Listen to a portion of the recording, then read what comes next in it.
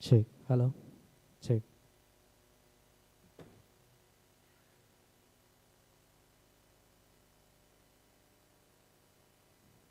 Check. Hello.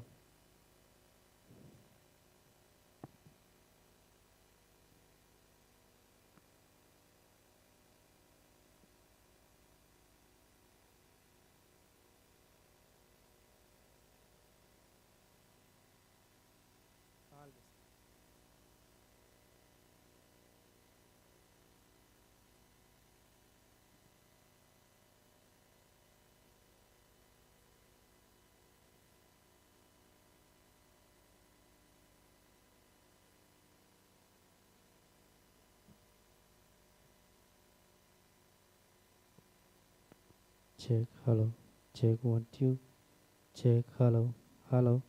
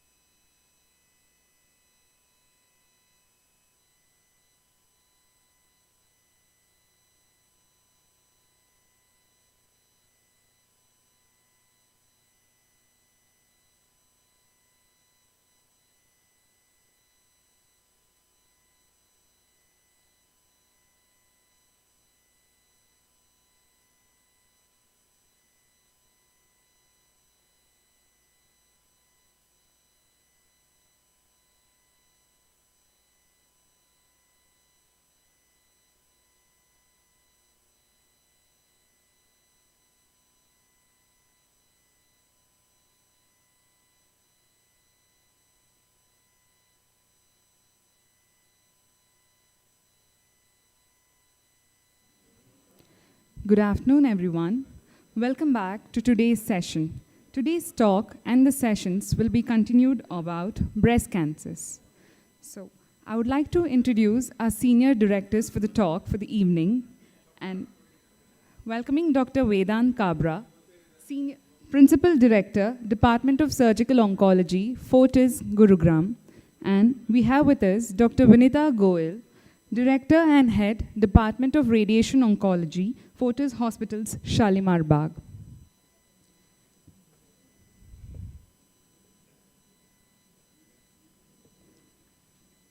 I would like to request our chairpersons to occupy the chair to chair the sessions for today.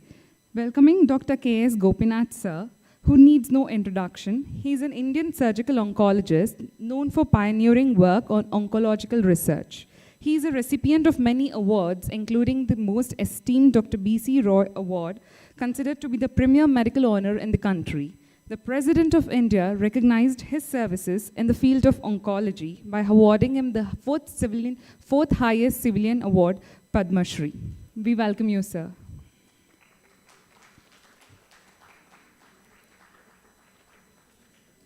The next chairperson, Dr. S. Hukku, Senior Consultant, Department of Radiation Oncology, Indraprastha, Apollo, Delhi.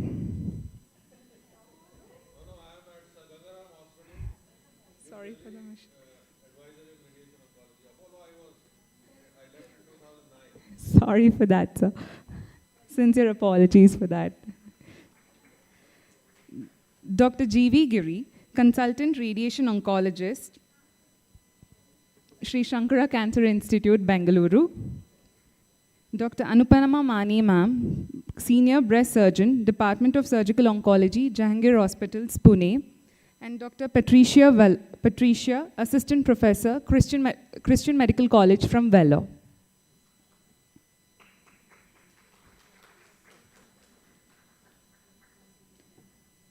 I request the chairpersons to introduce the first speaker for the day, Dr. Geeta Kadarayappa.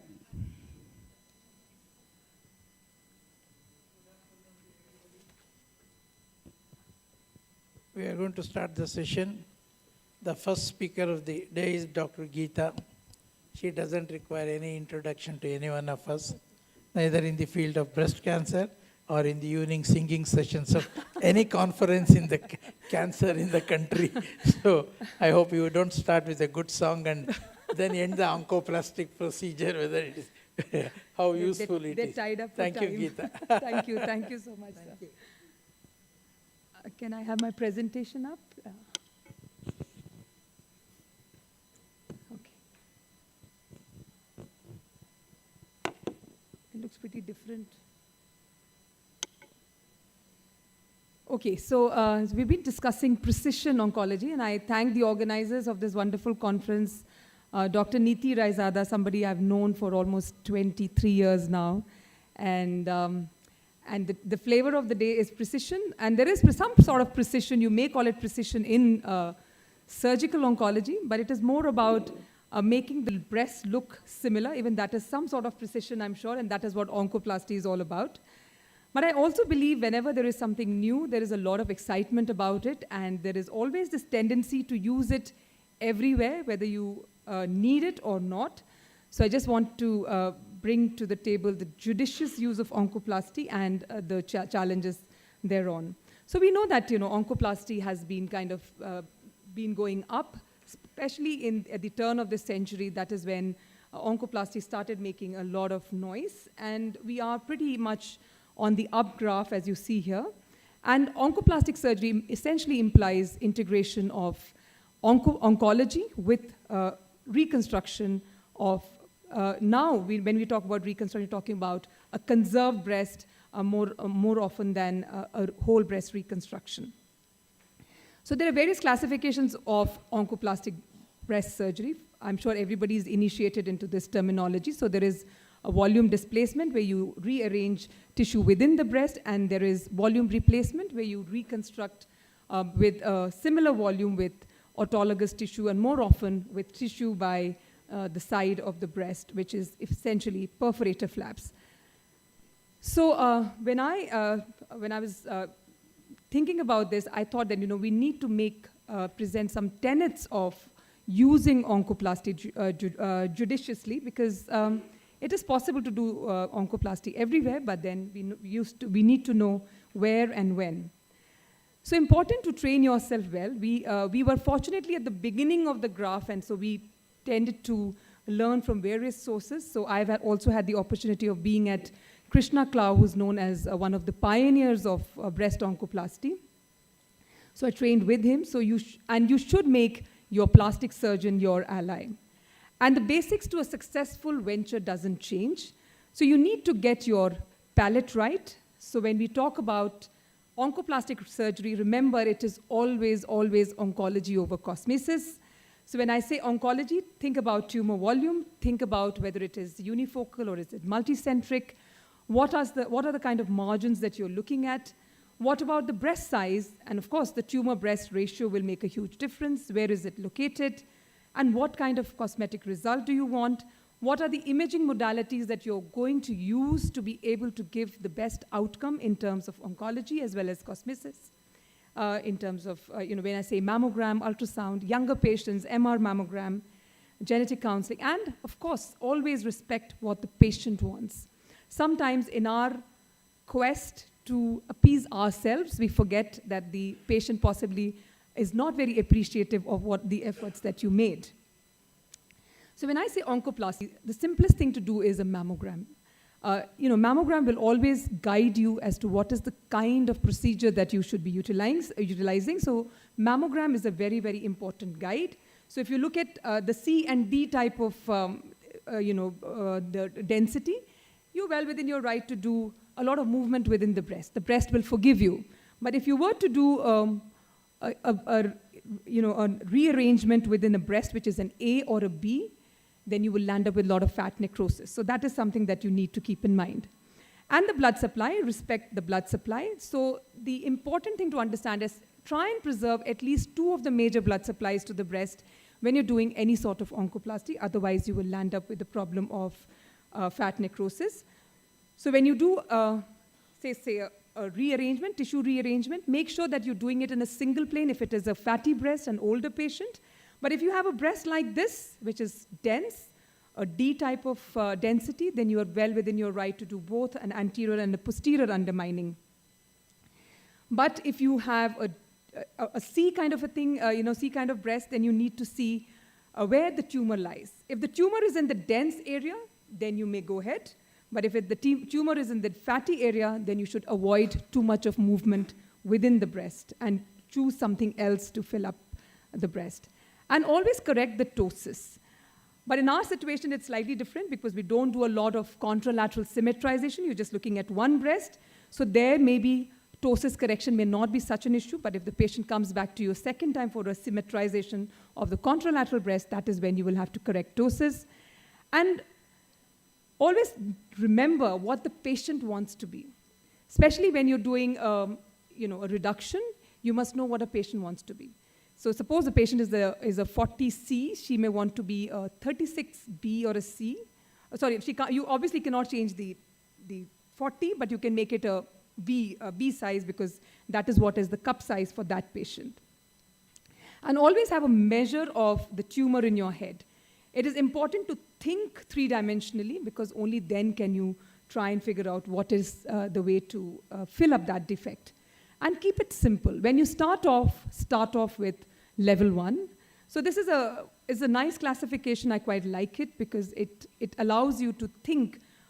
It gives you an opportunity to eyeball a lot of times as to if it is less than 20%, you do those steps of incision and undermining and repositioning the nipple.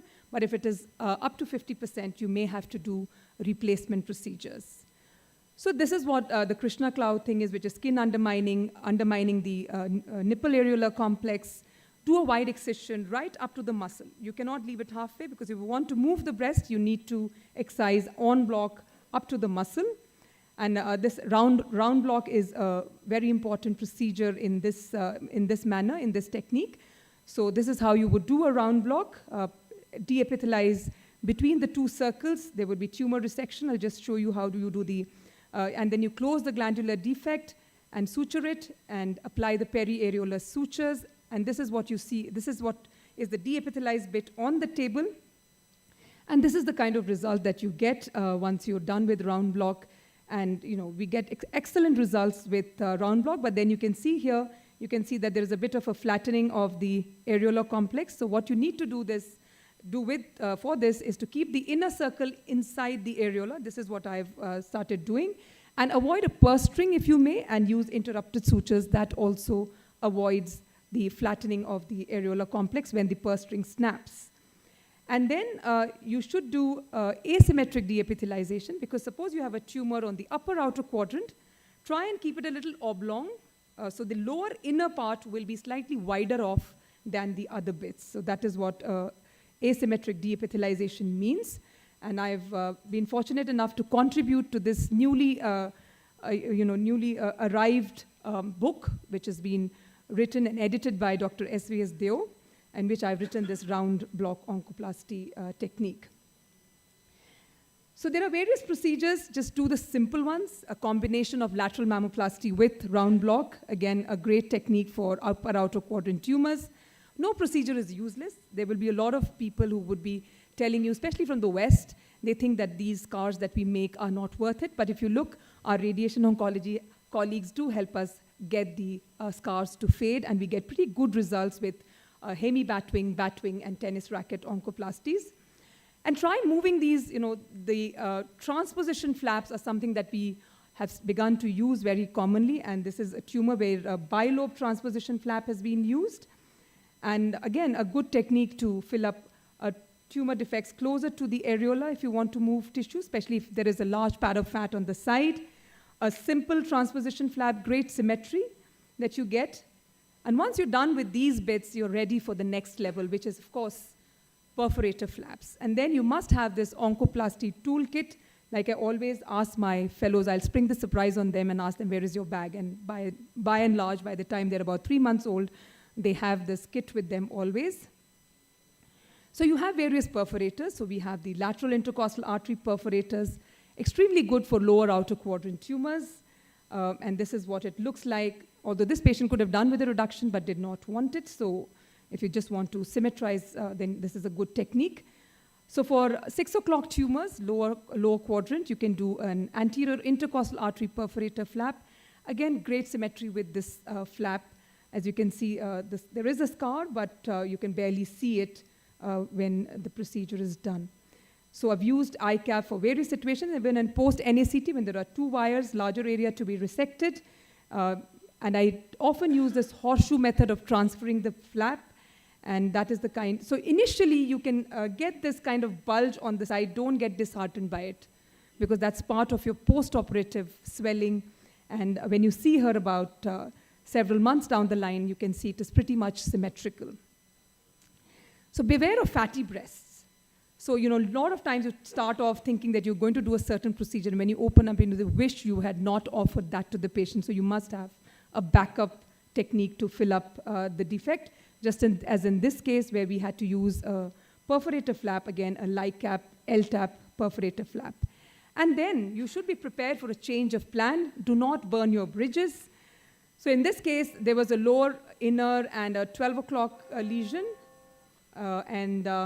We were thinking that we would use a thoracoepigastric, but then we realized it is not going to work because the defect was big at 12 o'clock. So we again did RCAP, lateral thoracic artery flap, and this is how she looked in the post-op. So V mammoplasty for lower inner quadrant, you can go ahead and innovate. This is a novel perforator that I have written about. It is already published, which is the axillary artery cutaneous branch perforator named the RCAP flap. And I have used this several times over, and these are the kind of results that you can get with that flap. And make your plastic surgeon colleague your ally in reduction mammoplasties and reconstructions when you start off. And I'm very fond of the superomedial pedicle flap, which is very, very forgiving and easy to do with no problem of bottoming out. And that is the kind of result you can get. To one with the hammer, let everything not look like a nail. So that is the truth about oncoplasty as well. So this is a patient who had a small tumor, 12 o'clock, Someone may have offered her a round block, but we could do it without it. And this was the time, my pre-oncoplasty time, of course, in 2013, when I used to place incisions right on top of the tumor. I'm sure a lot of us still do it. And you can barely see the scar post-radiation. Another patient, you may wonder where the tumor was. It was actually the left side, periareolar incision. Large areolar, don't go for a round block. You can very well address the tumor with just a periareolar incision. Another patient, she is the right breast. You can make out there's a sentinel node biopsy scar on it, periareolar scar, small tumor, 1.2 centimeters, treated without any oncoplasty. So to recap, train yourself well and seek help whenever you get stuck or run out of ideas, which means to be good friends with your plastic surgeon and use oncoplasty judiciously. To one with a hammer, everything should not look like a nail. Start with the easier ones before launching into complex oncoplasty, and prepare yourself well before each case and rehearse the step in your head. Go in with a plan A, but a plan B should be handy in the event of a change. Don't burn your bridges. Keep all your perforators intact, and when you're ready to move in the flap, prank the one which is preventing your progress into the defect. Good cosmesis can be achieved in 80 to 90% of cases. However grandiose a surgeon you may be, but that's the truth of the story. And don't get disheartened by poor results. The ones that I've shown here are good results, but I can assure you I've also had my share of poor results and continue to. And this is a learning curve, and wherever possible, innovate. Thank you very much. Thank you, Gyuta. You finished the oncoplastic procedure, and today it's the order of the day whenever we come across the various types of early breast cancers. And we know that we all had a good experiences with round block technique. My colleague Mahesh is very fond of doing that. And he has a good series. I have a lot of experiences with latissimus dorsi flap, and we have written it. Today you made it very clear that oncoplastic procedure, use of the local tissues. I want the comment. Geeta, nice presentation. Thank you. And I think oncoplasty is definitely the buzzword in breast surgical oncology. Any new budding breast surgeon has to learn all the oncoplastic procedures. And as you said, 80 to 90% of the work is done by simple procedures. So once you master the simple techniques, the rest 10% can easily be done after that. Absolutely. Thank you, Geeta. Thank you. Thank you for so a much. very nice presentation.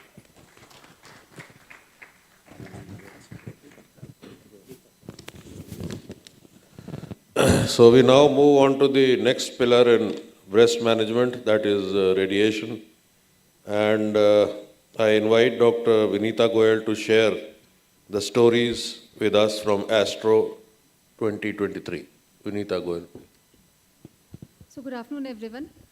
Sir, I have slightly modified my talk. I couldn't find enough stories from the ASTRO, so I have looked at all the important publications and presentations on breast cancer radiation therapy in the past year, 2023. So for a long time, we've been hearing about a lot of chemotherapy-related de-escalation using the genomic scores, various types of genomic scores, avoiding chemotherapy in early stage favorable breast cancers. This is a study which was published last year from US. This is a multicentric prospective cohort study which for the first time used the genomic assay Oncotype DX to identify if there are women who can avoid radiation therapy in early stage breast cancer with luminal type A with a low Oncotype DX score. So this study enrolled 200 patients, and then they collected their data. The mean age in this study was 62 years. The mean tumor size was very small, 10 millimeter. Mean risk score was 11. All patients were node negative. All patients were luminal type A. Grade 3 tumor were hardly there. It was only 3%. And majority patients did not have lymphovascular invasion. The point that I'm trying to tell you about the study is that it was a very, very selective cohort of patients. There's a follow-up of, median follow-up of about 5.2 years. And out of 200, 186 patients had a follow-up, and overall in breast cancer specific survivals at 5 years were 100%, and 5-year freedom from any recurrence was 99%. So far, it sounds very promising. Going further, in the first 5 years, only 2 patients had recurrence, but the patients who had more than 5 years follow-up, 6 additional patients recurred later than 5 years, and overall, 169 out of 200 patients were compliant with the endocrine therapy even in the study setting. This is an important curve which looks at the local recurrence. I want you to pay attention that in first 5 years, the local recurrences were hardly any. The local recurrences actually started showing up after the longer follow-up of more than 5 years.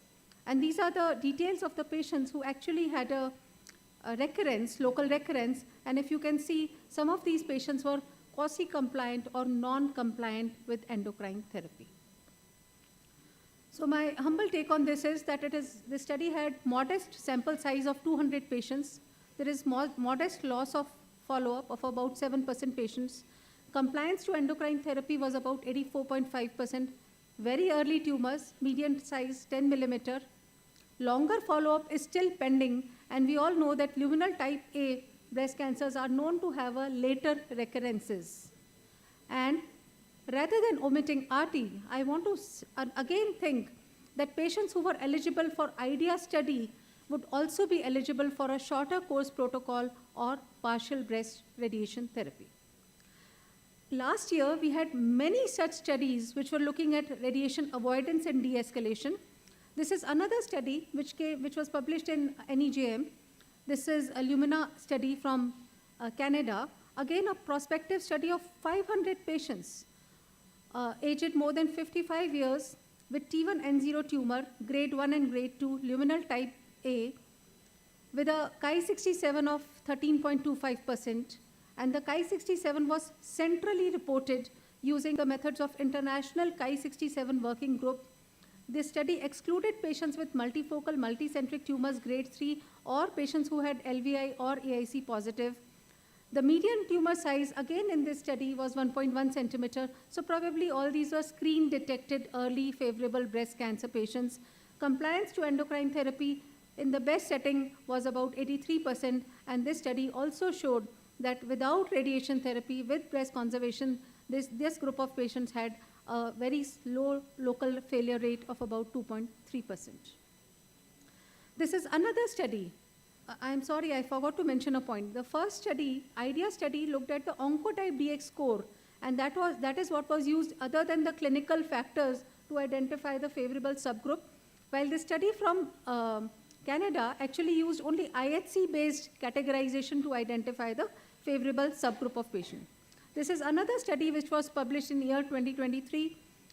They looked at their own set of genes, a separate set of genes which is called as POLAR, which included 16 genes to identify the low-risk, favorable breast cancer patients where radiation therapy could be avoided without a major impact on the local control rate. However, we all understand that in today's day and time, it is difficult to do several tests. For example, suppose I get a patient who's, say, 60 or 65 years old, and on one hand, I want to do Oncotype DX to identify her requirement for chemotherapy, and then I ask for another test for looking at the requirement for radiation therapy. This would be little impractical, but then this is the study.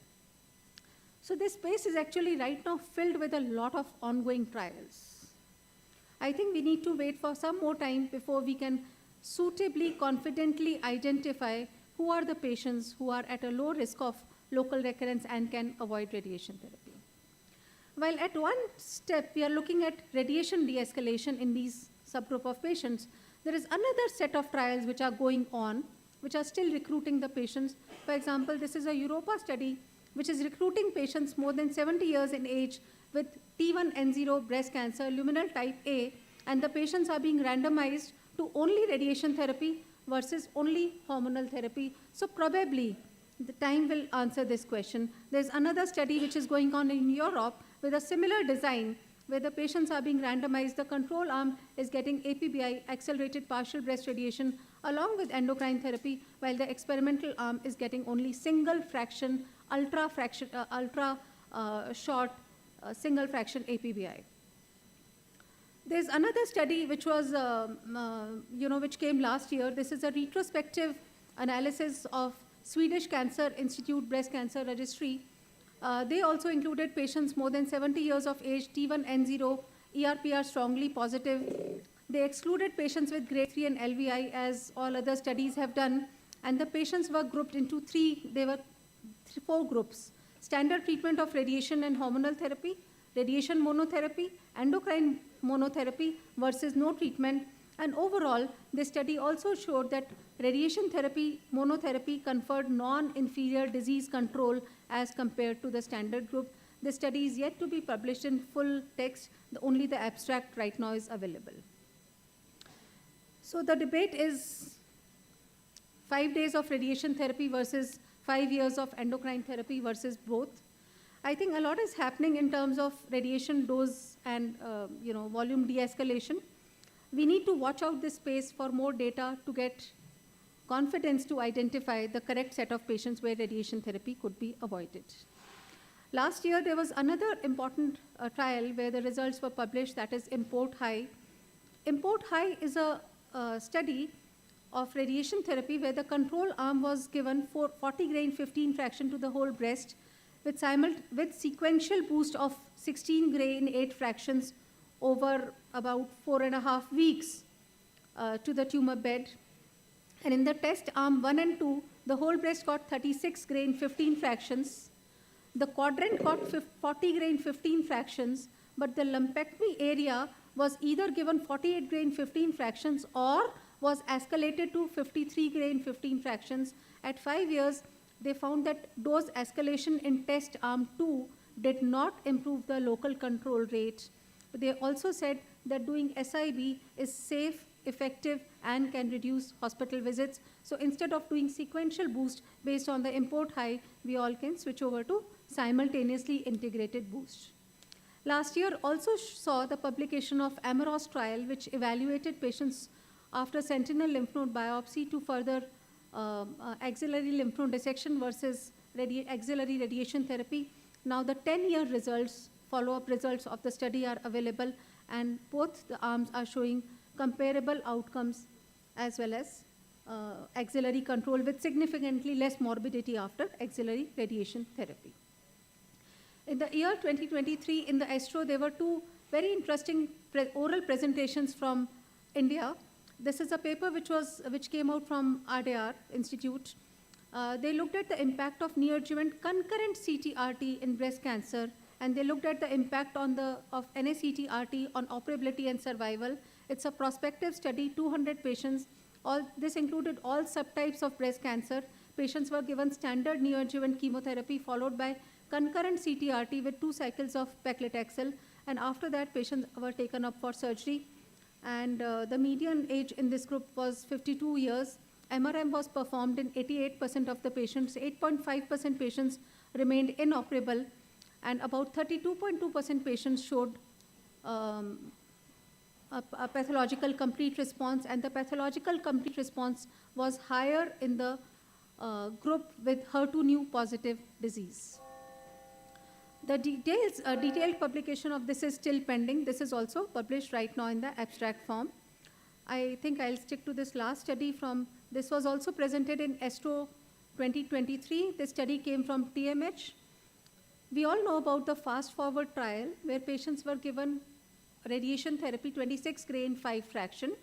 During the COVID times at TMH, they accrued approximately 1,000 patients, to be precise 999 patients who were given 26 grain 5 fractions as daily fractions, or they were given 28.5 grain 5 fractions as once in a week fractionation.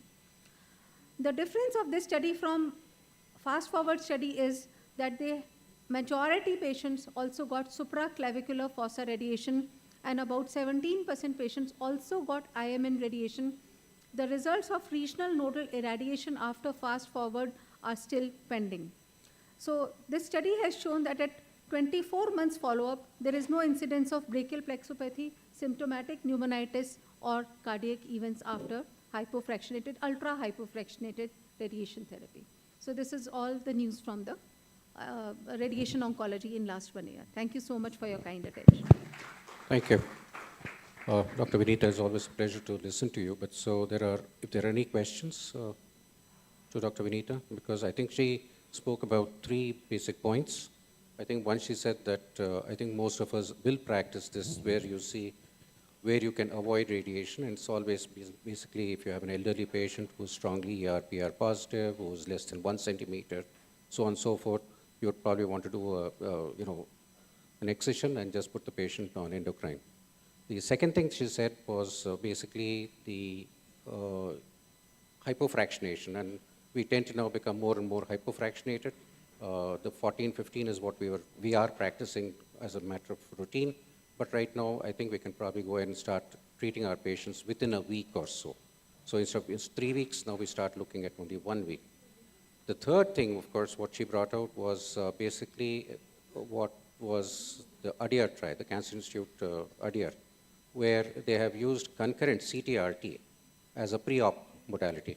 Now, actually, the Cancer Institute ADIAR has been practicing this for quite some time. If I remember correctly, Dr. Krishnamurthy, who started, was a very strong advocate of using CTRT prior to surgery. Now, this has obviously been re-looked at by Cancer Institute ADIAR. At that time, unfortunately, we did not have too much of chemotherapy. So they were using more like, methotrexate and bleomycin along with radiation. So we didn't really have too much of chemo at that time. But the idea was always there that you could always use. You see, the problem, unfortunately, being that there was always this fact that you could end up having cardiotoxicities, and therefore you did not use concurrent CTRT as a pre-op measure. So that is one more thing that Dr. Vinita has brought out, and thank you. I just want to talk about the Amaras trial 10-year study. After this, the majority of the patients there had 1 or 2 sentinel lymph node positive. So more than 2 lymph node positive, shall we still say axillary dissection, or what is your say on that? No, certainly axillary dissection. Axillary dissection. So this saying that RT can replace axillary dissection Not based for on Amaras trial is not for all situations. Thank you. How many surgeons here actually are leaving the axilla if 1 to 2 are positive? Leaving the axilla.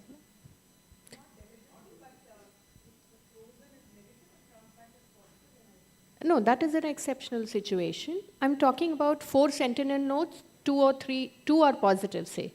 So you're leaving the axilla then, in that case.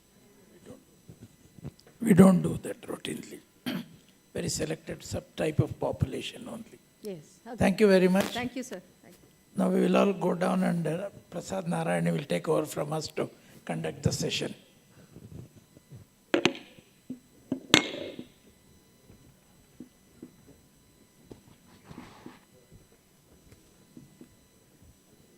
I thank all the dignitaries on the stage. I now invite Dr. Prasad Narayanan, sir, Director, Senior Consultant, Department of Medical Oncology, Site Care Cancer Hospitals, Bengaluru, to give us a panel discussion about unraveling the path of HER2-positive breast cancers in the next 2 years.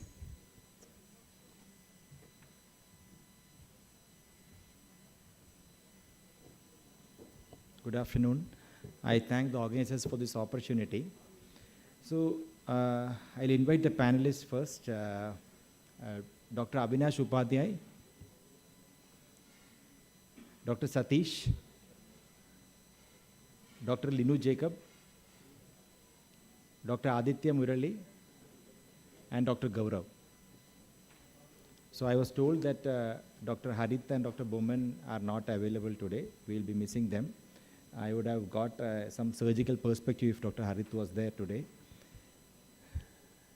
So all the panelists are there. So, yeah. So when we talk about HER2 positive breast cancers, I think we are now spoiled with choice.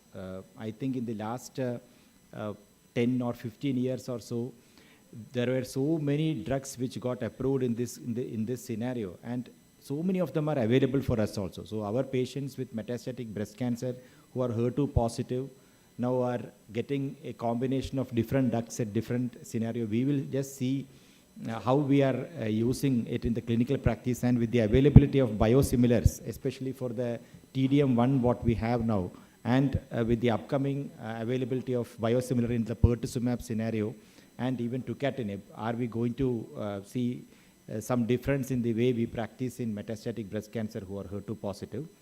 And specifically the talk will be on the pertuzumab biosimilar, the tucatinib, which is a generic drug which is going to get available now, and how we place them in the scenario where we have a trastuzumab deruxtecan also getting approved in the country now. So we will discuss it in the neoadjuvant, adjuvant and metastatic setting.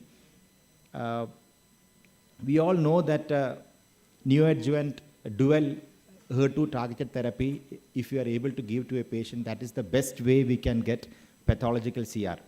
And a large, I think the slides are gone.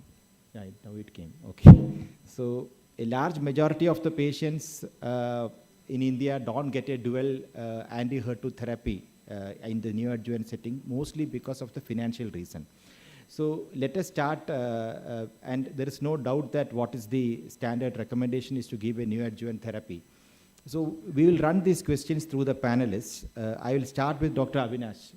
Dr. Avinash, because I am choosing you because your state has become the hot topic since yesterday. We don't know who is going to be the CM of the state by the evening. So let us start with you. You are getting the preference because of that.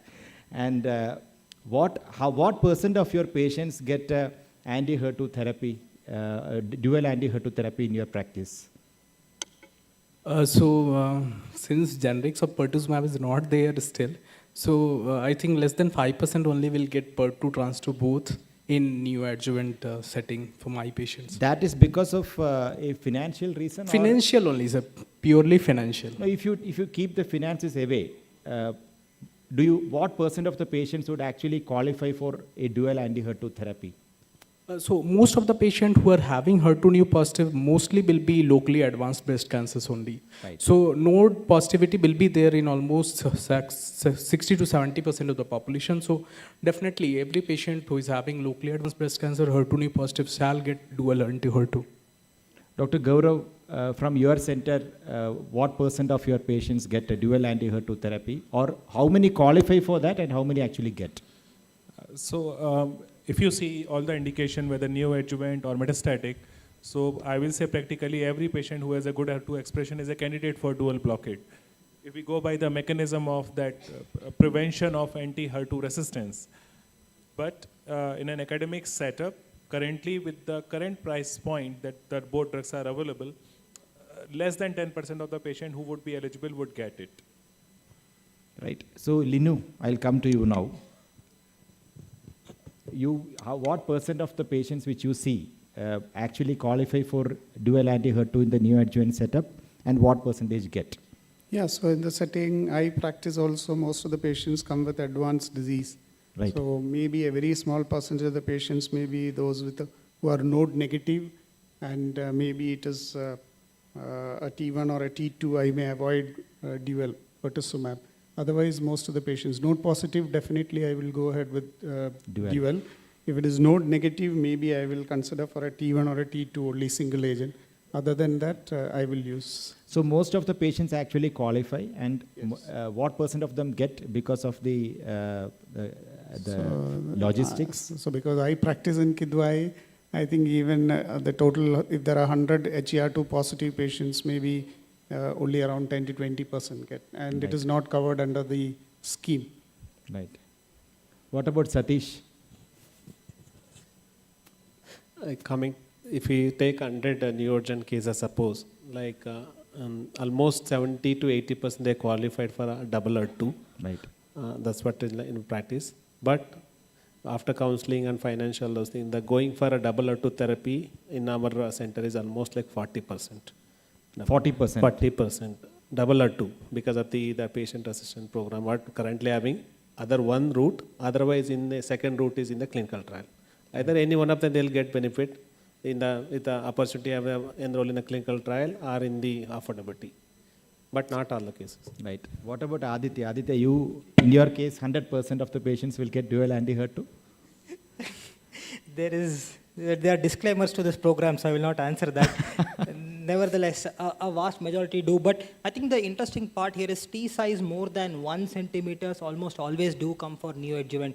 All our surgeons are fantastically sensitized to that, and if they are coming for neoadjuvant, we should try and offer them dual HER2. Less than 1 centimeter? Ma'am, more than 1 centimeter, they come for neoadjuvant most of the times.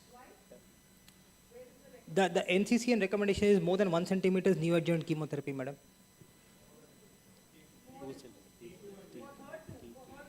Oh, sorry.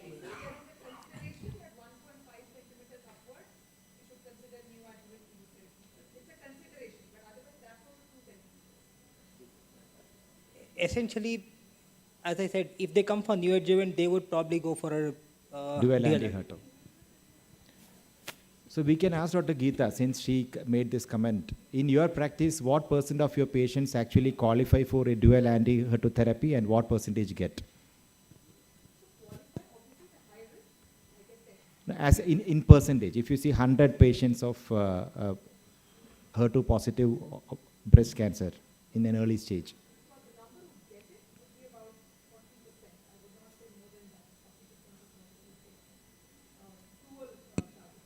40, right? So we heard from the panel that a large majority, because most of the HER2 positive patients present with locally advanced breast cancer actually qualify for this, and the most reason why majority of them don't get is actually a logistic reason. I think that we can conclude from that.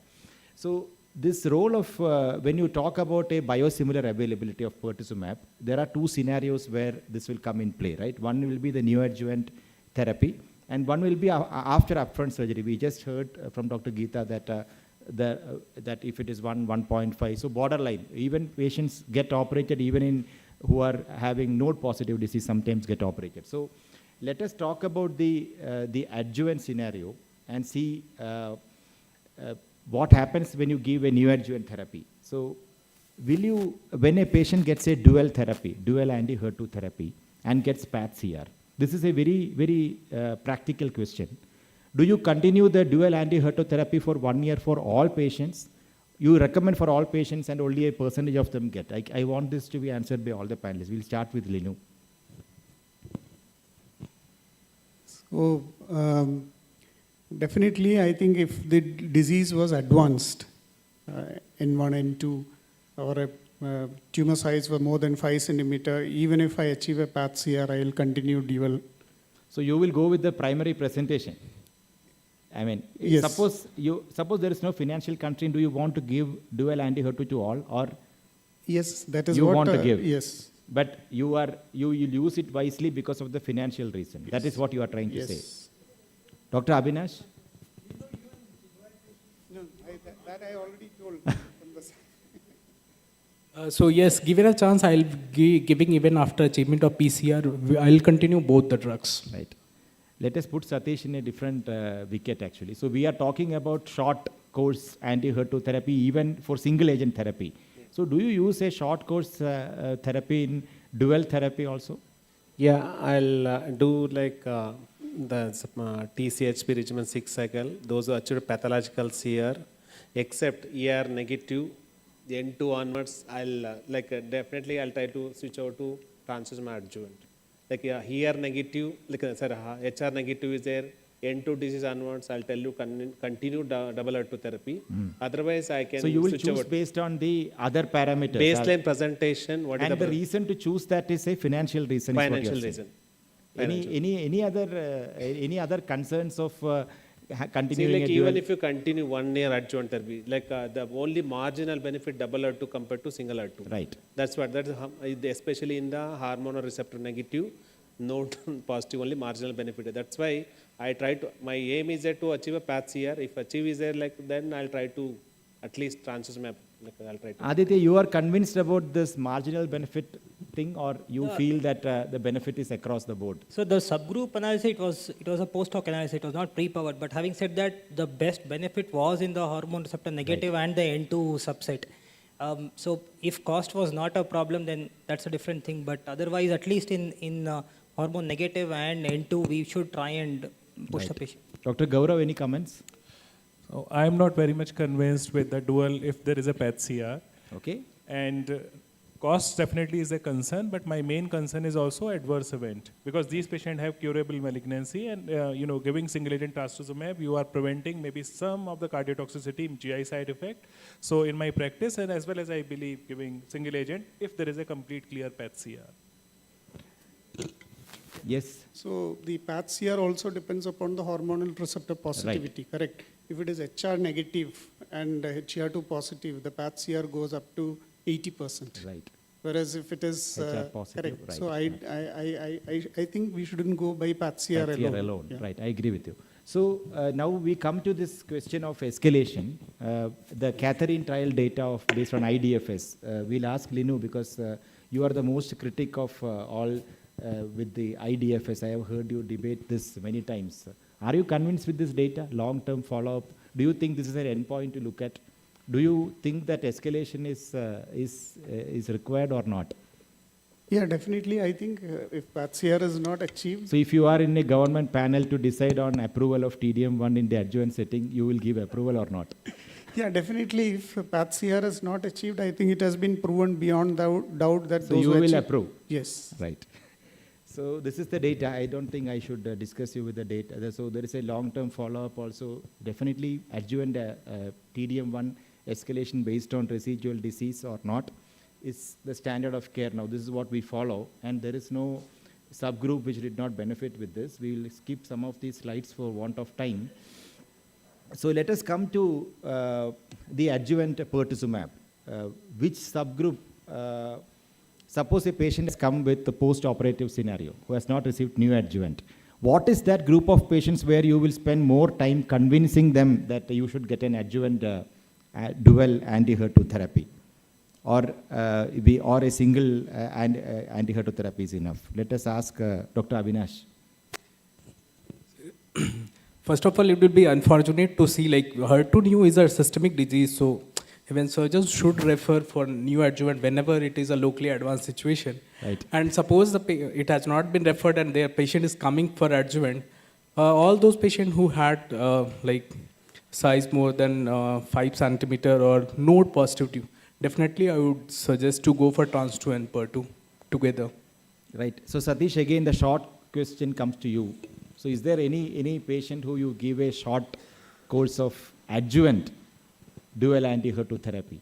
No, I won't decide based on this, but I'll decide whether really required or not. First, ideally it required double HER2 therapy in T2 or N is node positive as per the recommendation. But problem is about the cost factor, like for long term 1 year. Maybe I should put this question in a different way. Yeah. When you are recommending short course of anti-HER2, is it based on the financial status or based on certain group of patients? This you see low risk and high risk category. Low risk and high risk. Low risk category and high risk So with category. that definition, I don't think anybody will qualify for, anybody who qualifies for a dual anti-HER2 therapy is definitely not going to be low risk. Yes. So I don't think this question Yes. stays there, right? But if you have, suppose you have a biosimilar, this is a very, very theoretical scenario. Will you think about a short course therapy?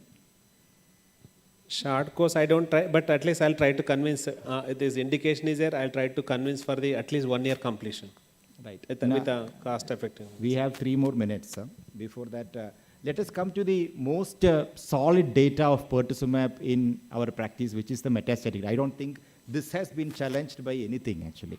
If a patient can afford to take dual anti-HER2 therapy in metastatic scenario, we are looking at people who live for very long time, which we have never seen. So, Dr. Aditya, any comments on this data? What % of your metastatic patients actually get dual anti-HER2 therapy? Again, with those disclaimers, 60 to 70% do end up getting dual. 60 to 70? They do end up getting. Dr. Linu?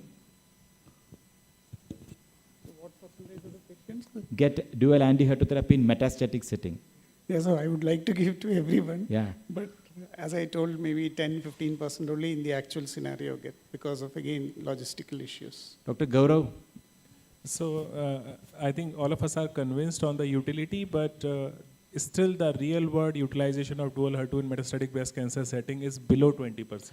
Right. So I feel that in the real world setting in practice, the role of the use of dual anti-HER2 therapy in metastatic is much less than early, because we are all okay to give it in a neoadjuvant setting when few cycles are given. But when you say that you can start and then continue for years together, it becomes a big challenge. So most of the patients which I see, because we see each other's patients also who come for opinion, very hardly we see a patient who has taken a dual anti-HER2 therapy for 4 years or 5 years continuously. Maybe, and am I right in saying this, or anybody in the panel has a different take on this?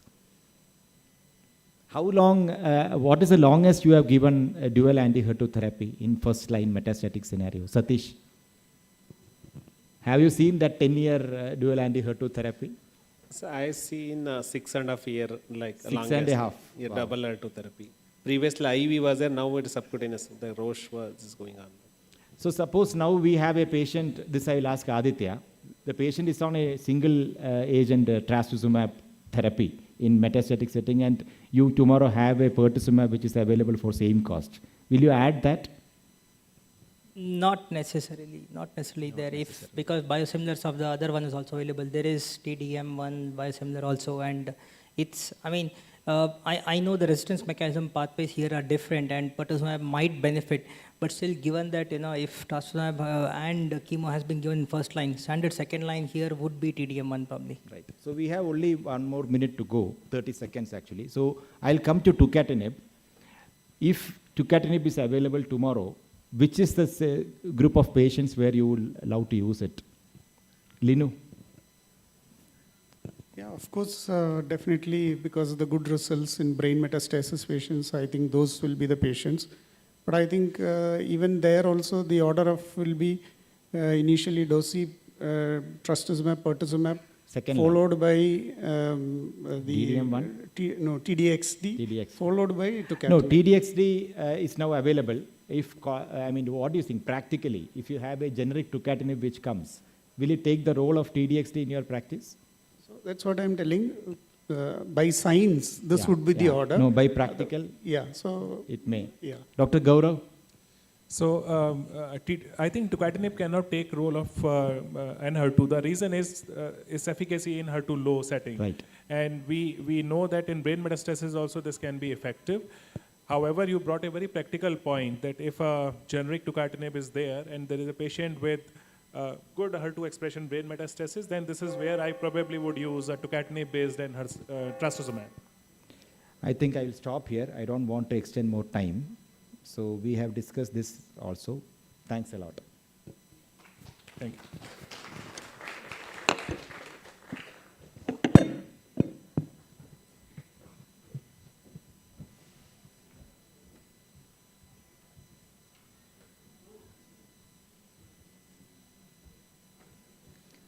Thank you, sir, for such an interactive session.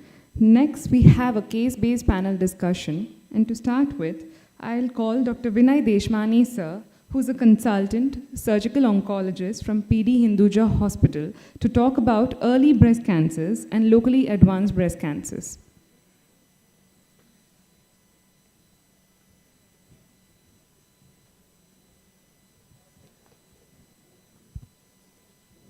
The slides.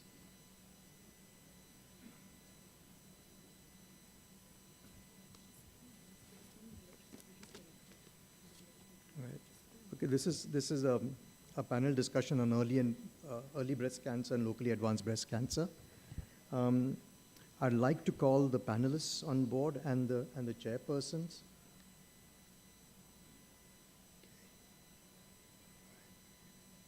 I think Niti Raizada, Ankul Bal, and Kaushal Kaldra are supposed to be the chairpersons for this. Anil Herur, I think, is a surgical oncologist. He's not present. Mahesh Bademangal, surgical oncologist from Bengaluru. Mohana Vamsi from Hyderabad. Kinjal Jani from Ahmedabad. Dr. Huku, I'm sorry, I've demoted you to a surgical oncologist, a radiation oncologist from Delhi. Divya Daiya from Chandigarh. Naval Bansal from Mohali. Preeti Jain also has been demoted. I believe she's a pathologist from Gurugram. And Chirag Shah is a medical oncologist from Ahmedabad. This is Kinjal. I'm also a radiation oncologist. You're also, sorry, all the demotions, I apologize. So basically, we've got 20 minutes to try and cover up early breast cancer and locally advanced breast cancer. Impossible to do that, but let's try and cover up a little bit. So the first case is an early breast cancer. There's a 58-year-old lady, postmenopausal, 8 years, asymptomatic, undergoes a screening mammogram, which notices a small density in the upper outer quadrant. Patient comes to you with the mammogram, both breast axilla normal, supraclavicular fossa is normal, skin NAC is normal. How do you proceed? Anyone, just, any other surgical oncologist, because the patients come to you in the clinic? So basic would be our mammogram is already done. So most important is core biopsy for confirmation of the malignancy and hormone receptor status. Yeah. See, they are not done. What happens in many of the screening actually in the country, they don't do an ultrasound very often. Yeah. So I think the important point is an ultrasound should be done. Does anybody do MRIs and things like this? No, for 58-year-old and not required. If the does anybody do MRIs at all? No? Good. That's a good thing, right? Magnified views on mammograms? Because if you have a mammogram, screening mammogram, very often they do not do magnified views. They do not do, tomograms are not available. These are basics in today's era. An ultrasound assessment is basic again if you have an abnormality, non-palpable in the breast. You also have an option, 8 millimeter lesion, or just a tiny lesion, small density on the mammogram. Will you biopsy all of them? If the radiologist hasn't committed, saying that, well, is suspicious, non-suspicious, will you biopsy every single small lesion? Yeah, for this it may not be required for this patient. Correct. For this patient, but yeah. No, I think the point I wanted to make is really the assessment was inadequate. So if you get a screening patient coming with a person coming with a screening mammogram without an ultrasound, without magnified views, without a tomogram, you need to go ahead and evaluate these patients to prevent you from missing small lesions, right? So anyway, this one had very rightly an ultrasound-guided biopsy, 8 millimeters invasive CA, grade 2. So it's a T1B N0 clinical staging. How do you proceed? Now, what do you do? Surgery would be a first option. Even though hormone receptor status are done on this, even if it is whatever may be the report, but still she will go for surgery first in this case. Suppose they did an ultrasound biopsy and they didn't get any answer, it was inconclusive. What would you do? So wire-guided, if a high suspicion is there, I go for wire-guided lumpectomy, frozen, and proceed with sentinel node biopsy. So excision frozen in this. All right. Any other views? Okay. You get a biopsy which says it's just an invasive grade 2. The question is, do you need subtyping? A pathologist? Do you need subtyping in this patient to proceed with your treatments? Will it make a difference if you have a luminal versus a triple negative versus a HER2 in these early cancers? Anybody? For a small primary like this, it would not make a difference. Correct. So you're not considering neoadjuvant chemo, hormone therapy in these patients, right? Staging, small cancers like this, what do you stage? Anything specific in staging that you do? No requirement of any scans for this. All right. Like there can be difference of opinion. Today we are also patient-driven. Lots of PET scans are even done for small lesions, but that is a way of practice. But academically, probably you don't need to do this, right? So will you conserve the breast? What if this patient wants to say that she wants a mastectomy? So it's a choice. First option is we have to give the option of conservative surgery, first choice, and that equal results and similar survival. And if the patient chooses that, that's the best option. Right. But if the patient chooses mastectomy, it's our option. We have to respect that. That's important. Even a tiny lesion like this, if a patient actually wants a mastectomy, one needs to go ahead with what the patient wants, and you can't force a breast conservation into these patients. Dr. Vinay, I think one of the things we need to inform patients with breast conservation is that radiation will become mandatory, which is a surprise I find to number of patients afterwards, that, oh, now we'll need radiation because we chose BCS. So that needs to be told in advance. I mean, counseling the patients is very important. Just a quick thing. How do you, this is a clinically N0 axilla, small lesion, less than a centimeter. How do you approach the axilla? Do you touch the axilla? You do a full dissection? Do you do low axillary sampling? Do you do sentinel nodes? Do you freeze the nodes? Do you not freeze the nodes? We are actually we are doing sentinel node biopsy even in this lesion also. Anybody else does anything else? Anybody does low axillary sampling? No. Okay, so sentinel nodes. Do you freeze the sentinel nodes? You don't freeze the nodes? We are actually in our practice we are doing frozen section. Okay. And if the frozen comes positive on the sentinel node, up to 2 nodes, no, I'm not proceeding with axillary dissection. Okay, all right. Okay. Any comments from anybody? Geeta, anybody wants to say? Yeah. No.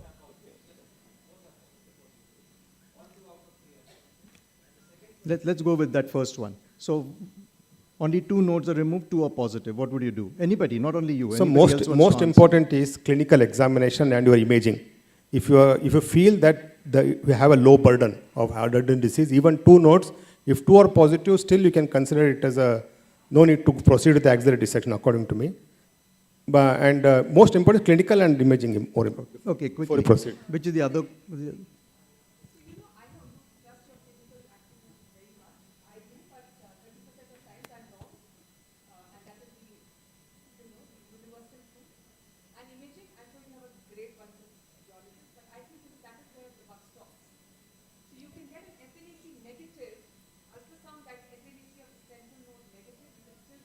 No, sorry, Geeta, just, we don't have much time. So let's just say, what are you going to do? Let's just stick to it. What will you do? 2 out of 2 positive, 2 out of 2, what are you going to do? How much will you do?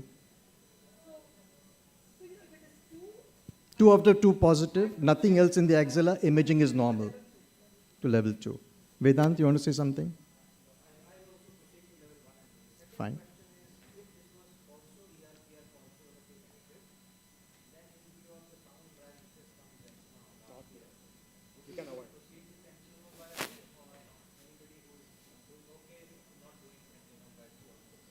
Okay, fine. No, we are not practicing it actually. Yeah.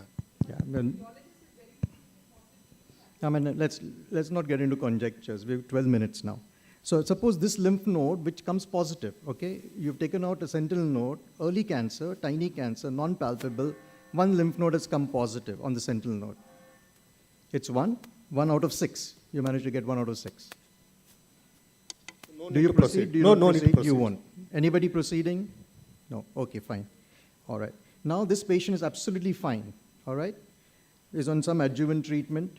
Is absolutely okay. And what's the role of circulating tumor cells? Patient goes, let's say your patient has gone to Vedant, and Vedant says, do a circulating tumor cell. And the patient now gets 6 cells positive in the blood. What do you do? Asymptomatic patient, someone has done a circulating tumor cell. This is because it's precision oncology, this meeting. Okay. Anybody? So as of today, we don't make decisions based on that. Fine. But I would rather advise this patient to, so ER, PR positive, HER2 negative, grade 2, right? No, she's done the CTC and come to you. She's absolutely fine. Yeah, no, I mean, I What would will you tell rather her? say oncotype DX or other genomic profile, but not CTD, and I would not change any she's been treated by you. She's on routine follow-up. Let's say she comes 6 months down the line. All right, CTC, okay. somebody's done CTC. Because how do you follow up a patient? Or do circulating tumor cells. So no change based on that. Okay, fine. All right. I think there was one more patient. We'll just quickly answer just a few questions. This is a palpable lump with a positive node. So basically 1.8 centimeter mass on ultrasound, but on clinical examination 2.2, but 1 centimeter palpable node, right? How do you do this? Do you biopsy the node? Do you put in a clip? What do you do? And will subtyping of the tumor have any role in your management in this patient? So if it is ERPR positive and HER2 negative, and if the first one is then yeah, let's take all 3. That's why. Yeah, if it is the first one, I would go for surgery first, T2N1. Fine. If it is the second one, I would go for neoadjuvant chemotherapy. Now we have been clipping the axilla. and doing sentinel node biopsy after a neoadjuvant chemotherapy. Would everybody always go for neoadjuvant systemic treatment for these patients? My patient turns around and says, Doc, I really don't want it. Can you tell me how much is my survival going to improve versus the toxicity I'm going to take with neoadjuvant chemotherapy for this patient? So for the second subset, which is triple negative. Take both of them, triple negative HER2 as one group. You know, persons who are going to consider chemotherapy and that. She doesn't want to take it. She's saying, I'm not convinced. Show me the data which shows improved survival. Do you have data which shows improved survival in small tumors, triple negative or HER2 positive? That's the question. So there is no improvement in survival either way. Yeah. So you can actually go in for surgery with these small tumors. You don't always have to rush in. There can be a difference of opinion, but this is still how it goes. Let's just quickly go on to the LABC because we don't have much time. First patient, this patient is perimenopausal, 51-year-old. She's already received chemotherapy and she's referred for surgery. On examination, she's got skin edema. There's no palpable lump, no axillary lymph node. So basically, the patient's been treated and comes to you. Just a comment about this. I'm sure some of us always come across this where patients have been treated without proper assessment in the beginning, so you don't know the tumor status, you don't know your lymph node status, they've received chemotherapy, they've got a biopsy which is invasive CA, may or may not have subtyping. Let's say just for discussion, this one's a triple negative, so ideally given correctly thing. Since the patient was not seen by the surgeon upfront, yeah. and since no marker was placed in this case, so after NACT, even if there is complete response, I would still go for complete removal, mastectomy. I think that this was really for the medical oncologist. One has to assess these patients. If you're going to start neoadjuvant chemotherapy thoroughly, document everything before starting treatment, okay? Another patient, 64-year-old, postmenopausal, no other significant history. He's got a central lesion, 5.5 centimeters. It's a luminal B. She wants a mastectomy. What's the treatment? Do you give neoadjuvant systemic treatment or would you go ahead with a mastectomy? Anybody talks about locally operable breast cancers? The term popularized by Tata. If the patient is hormone strongly positive and there is no difference in the survival, okay, if the patient wants to go for upfront surgery, so it's there okay. is this concept of LOBC. There's also a concept, you heard a lot about oncoplastic surgery. There's extreme oncoplasty which is being accepted for these treatments. There's no difference in outcome as you already heard. And I think we can leave all this. And this is the most important one. Okay, common case again. 46-year-old premenopausal lady, 7 by 7 centimeter, Poda orange, axillary lymph node positive, supraclavicular, you're not sure on imaging. How do you go about this? Same core biopsy. Somebody else also, please. I mean, there's so many of you. Okay, that's whoever wants to answer. I'll go for a corneal biopsy, do the subtyping, and preferably this patient is... Okay. Now you've got three scenarios. You've got a luminal, you've got a triple negative or a HER2 positive. Staging, clearly no metastasis. So it's a locally advanced breast cancer, axillary nodes. You're going to give chemotherapy. Okay, let's say this is a triple negative and HER2, take out the luminal. So how do you assess? What sort of imaging do you do? Sir, basic investigation should be mammogram as well as ultrasound breast. And I definitely want to do a FDG PET scan since it's a patient is young and she has a large tumor size. So PET definitely I'm going to do. And accordingly, if it's a localized disease, definitely neoadjuvant followed by surgery and radiation. How many do MRIs for assessment with neoadjuvant treatments? Anyone, you can just raise your hand. She does. Okay, anybody else? Dense breast, yes. No, this one is a locally advanced breast cancer. So you're doing the MR to really assess the extent of disease in the breast and then follow it up with MRs. Okay. Right. Now, pre-NACT or NA, who should do it? The medical oncologist, surgical oncologist, both? What should you assess? Tumor, axilla? How do you do it? FNA, core, you know? Anybody? Sir, usually we take combined decision with our medical oncology team. We usually work as a tumor board and we'll take everybody in consideration. And it's a surgeon's call whether he is going for a conservation or mastectomy. And definitely. How do you mark these tumors? Do you clip them? Yes, we are putting a... It's a large tumor like this. Do you clip in the center? Do you clip, do bracketing? Yes. Sir, or do you clip right at the beginning? Or do you give some cycles of chemotherapy and then then put in the clips? Sir, All usually the we questions. do clipping at the beginning, and Okay. usually I put a single clip in the center of the tumors. Anybody else has anything else?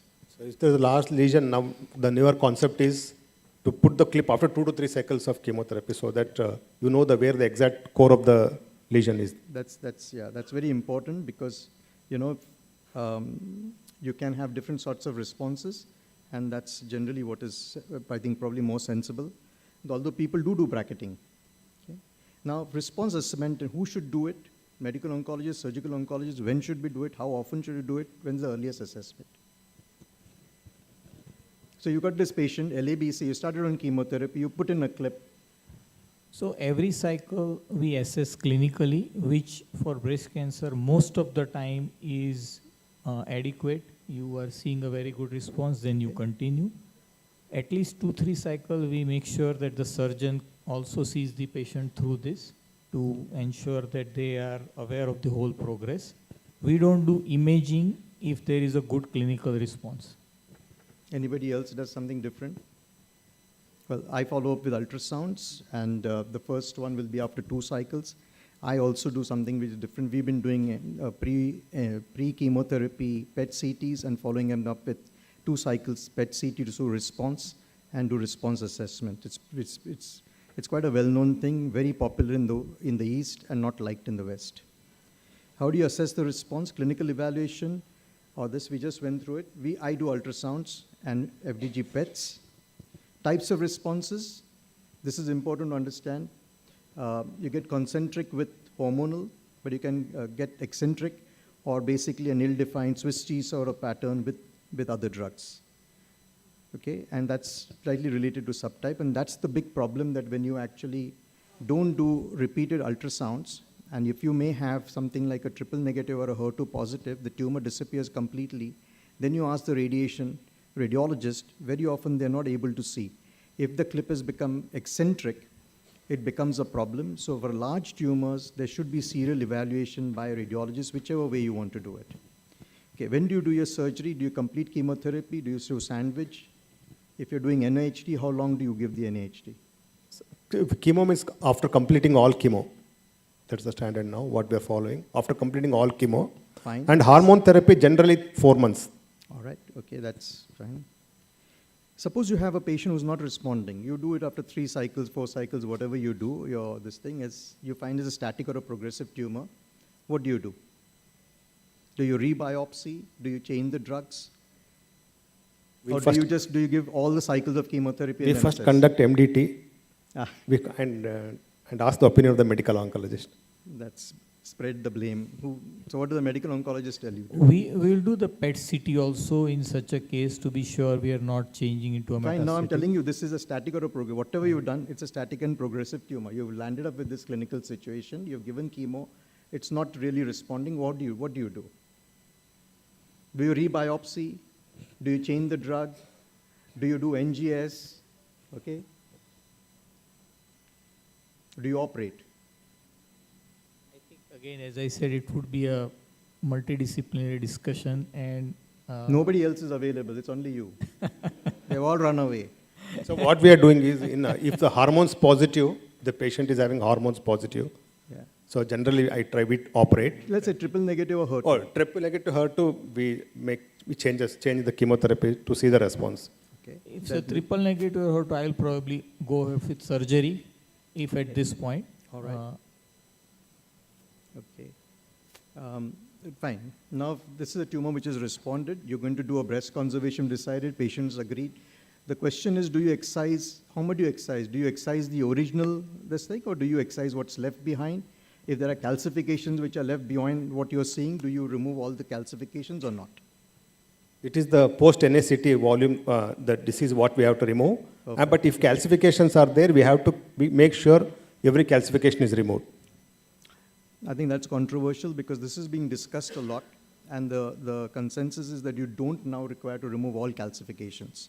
So in my own practice, I have not been removing all the calcifications as long as I can get clear margins for the residual disease, and we have been observing this disease all through. Axilla, just one last question. N positives become N0. What's your take on this? Others forget it, let's leave it. You've done the axilla.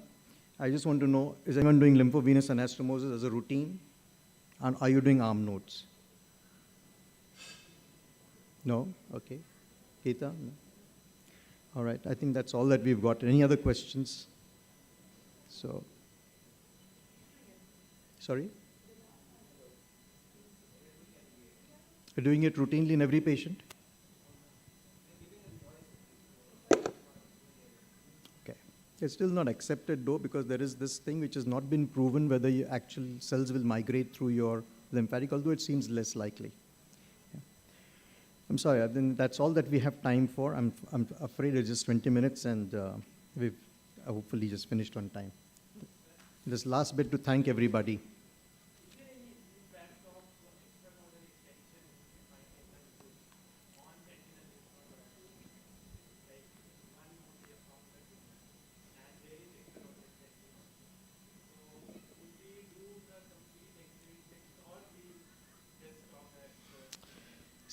See, I see very early disease. I am seeing mostly T1 disease, or if it's T2, it's not 2 to 5, it's actually hardly early T2s. So in my own practice, my axillary dissections have become conservative for years now. So I am hardly doing level 3s, okay? Even level 2s are much less thick. So I will not do it. But if I open the axilla and my sentinel node is negative and I'm seeing still multiple large and large nodes, I will take them out. But if it's just one node and my pathologist tells me there's a minor extranodal extension, I won't do extensive dissection of the axilla. But that's my practice. Okay. Right. I'd like to thank all the panelists for a patient hearing. And thank you, Vedant, for inviting me to do this. Thank you.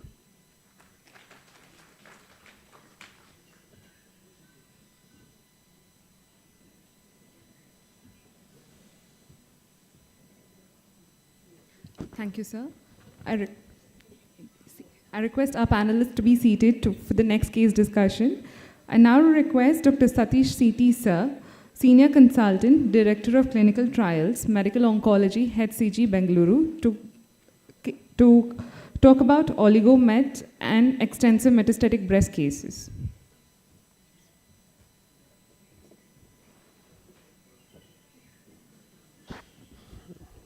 Thank you for Fortis giving the opportunity for moderate this session. I think just my slides. Just I have to some new what are the list has given. I just want to know who is a medical oncologist in this team.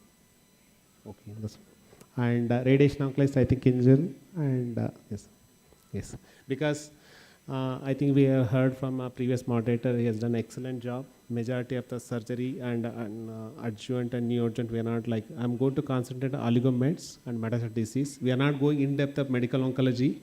Just is a multidisciplinary how we are going to coordinate, and oligomets, what are the challenges, how and what are the molecular tests we are implementing, and what are the clinical challenges what you are do.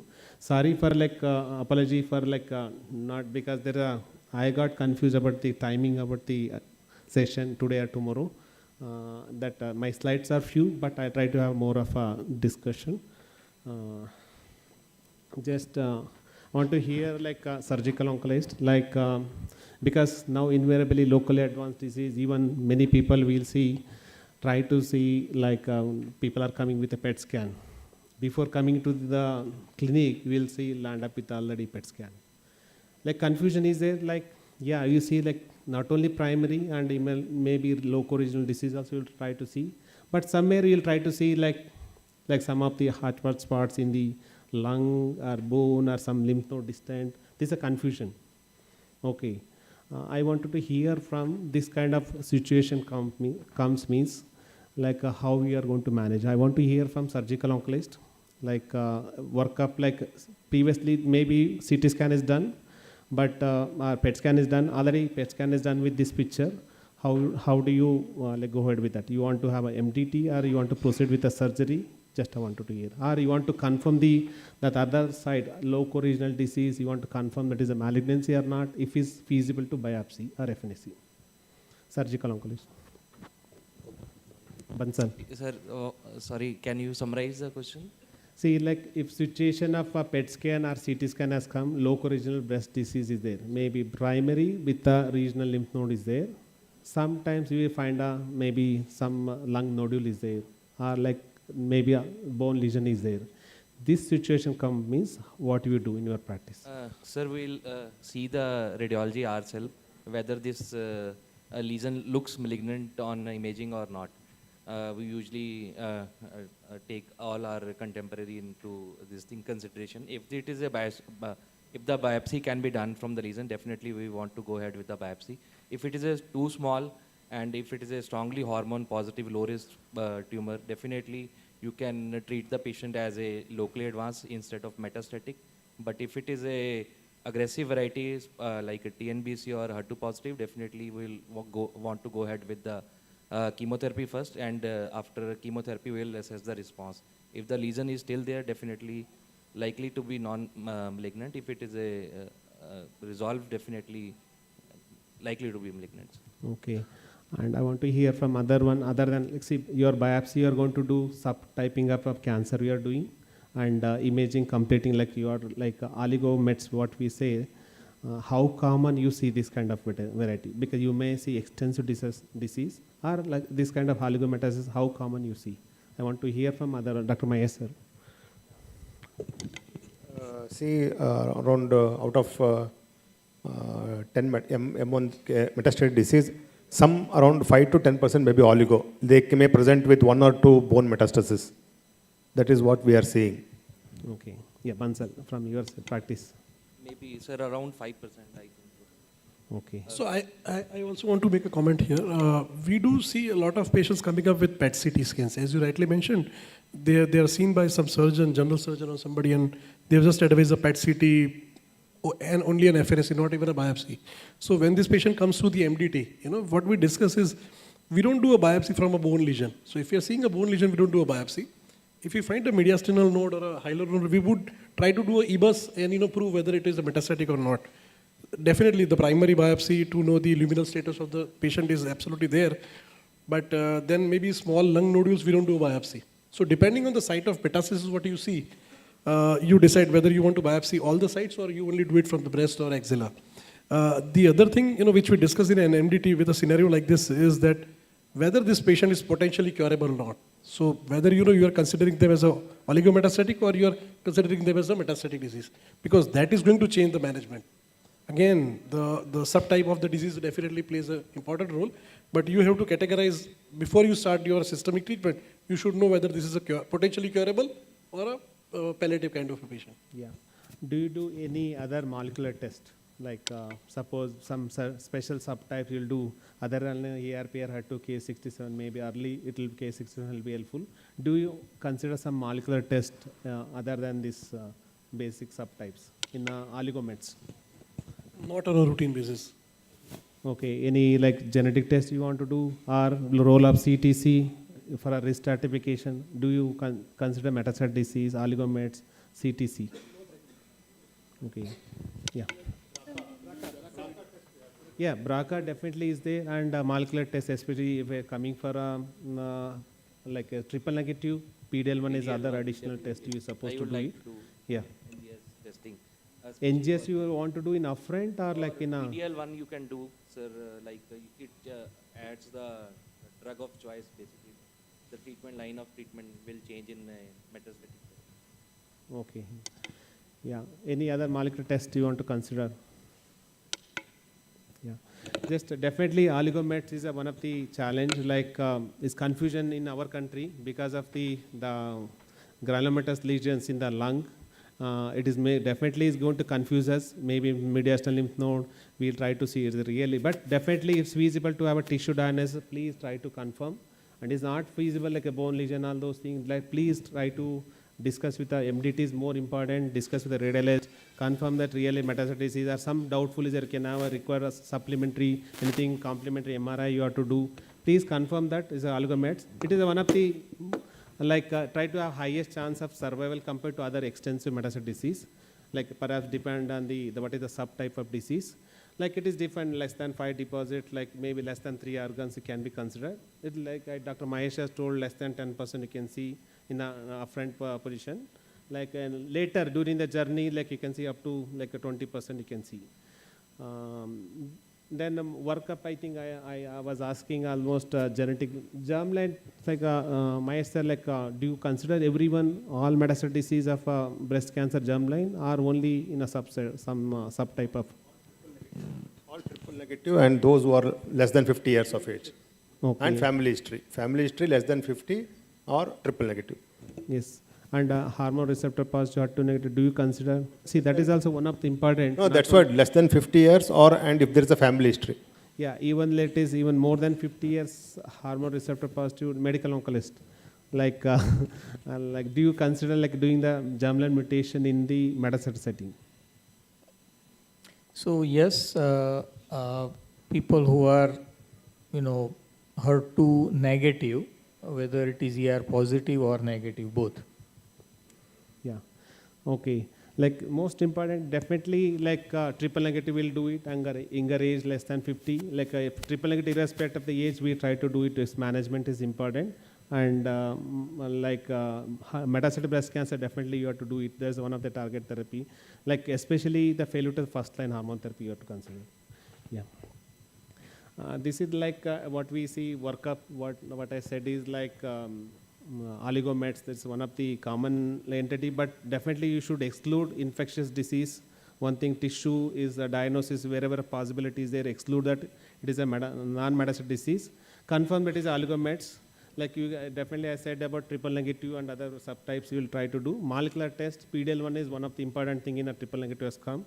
And like failure to first line hormone therapy, maybe the previous adjuvant treatment you are going, neoadjuvant treatment is done, previous hormone therapy failed, definitely you have to failure to the hormone therapy. You have to consider other molecular tests like PIK3 also is coming, and even now role of ESR1 mutation also is coming.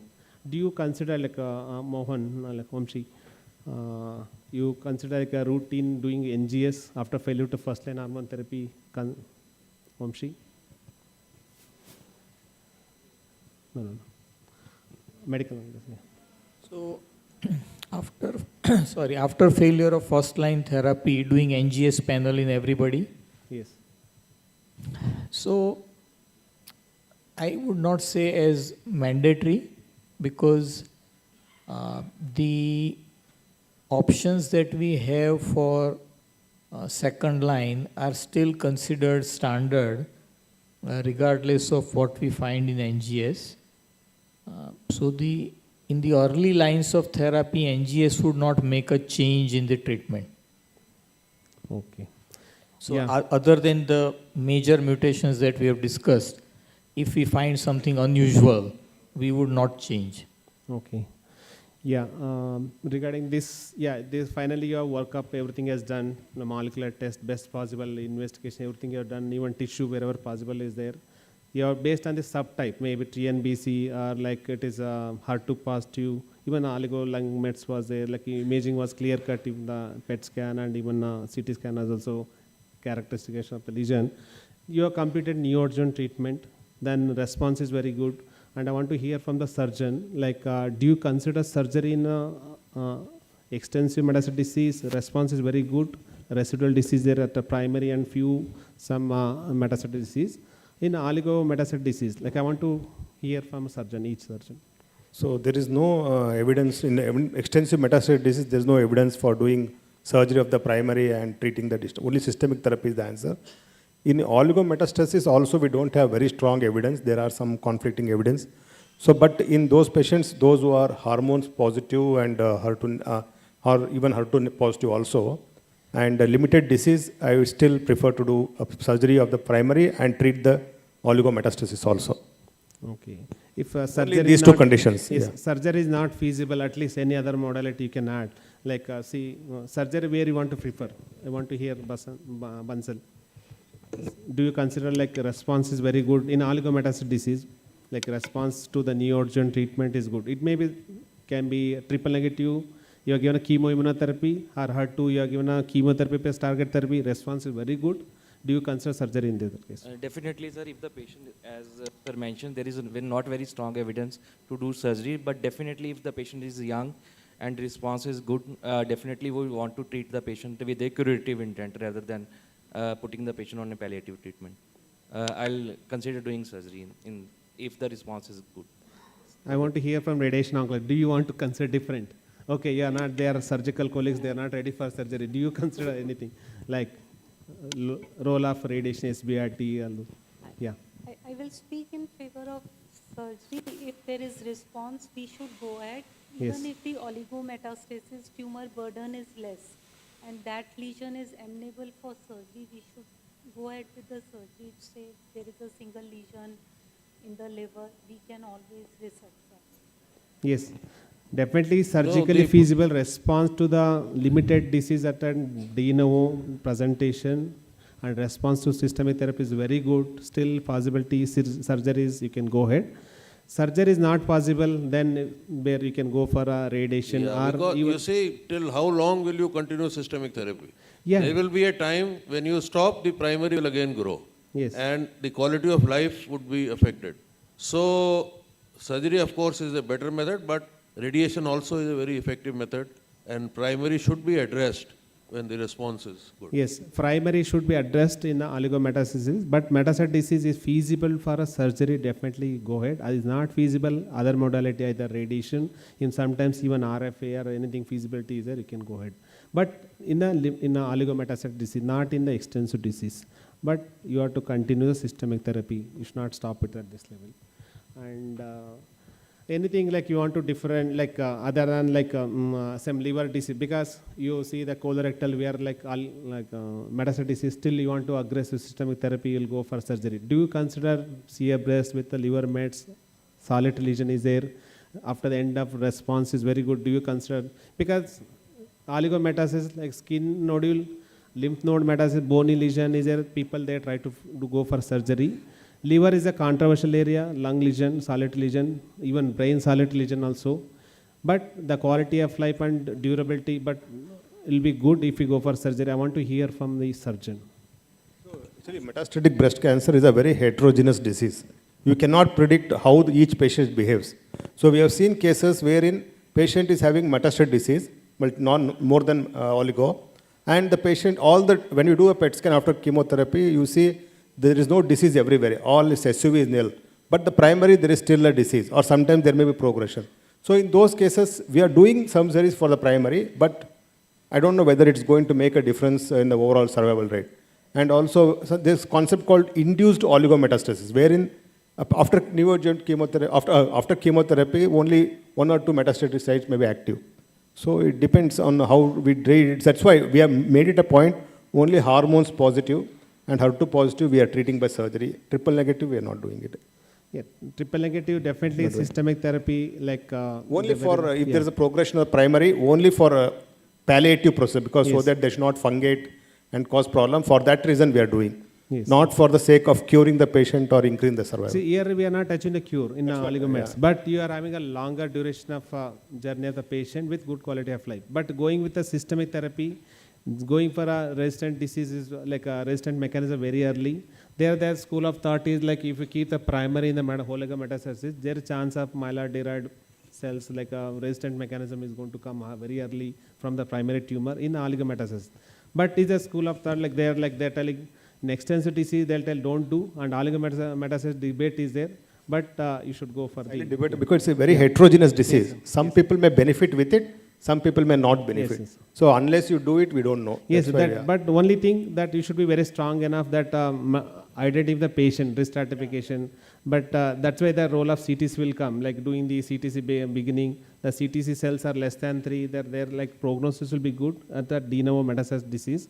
But if they are having metastatic disease, like more cells are there, prognosis may not be good. And regarding that hormone receptor positive, like response, you are given neoadjuvant hormone therapy, oligometastasis. You think that, okay, it's metastatic disease, like now CDK4 inhibitor, in all the medical oncologists, they try to go hormone therapy with CDK4 inhibitor.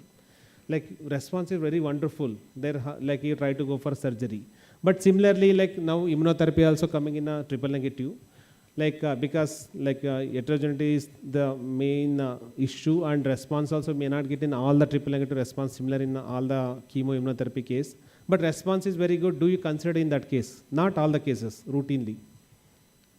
Surgery. No, same thing. In hormone receptors positive, if the response is good, and Yes. and if it is oligo, preferable go to first surgery of the primary. Okay. Then regarding during the follow-up, like metastasis. But radiation also plays a role for the oligometastatic sites. Yes, sir. And we say that we have an asymptomatic brain metastasis. What should we do? If there is no systemic option left for the patient, you have to give radiation to that area. Plus the bone, the liver, now radiation can be given everywhere. Sir, there is definitely I'll agree with you. There are other malignancy, lung cancer, like brain penetrating drugs are very good, especially like a EGFR mutation, ALK positive. But in a CA lung with, CA breast with HER2 positive, now tucatinib is the one drug we can say, okay, brain penetration is very good compared to older drug. But if you have a CA breast with metastasis brain, solitary lesion is there, if feasible, go brain surgery can be done. Otherwise, you go for a local therapy, symptomatic. Previously, radiation morbidity, people were, afraid. Yes, yes. But now all of us know that Wait and because watch. of the radiosurgery, the biological effectiveness is high and the morbidity is very, very low. Yes, yes. Like then, Dr. Kinjal, like there are metastatic disease, not oligo. It's not coming in a picture of like it's a more than 5.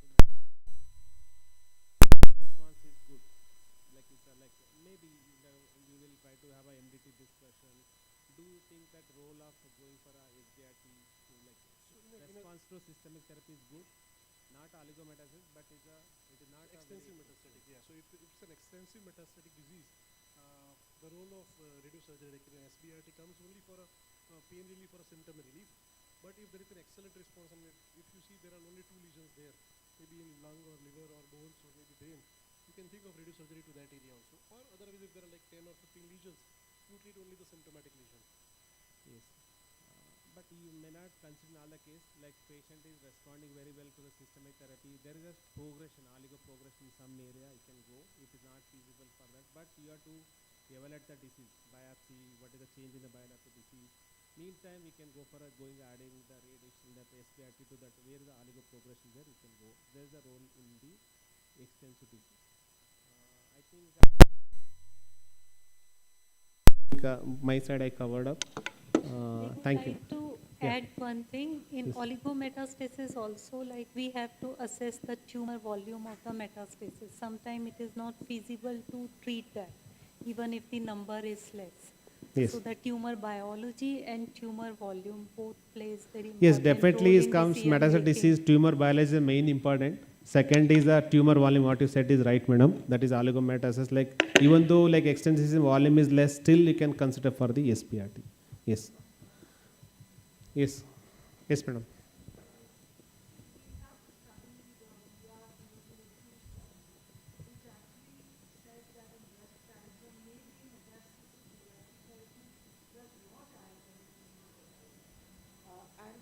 I think it's basically because of the effectivity of systemic therapy. And so, I mean, I just wondered what the panel had to say about that. Yes. Anyone know? So, madam, you're saying the local treatment does not add to the survival. There is one phase 2 study which suggested that metastasis-directed therapy is not adding to survival. And I think that's also an indication of the effectivity of the systemic therapies in breast cancer. So that's specifically breast cancer related. There is various phase 2 studies are there, madam. Oligometastasis, lot of controversy. There are many studies they are telling. This is a randomized study. Yes, yes. This is a randomized study. Yes, madam. Negative, but other like the case series, all those they are favoring, but randomized studies were negative. Sir. Yes, sir. I'll stop here. Thanks, everyone. Thanks all the experts for giving the opinion.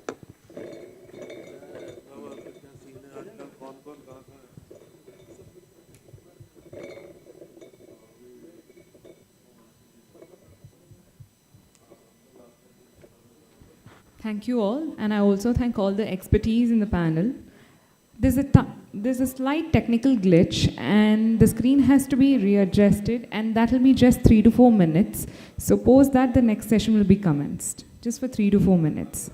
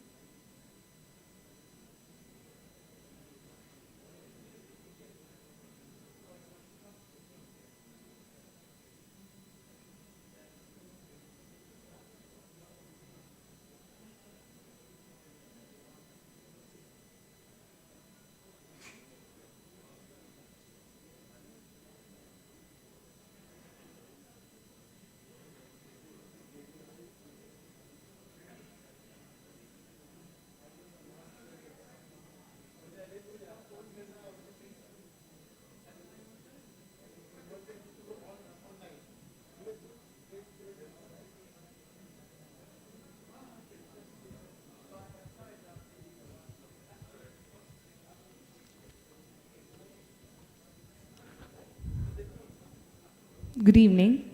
To continue with the sessions, I call upon our next chairpersons, Dr. Niti Krishna Raizada, Senior Director, Medical and Hemato-Oncology, Fortis Healthcare, Bengaluru, and Dr. Ankur Bahl, Senior Director, Department of Medical Oncology, Fortis, Gurugram.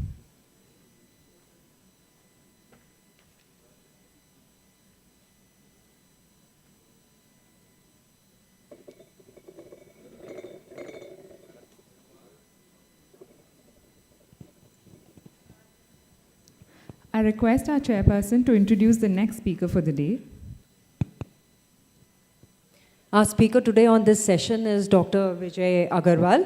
Dr. Vijay Agarwal happens to be a very dear friend and the lead medical oncologist of Apollo Hospitals at Bangalore. Over to you, Vijay. Thank you, Dr. Niti, for that. Thank you very much. I think just load my slides.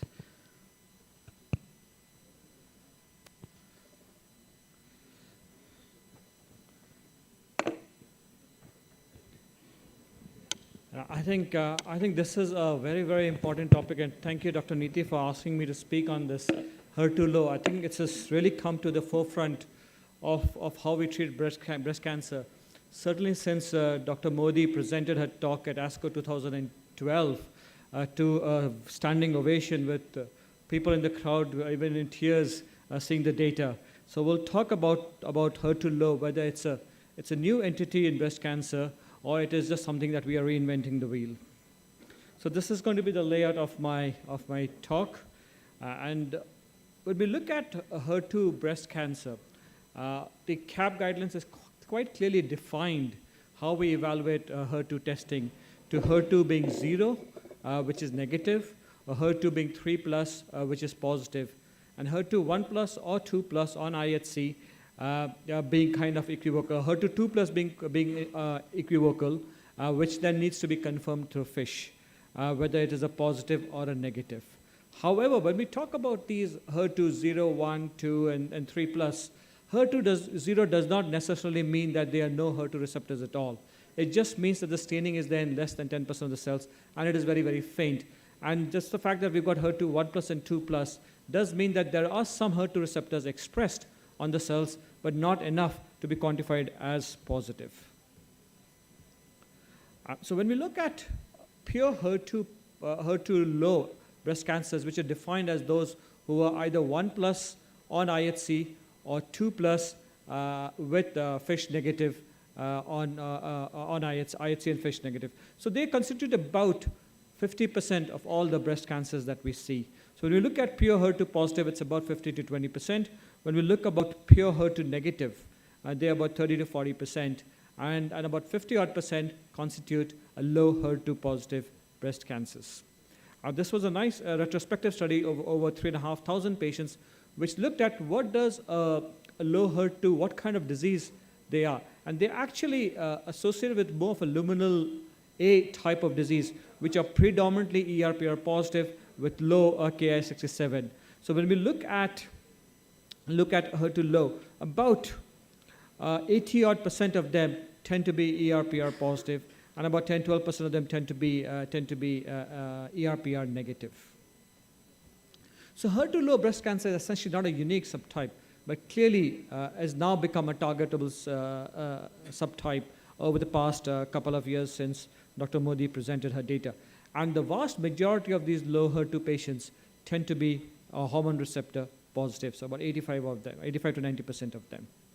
So when we look at a history of clinical trials in low HER2, so various anti-HER2 drugs have been tried previously in low HER2 patients. So the concept itself is not quite unique. So various studies have looked at giving trastuzumab or trastuzumab in combination with pertuzumab or trastuzumab emtansine, which is Kadcyla, to these patients, but with very, very limited success. So historically, HER2 target therapy has not really shown to have meaningful benefit.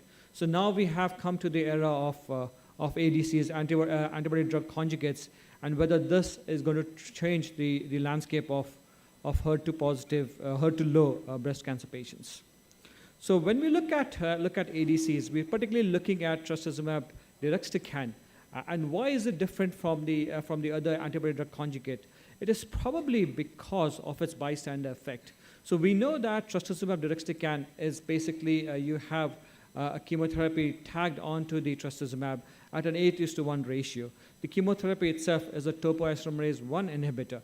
But once internalized into the cell, the ligands are cleavable, okay? And that kind of releases the drug. And the drug itself is permeable through the membrane, so it can go to the nearby cells, which may be HER2 negative or maybe having still a very low HER2 expression.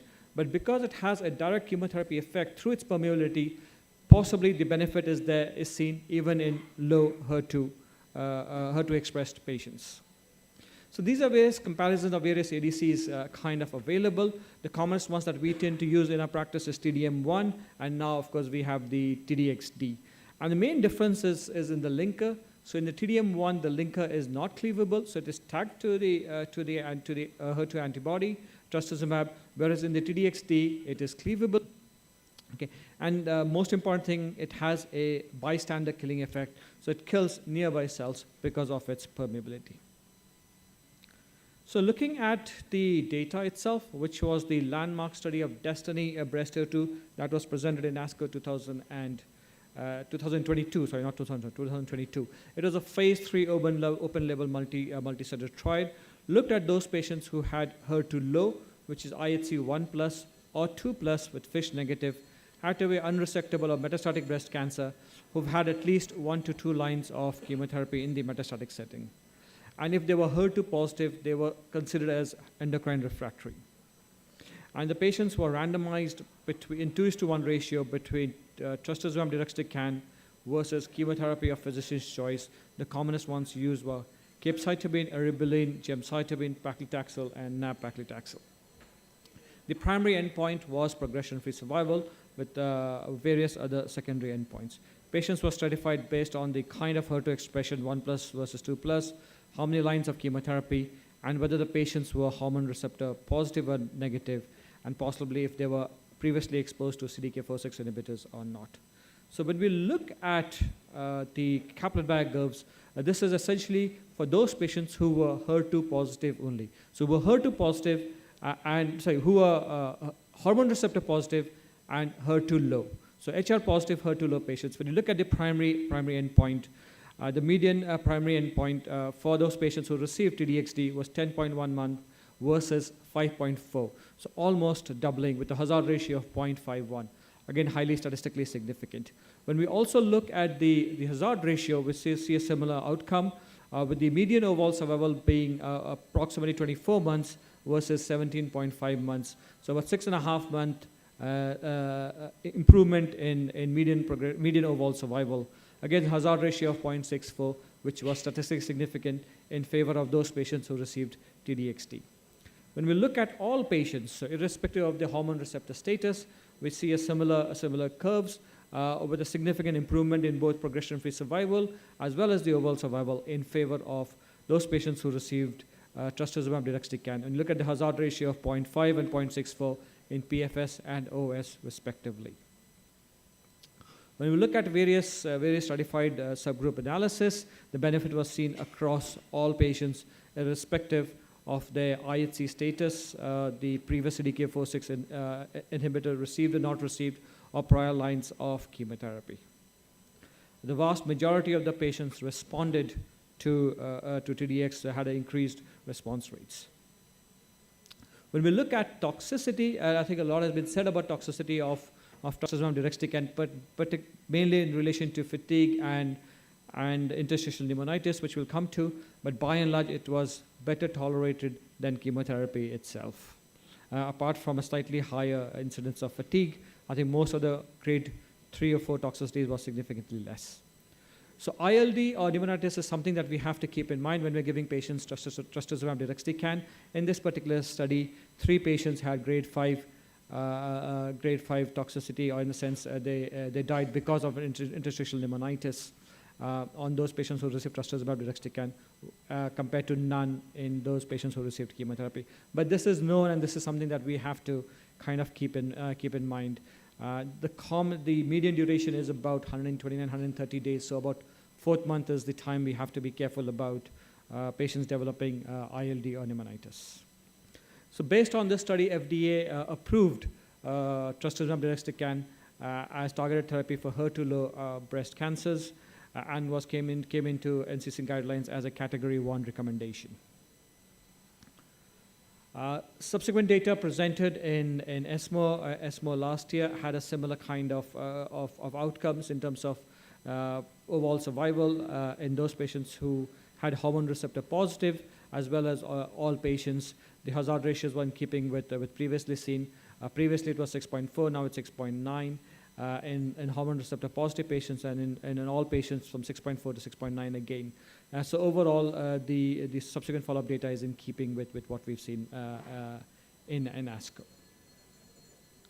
So coming to the next ADC, which is the sacituzumab govitecan, which is now licensed for triple-negative breast cancer. This was the TROPICS-02 study, where this study looked at giving sacituzumab govitecan in those patients who were hormone receptor positive, but HER2 negative, as in the sense of traditional sense of HER2 being negative.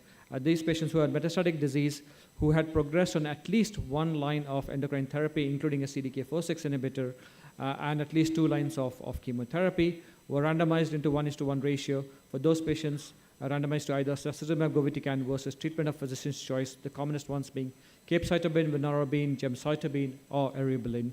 And the primary endpoint was progression-free survival, with various other secondary endpoints. And when we look at those patients who were hormone receptor positive and HER2 low, as in the definition of HER2 1+ or 2+ FISH negative, we can see that sacituzumab govitecan had shown to be better than chemotherapy treatment of physician's choice, with a hazard ratio of 0.58 and a median progression-free survival of 6.4 versus 4.2. When we look at HER2 0, IHC 0, so HER2 negative, the benefit was also there in those patients as well. So, and of course, the benefit was seen in all patients, that is intention to treat population. So this group looked at hormone receptor positive patients and HER2 negative, as in the sense HER2 0, 1, and 2+ with FISH negative. And when we split them into HER2 0, the benefit was there. But the benefit was also seen in those patients who had HER2 low and hormone receptor positive breast cancer. When we look at the overall survival, again, the overall survival in intention to treat population was in benefit. The people who received sacituzumab govitecan benefited as well. Subsequently, data presented at ASCO was in keeping with the previous data presented, where the overall survival was shown to be beneficial in all comers with hormone receptor positive, HER2 negative breast cancer. Again, overall survival by HER2 status, HER2 low clearly showed benefit with a median overall survival of 15.4 months versus 11.5 months in favor of those patients who received sacituzumab govitecan as well. So when you look at the NCCN recommendation for hormone receptor positive HER2 low metastatic breast cancer, trastuzumab deruxtecan clearly as a Category 1 recommendation and the preferred treatment. But when you look at HER2 negative, HR negative and HER2 low, both trastuzumab deruxtecan and sacituzumab govitecan kind of can be used. Sacituzumab govitecan is also a category recommendation for those patients who cannot receive trastuzumab deruxtecan for some reason. However, having said that, it's been 22 years now since anti-HER2 treatment has been the mainstay of treatment for breast cancer patients for about 30 to 40% of our breast cancer patients. And even today, 20 years later, we're still debating how to test for HER2. And there's a lot of controversies exist, a lot of lack of standardization exists in testing for HER2. And despite CAP guidance, I think there is very little uniformity or across all centers or all definitions. So some of the challenges that we look at when we're interpreting HER2 low breast cancers, because it has now become very, very important for us to categorize HER2 0 from HER2 1, because now we have a target for treatment. So there's no clear-cut definition for how we define HER2 low. At least nowadays, with a lot of these meetings, now we have increased awareness of definition of HER2 low and what it actually means. But previously, there was a lack of awareness of HER2 low breast cancer as a distinct entity. The tumor quality makes a lot of difference in our evaluation of HER2 patient. Heterogeneity, so we heard earlier from Dr. Satish's talk as well, that heterogeneity can make a big difference where we biopsy from, whether we biopsy it from a primary site or the secondary metastatic site can make a difference as well. HER2 analysis can be subjective between pathologists and between centers, and limited tissue quantity or sample exhaustion can also have an impact on how HER2 is evaluated. So how do we optimize HER2 testing? Clearly, FNAC is of no use, and we need to do more core biopsies for that. Handling of the samples is very, very important. Also quite important is the cold ischemia time, the duration that is exposed, that the biopsy samples are exposed to. I think in most centers now, they straight away put it in formalin, so it's not a major issue. But keeping the cold ischemia time less than 1 hour is very, very important. And clearly the type of assay that is used. So this is just to show that cold ischemia time should be minimized as much as possible to get an accurate IHC testing for HER2 results. So just to conclude, a paradigm shift has now happened in terms of definition of HER2 low.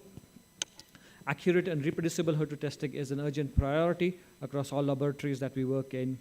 HER2 low now constitutes about half of all the breast cancers that we see in our practice, and Destiny Breast 04 study has clearly established the role of trastuzumab deruxtecan as a first-line treatment not as a first line, as a very important treatment for HER2 low breast cancer patients, improving survival both in terms of progression-free as well as overall survival.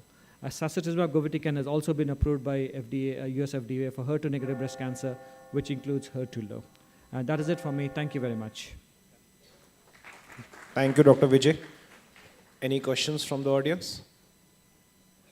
So if they don't have, I have a question. So in Destiny, when multiple lines of chemotherapy are being used, and then we used HER2, and the Fortis plot shows that the patient has used 1 line of therapy or 2 lines of therapy, it was favoring HER2. So usually before HER2, we have used 4-5 lines of chemotherapy. So incorporating HER2 early will help in our patients, or is it okay? No, I think so the two things here. One is that clearly incorporating HER2 earlier on will make a huge difference, because the Destiny study comparing HER2 to TDM1 in HER2 positive breast cancers clearly showed that the outcomes were better with HER2. But there we are looking at HER2 3+ or FISH+ in those situations. Whether we can translate the data in this situation is very, very difficult to say, because these patients have previously never been exposed to any anti-HER2 treatment. So I do feel that incorporating them earlier on, so for example, once a patient has exhausted at least 2 lines of hormone therapy and at least 1 line of chemotherapy, and I think that is the time to really see. The other thing is that with time, the expression, the receptor status can change. And the definition of HER2 low is that if HER2 has been expressed 1+ or 2+, at any point in time since the diagnosis, till the time you decide to give TDXD, that is good enough. It doesn't have to be the most recent or the first biopsy. Okay. Dr. Mish?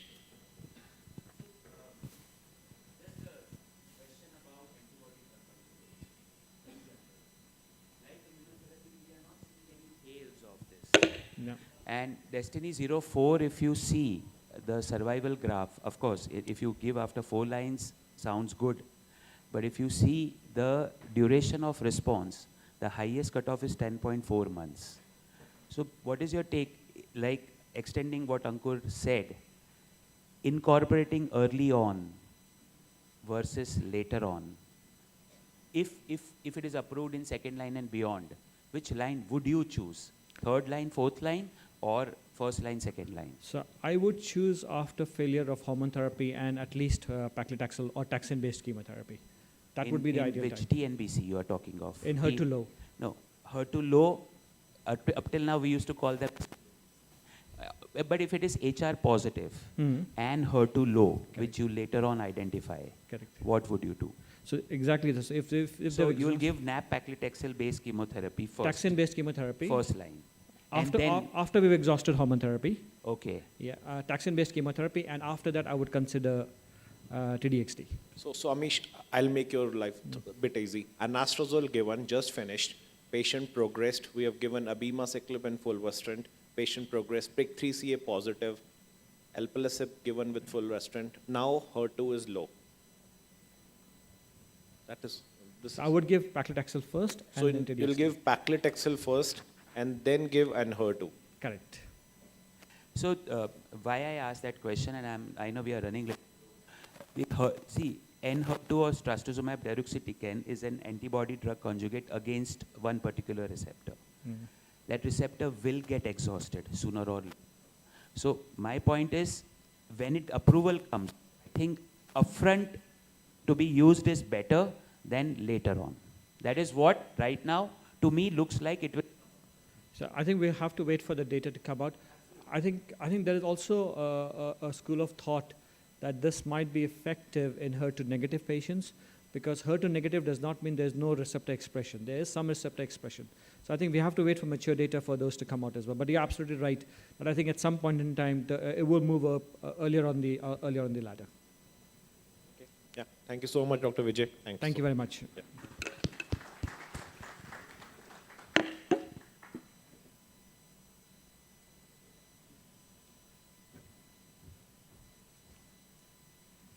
Thank you, sir. I would now like to call upon our next speaker, Dr. C.N. Patil, HOD and Lead Consultant, Department of Medical Oncology and Hemato-Oncology, Aster International Institute of Oncology, Bangalore.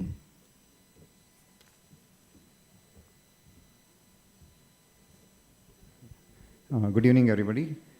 Thanks for the opportunity. May I have the panelists, Dr. Adil Hassan, Dr. Vivek Belatur, Dr. Aditya Murali, Dr. Avinash CB, Dr. Santosh Kumar, Dr. Rajiv Vijay Kumar.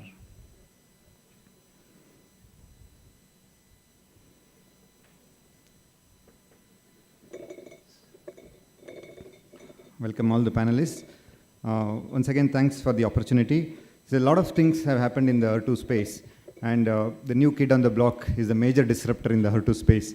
First, we saw trastuzumab, and there was a silence for a long time, and then we had lapatinib, which didn't make much noise, but again, of course, we were comfortable using lapatinib capecitabine, and then we had trastuzumab, pertuzumab, and then we have the combination in subcutaneous formulation. So there have been constant disruptions in the HER2 space. And now we have the new kid on the block, TDXD, which is a major disruptor which is going to come in the first line and also in the neoadjuvant setting in the future. And Dr. Amish, if you just remind me later in the last part of my moderation, I will just touch upon that first line or the neoadjuvant part of TDXD. We'll carry on with the panel discussion. We are going to discuss one case on HER2 positive metastatic breast cancer. All are very young panelists. Maybe the AstraZeneca people choose all because the new kid is there on the block and new molecule is there, and young people are all geared up to use the expensive molecule. So we'll start with the case. This is the objective of the discussion, how to choose the right therapy for the patient, which even today we are not very sure. And HER2 testing, as already Dr. Vijay Agarwal has touched upon, and managing brain metastasis in HER2 positive breast cancer, which eventually happens in all the patients. And what is the treatment sequencing? With the availability of a lot of options, we have trastuzumab, pertuzumab, lapatinib, neratinib, tucatinib, and then TDXD. So what is the better sequencing regime which we should be following? So this is the case what we usually see in our day-to-day practice. 55-year-old postmenopausal woman came with CT2N1, ERPR negative, HER2 positive, treated with standard neoadjuvant TCHP, and post-surgery it was YPT1N0, and received adjuvant RT and then TDM1 because it was not PCR. And then 2 years after completion of adjuvant therapy, she complained of mild cough and back pain. So the investigation showed, PET scan showed multiple lesions in the spine and pelvis and several pulmonary nodules. I'll start with the youngest in the panel. I don't know whether it's Aditya or Adil. I'll start with Adil. So what do you do now? Sir, PET-CT scan was showing multiple lesions in the spine and pelvis and several pulmonary nodules. Yeah. So actually, sir, the guidelines do say that whenever you get a repeat lesion, there may be some discordance between the primary and the metastasis. So technically, we are supposed to do a biopsy to prove that whether the receptor status is the same. Although the discordance probably is more with ER and PR, PR being the most. And HER2 is relatively stable. up to the tune of to 10%. But still, as per the guidelines, we're supposed to do a biopsy, sir. Yeah, what's the take of other panelists on repeat biopsy? When do you do repeat biopsies? You do all the cases, or if the duration of disease-free survival is more, you do the biopsy, or you do for all patients? Dr. Santosh? In this scenario, as we see, the patient has not achieved PAT-CR after dual. And not this case. Generally, what is your policy? When do you do rebiopsy? You rebiopsy all the patients of breast cancer when they come back? All the patients, we do not do rebiopsy. This is in line with the risk behavior of the patient. Not achieving pathological CR with HER2 within 2 years relapse. This is in concordance with what the expectation. I would not do this one. Suppose the same patient relapse after 5 years, 6 years and all, maybe to see whether HER2 is still expressing or is exhausted, maybe we have to. Dr. Vivek? Yeah, I think so. I would do a biopsy in this situation. And the thing is, like, patient is like exposed to pertuzumab. And there is this concept of HER2 loss in those patients who have been exposed to pertuzumab. And also the way the patient is behaving, I think so. I would repeat a biopsy and see about the latest receptor status. For the same reason, Dr. Santosh should not do biopsy, and for the same reason, you would do a biopsy. It has come back. It is with the tempo of the disease what he is telling. So for the same reason, he is not doing the biopsy, but you would do the biopsy for this patient. Yeah, I think so. I would do a biopsy. Yeah. Aditya? We are 53-year-old youth leaders, so I definitely am a youth here. Having said that, the sites of the recurrence is difficult. The biopsying the spine, biopsying the bones is a problem. The biopsying small nodules less than 0.5 centimeters, that's again going to be a problem. So that's a practical issue. Having said that, theoretically, definitely if we can, we would want to rebiopsy. Yeah, Avinash, your take. Yeah, if it can be biopsy, definitely I'll do. I think probably there is no hard and fast rule when you have to do rebiopsy, after what time of relapse. Yeah. Probably in my clinical practice, what I would do is at least 6 months. Yeah. So if it is more than 6 months, definitely I do rebiopsy. Yeah, Adil has a point. You can give one more mic to save time, so that we can have more discussion. Yeah. On this particular patient is ERPR positive and HER2 positive, especially if the patient was, say, triple negative. Maybe looking for something like a HER2 low. Yeah, if they didn't have any target and you want to find a target. We want to find a target. And probably if you want to send for NGS panel, probably that time I'd be more keen to do a rebiopsy. So all have made valid points. Mind you, this is not Viva OC, so be free and be frank, and what you do in practice you tell, so that will carry a lot of message, and that will add take-home message to the PGs in the audience. Suppose rebiopsy shows HER2 negative also, we would be treating based on the previous HER2 positivity. So we would not change our treatment, not giving a HER2 positive, it turns out to be negative. Yeah, that may change with NHER2 being available now. So we'll come to that discussion. Yeah, Dr. Amish. Yeah.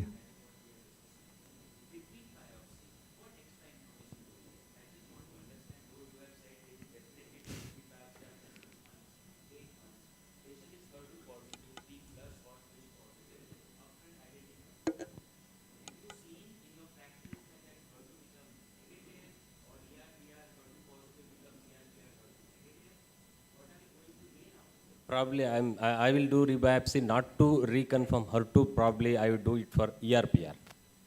I have not seen any HER2 change. Yeah, definitely. Okay. Yeah, yes, Dr. Aditya mentioned if it's very difficult, if only bone mets, you don't do rebiopsy, and if there are small nodules, you don't do rebiopsy, but if it's easy and accessible, you are curious what is happening, and after 2 years, you may consider doing rebiopsy. And also in the light of NHER2 being available, if the patient has lost HER2 and then HER2 is low, the choice of treatment may differ because 2 years gap is there.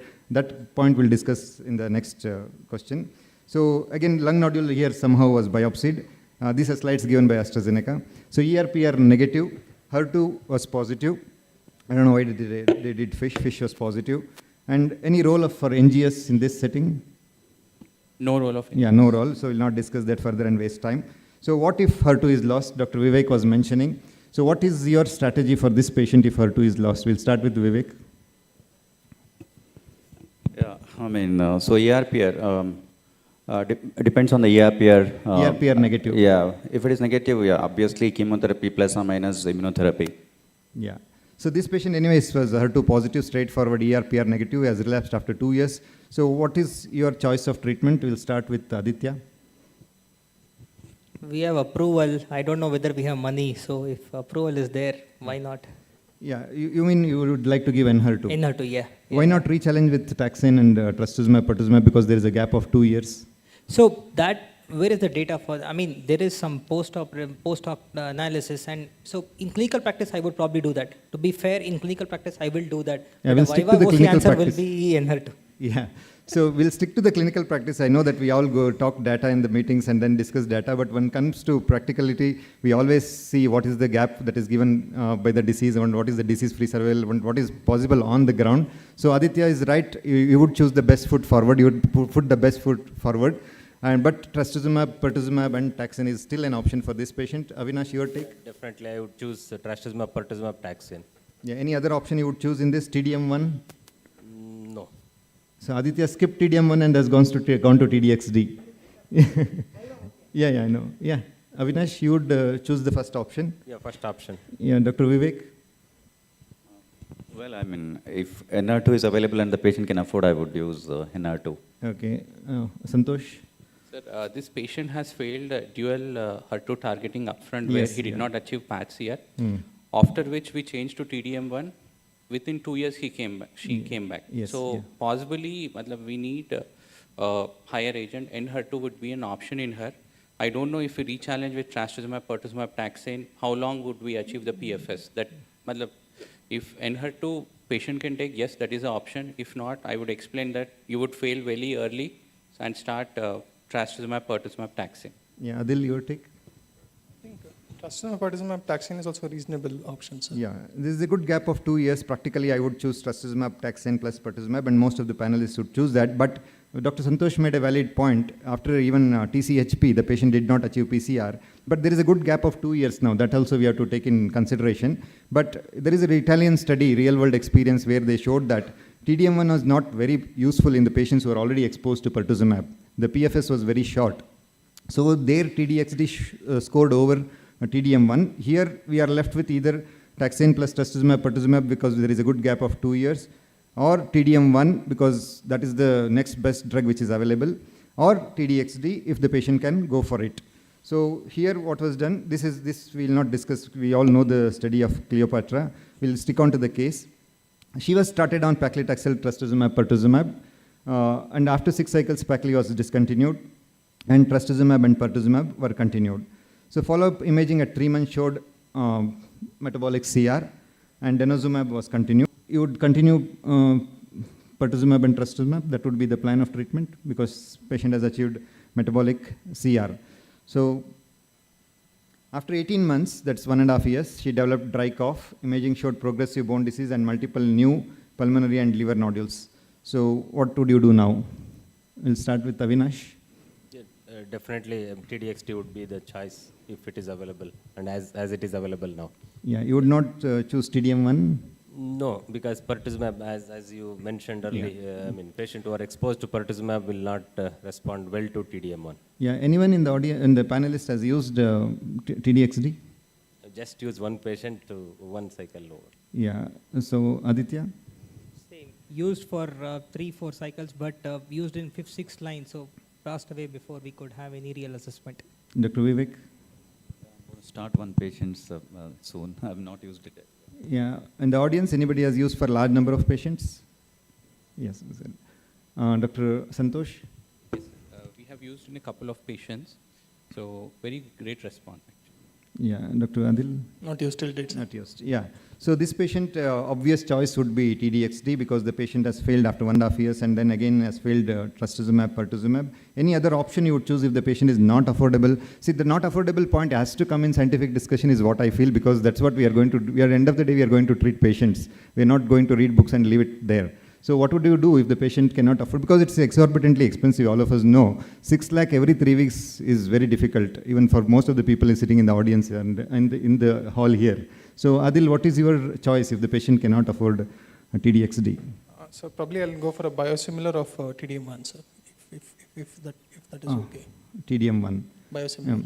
Any other option you would choose? Chemotherapy plus the next line of chemotherapy plus Dr. Santosh. Sir, option of lapatinib, capecitabine and trastuzumab, this is a very good option that works even post TDM also it works. So I would use a combination of lap cap trastuzumab.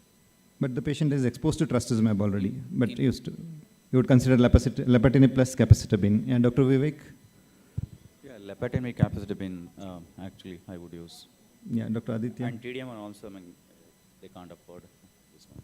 Two valid options. One is obviously if we can TDM on the generic, but it's been 18 months since she received some chemotherapy, so change the chemotherapy partner and give some trastuzumab beyond progression. Yeah, Dr. Either lapatinib, capecitabine or chemotherapy. Yeah, we have discussed all the options which are chalked out here. TDM1 if the patient cannot go for TDXD. TDXD would be the obvious choice if the patient can go for it. Then otherwise we would end up using a combination of lapatinib and capecitabine, or anybody would consider anthracycline because she is never exposed to anthracycline. Yes, Aditya is nodding. Yeah. So practically we have seen and we have done that in practice, that if the patient cannot afford further lines of anti-HER2 treatment because of cost issues, and then because she is never exposed to anthracycline is a very good drug in HER2 positive space. So we may end up using that drug too. That's an option which is not mentioned in this slide. So this again, Dr. Vijay Agarwal has already spoken, so we'll not go with the data of Destiny 3. All of us know this. Back to the case. So patient received TDM1, maybe she could not go for TDXD, and after 7 months, she underwent a PET CT which showed progressive disease in bones and lung and 2 brain lesions. And brain MRI at that time showed 3 lesions, all less than 2 centimeter. So what would be your choice? There are no radiation oncologists in the panel. So Dr. Vivek, it has progressed in the brain and lungs as it would happen in all the HER2 positive. Yeah, radiation to the brain, and then again, we have 2 options. One is deruxtecan, and the other option is tucatinib plus capecitabine trastuzumab, but we don't have that. That would have been the best choice if it was there. So since it is not there, and if they can afford this one, otherwise I think so it would be chemotherapy. Yeah. Any other options? Anybody in the panelists would the differ? number of lesions are 3, less than 2 centimeters. If you are able to give a drug with good intracranial penetration, either tucatinib or trastuzumab deruxtecan, then we may closely watch even without, because asymptomatic brain metastasis also have very good response with high agents like tucatinib and deruxtecan. Yeah, that's a very valid point. If the patient has the option of taking these drugs, we can avoid the radiotherapy if the patient is not symptomatic. So CNS progression on first-line treatment, this is the algorithm what we would all follow. And as Dr. Vivek mentioned, tucatinib, according to what we had the data from HER2-CLIMB study, is a very good option. So HER2-CLIMB was tucatinib plus capecitabine and trastuzumab. That option also was mentioned by one of the panelists. And the overall response rates were 40.6%. And if you see that interesting data is there from TDXT, it has even though it's a very good big molecule, it has good CNS penetration, and we have response rates to the tune of 80%, which is very whopping and very encouraging. And also it has been shown to be beneficial in patients with brain mets. This is the TDXT which the trial showed that it is active in brain metastasis. This is the waterfall which all of us would love to see. And then after 7 months, she presented with headache and bone pain. And this is the same, the previous slide. And then coming to the safety of TDXD, people who have used TDXD can comment. Maybe Dr. Aditya can start. Actually, my patient did have a lot of lung disease, so it's tough for me to comment on that. I think you would have used a lot of TDXD. You have used. Yeah, I'll come to sir later, so you can finish from the panel. So it's tough for us to say because we have not used too many patients, and I also don't know how well TDXD will work if we have a patient who's got a lot of lung disease as well. Okay. And any experience with neutropenia, nausea, vomiting? Nausea, vomiting, yes, but neutropenia not so much. Yeah, Sir, Dr. Avinash, sorry, Dr. Santosh. It has tremendous nausea and vomiting even after NK1 antagonist. Yeah. That is one point we have. If you see in the NCCN, it comes in the highly emetogenic potential. We try to underestimate when it comes to ADHD and targeted drugs. It comes in highly emetogenic potential. So the recommendation is to use 4 anti-emetic drugs. So we should be as rigorous in anti-emesis like what we do for cisplatin. So anti-emesis is a must. That point is a good take-home message. Dr. Santosh has brought out that point. And again, yes, sorry. We add on olanzapine also as the 4th agent. Next is we do a HRCT prior to eats. That's we are following to see how, because those patients who have lung metastasis, they would be having some pulmonary symptoms in the form of cough. it is very difficult clinically to assess. So we do HRCT before each cycle. Avinash wants to make a point. Yeah. I wanted to ask him, I mean, do you do baseline HRCT You're not supposed to and ask. again repeat each cycle? Each cycle? Each. Yeah. Okay. Anyway, panelists are not supposed to ask. Only I am supposed to ask here. Then- So then you TDXD is highly emetogenic and it can cause neutropenia. And the dose is 5.4 mg per kg. What is the dose that you have used? Whether we have to cap it for 300 mg for all our patients because of cost reasons? Yeah, I have done that for 2 patients. That's why I I'm. capped it to 300 mg. Yeah, because of cost constraints. Yeah. Okay. Any experience with full dose of 5.4 mg per kg? I will go to Sir, who has used TDXD a lot. Your experience, sir, on-ground experience with TDXD, the toxicities, the dosing, and what to monitor. So with that, we'll slowly wind up with the last comment. Yes, sir. So thank you. So similarly to what was mentioned, mainly is the nausea vomiting that is missed a lot because we focus on the ILD. So this is actually, if you look at the initial trials, they were actually without the anti-nausea. So they were giving it like that. And this is when they realized that a lot of patients were coming to the ER with a lot of nausea and vomiting. So it was then found out that it's a common side effect. So like you said, with as grade as cisplatin, so high. And of course the ILD with the lung, so we do a baseline CT scan for those patients and then repeat it every 3 months or as indicative if they have the symptoms. And of course the neutropenia, but it's not as big problem. Yeah. And if you do have any of those, you just adjust the depending on the label, the next lower dose and then the next lower dose. Yeah. So one comment from all the panelists now, the sequence of treatment you would do for a de novo metastatic CA breast, HER2 positive, affordable patient, not affordable patient. Only two lines each. So affordable trastuzumab, pertuzumab, taxane, followed by TDXD, followed by TDM1, followed by tucatinib or lepatinib, capecitabine. Not affordable, trastuzumab with taxane, followed by lepatinib, capecitabine or TDM1 generic. Yeah. Yeah. Aditya concurs most of the points. Same. If you don't concur, you can comment. Yeah, Vivek? Yeah, same. Yeah, Dr. Santosh? Try to push on giving some RT and local therapy. Yeah. That is one we try to do if there is oligoprogression or. Adil, what line you would place the TDXD? First line metastatic or second line or third line? As of now, I think we have data for second line probably, sir. Yeah. So we have data for second line because it has overtaken TDM1. It is the new standard of care for second line metastatic breast cancer. But of course, it's a matter of time. It's going to come to the first line.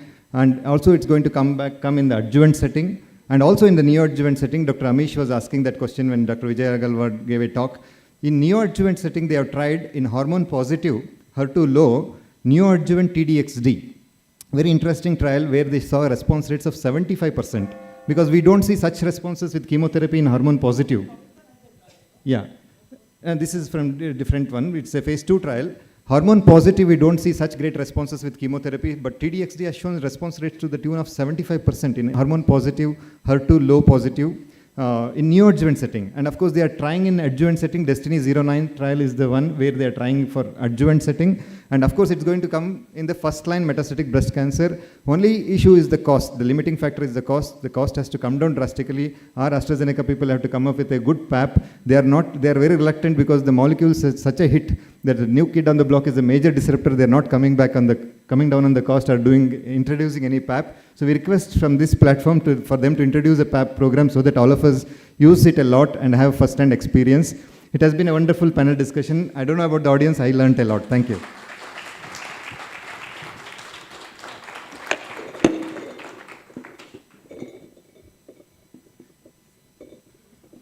Thank you, sir, and also thank all the panelists for the clinical acumen and sharing their experiences. We next have a talk show on mitigating the risks and maximizing outcomes in high-risk early breast cancer patients, given by Dr. Anwar Al-Nouri, Senior Specialist, Department of Medical Oncology, Kuwait Cancer Control Center, Kuwait.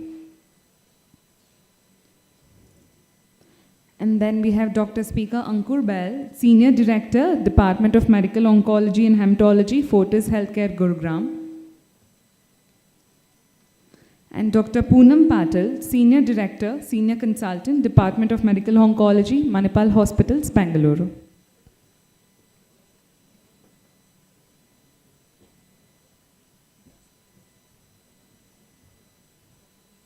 So hello, everybody.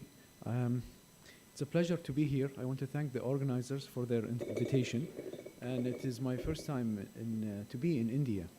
So it's the first time I arrived this morning, so I'm really happy to be here. So I will start the talk with let me just go back to the beginning of the slides. Exactly. So these are my disclosures. So I will start with saying that 30% of patients, high-risk patients, may recur within the 5 years. We are talking about ER/PR positive, HER2 negative patients. Those patients in the adjuvant setting, this recurrence rate is 3 times higher than in patients with low-risk characteristics.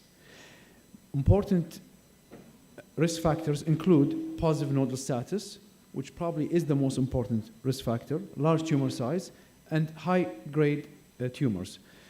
So for those patients who are at high risk, endocrine therapy alone may not be enough to prevent the cancer from recurring. So this is the idea or the objective of the Monarch-E study design, where it was born and seen to the light. So the intention to treat population, there were two cohorts, looking at HR positive, HER2 negative, node positive, high risk early breast cancer patients. And they were randomized to 2 cohorts, cohort 1 and cohort 2. Majority of the patients were in cohort 1. As you can see here, it represents around 91% of the patients. And I will go into details of the characteristics of those patients. And then they were randomized to receive either endocrine therapy alone or endocrine therapy with abemaciclib, which is with 150 milligram, the standard dose. They received the investigational drug for 2 years, and then they went off the drug and they continued endocrine therapy for 3 to 8 years as per indication. Other criteria for the patients, they were either could be men or women, pre and postmenopausal women were included, and also patients who were with or without prior new or adjuvant chemotherapy were allowed, and there was no metastatic disease in those patients, so this was confirmed. And then also the primary endpoint for those patients were to look at invasive disease-free survival, and secondary endpoints were looking at the RFS, overall survival, safety, and other patient-reported outcomes. Now, the Monarch-E was specifically for patients with high risk, so majority of the patients were in cohort 1. This is a large trial. Over 5,000 patients were in the trial. And if you look at the cohort 1 characteristics, so all patients had either 4 lymph nodes, any patients with 4 lymph nodes or above were enrolled, or if the patient had less than 4 lymph nodes, 1 to 3 lymph nodes, then they had to have either a grade 3 or above 5 centimeter tumor size. So this was a node positive trial. All the patients were in the trial, they were node positive. And as you can see, randomized 1-to-1 to receive, as I mentioned, the abemaciclib with endocrine therapy or endocrine therapy alone, and then there, of course, the long-term follow-up after 2 years with the endocrine therapy by itself. And as you can see here, all patients had completed other primary therapy in addition to the surgery, and 95% of the patients had chemotherapy, around 40% in the neoadjuvant setting, and the rest in the adjuvant, and 95% of the patients had received radiation therapy. And so remember, there were 5% of the patients who did not get any adjuvant chemo. And if you look at those, again, the abemaciclib, so high-risk patients, either 4 lymph nodes and above, or 1 to 3 lymph nodes with grade 3, or 1 to 3 lymph nodes with 5 centimeters or above size in tumors. And as I said, 2 years of abemaciclib, and then endocrine therapy continues depending on the indication. Now, looking at the 5-year absolute IDFS benefit in cohort 1 continues to deepen beyond the 2 years of abemaciclib. And as you can see here in the graph, there's a 33% reduction in the risk of recurrence. And as you can see, in the first 2 years, there is a risk reduction in there's a 3.2 delta benefit between the two groups favoring the abemaciclib. This increased at first year, so at 3 years, so the first year after discontinuing the abemaciclib to 5.1, and then at the second year, so in total 4 years, to 6.4, And at this interim analysis that was presented a few months ago, up to 7.9% at 5 years follow-up. So 3 years from the discontinuation of the adjuvant abemaciclib. So there's a carry-on effect, as you can see here. And if you look at the 5 years risk of distant metastasis in cohort 1 again, which is the majority of the patients, continues to decrease beyond the 2-year abemaciclib treatment period. And as you can see, there's a 33.5 reduction in the risk of distance relapse. And again, the reduction or the delta between the two groups, you can see at 2.5 at 2 years while on the drug, and this increases. So there's a carry-on effect also at 4.4% at the first year after discontinuation of the abemaciclib or completion of the abemaciclib, 5.6 at 2 years, and then 7.1 at this interim analysis, which is 3 years and 5 years in total. Now, when you look at the fewer patients with metastatic disease in the abemaciclib, and look at the here where you can see this interim analysis, it shows that if you can see that there are patients alive with metastatic disease, so around 50% reduction. So as you can see at the 5 years, this interim analysis, 129 patients with metastasis who were on the abemaciclib group compared to 256 who were on the endocrine therapy alone. So the imbalance of incurable metastatic recurrence continues to be substantial at this interim analysis. And if you look at the 5-year survival rates, this data remains immature. However, numerically, it favors the abemaciclib group, but however, we need longer follow-up to see statistical significance for those patients.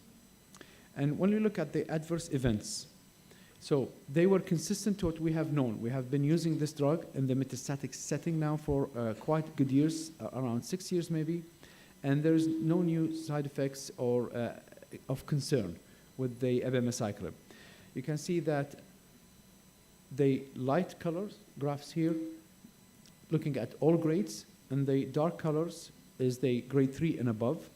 So you can see that the permanent discontinuation due to adverse events with abemaciclib is around 90%, 1% in the endocrine therapy. The most common adverse events leading to discontinuation is either diarrhea or fatigue or neutropenia. Just to keep in mind that only around 5.3% of patients discontinued because of diarrhea. Now, in the monarchy, most cases of diarrhea were low grade. They were transient and they were manageable, especially with proper education at the beginning of the initiation of the drug.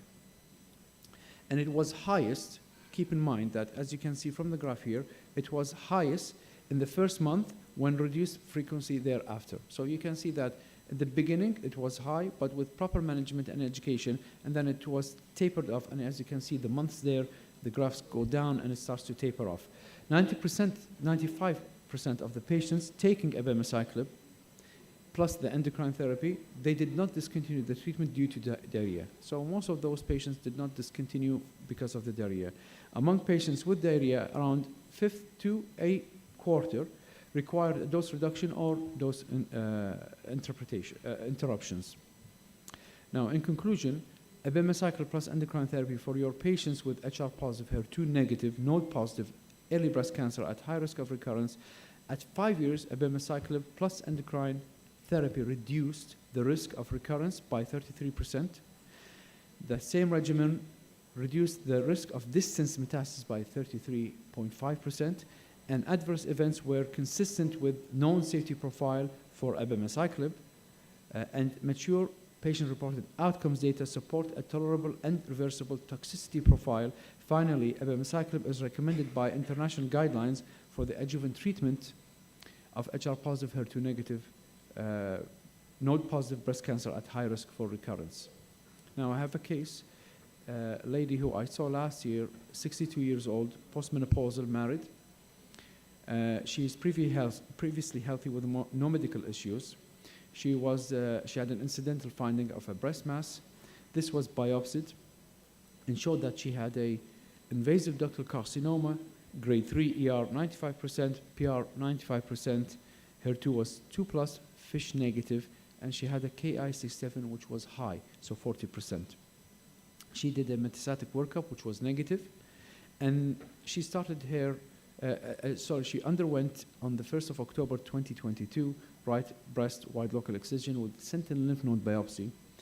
And the histology, so the final pathology, showed a 13 millimeter IDC, grade 3, 1 out of 5 positive lymph nodes, ERPR positive at 95%, and again, the HER2 was 2+ FISH negative, and Ki-67 was 40%, so that was high. So she was staged as pathology T1C and 1.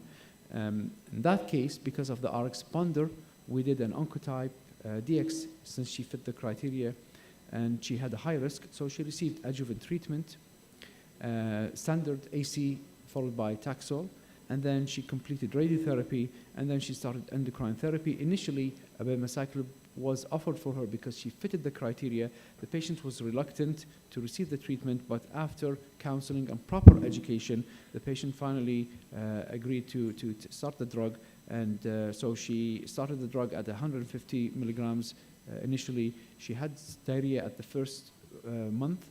This was managed because of the proper education, the medication that she was taking, the anti-diarrhea. So this resolved and tapered off by itself with time. And currently now she's almost a year out in the abemaciclib with no issues. And thank you.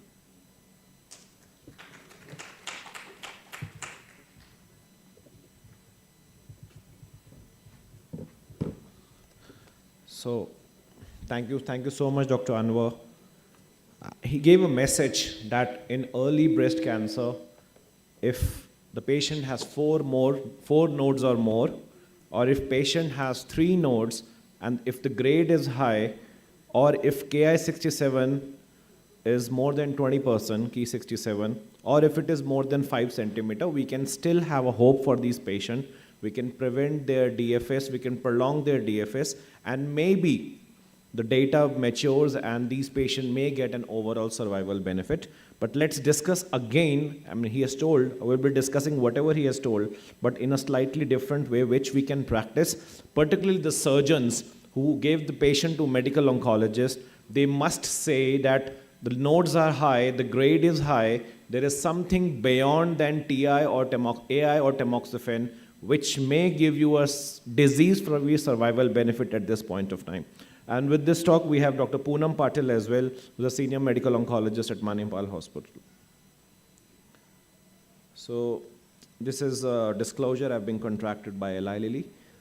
So, Dr. Poonam, the practice at Manipal, how many of these patients who are hormonal positive, who have early breast cancer, and we will also talk that this is early breast cancer or this is a LABC, a 4 centimeter or a 5 centimeter tumor with a mobile lymph node, and this lymph node is positive on an FNAC, and the true cut biopsy reveals ERPR strong positive, luminal A kind with Ki-67 of 15%. You are going to treat this patient or your surgeon is going to treat this patient? So if it's an operable disease, an early operable breast cancer, it goes in for surgery, and then we would give adjuvant treatment. But if it is a locally advanced disease, and especially patient going in for breast conservation, then we would give neoadjuvant therapy, and then surgery, and then go in for adjuvant treatment. And if I give you more evidence that clinically, on clinical examination, the surgeon feels that there are a couple of lymph nodes which are mobile, so then it will be a neoadjuvant chemotherapy or a surgery followed by an adjuvant chemotherapy. In your tumor board, 3-4 lymph nodes which are mobile. Most of the times, if it is a small tumor less than 5 centimeters and mobile lymph nodes, they would go in for surgery first in a luminal A type. Okay, so any surgeon, I can see 3-4 surgeons, Dr. Geeta here, ma'am, sir there. So these patients, you will operate these palpable lymph nodes, 2 or 3 lymph nodes which are palpable with a 5 centimeter tumor in a breast, upfront surgery or a neoadjuvant chemotherapy?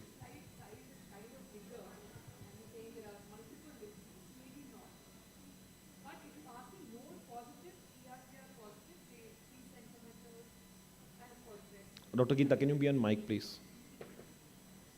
Err on the side of doing surgery, because you may do whatever, do chemotherapy, whatever, but your lymph nodes just don't budge. Your primary may respond, but I will still get a very high nodal positivity on surgery even after your chemo. Okay.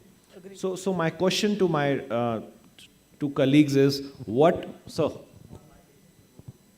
All your patients will go for chemo. Okay. So grade, okay.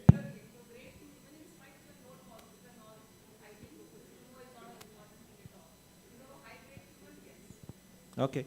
So what are, Dr. Anwar, what are those, how do you label those high-risk patients? Who are those high-risk patients? We have seen the trial. We have seen the Monarchy trial. They have done the 2 cohorts, but in a clinical practice, what are these high-risk early breast cancer hormone positive? So basically, the most important risk factors when we look at patients for high risk, node status is an important factor, grade is another important factor, and also the tumor size. So exactly what is mentioned now here. And I would probably agree with my colleague here that in our center, probably this patient would have received neoadjuvant treatment, especially in our region and where I come from. There is a lot of high stage patients, they're late diagnosed, and younger population. So around 50% of our patients are less than the age of 50. So in a 5-centimeter tumor with positive lymph nodes, probably you would have, as per the guidelines, we would go for neoadjuvant treatment. Yeah. So I think we are through with this discussion that high-risk patients are those with number of lymph nodes more than yes. 4, number of lymph nodes between 1 to 3, yes, grade, and the grade, yes. 3, centimeter 5, or if 1 to 3 lymph nodes, then Ki67 more than 20. Yes, and also the data shows that those patients with the more lymph nodes, even the later recurrences is higher for those patients, reaching up to, for M3, 50% after 5 years and so on. So this is a large number. So yeah, those are the main characteristics. So Monarchy did Ki67 by a central assessment, central team assessment. So Dr. Patil, your pathologist, you're happy with your pathologist giving you Ki67, 20%, 50%, 60%? Or there are some, yes ma'am. So Ki67, how are you doing at Manipal Hospital? Biologics.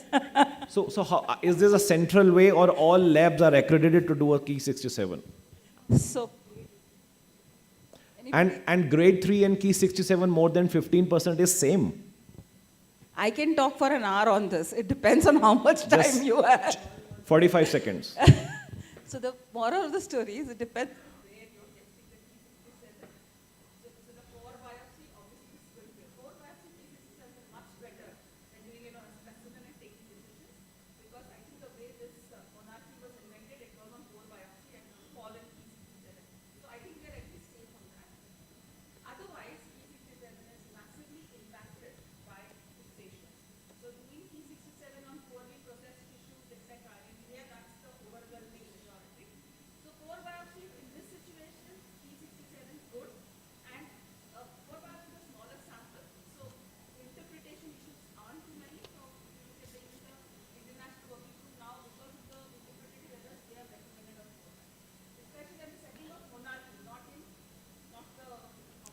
Okay.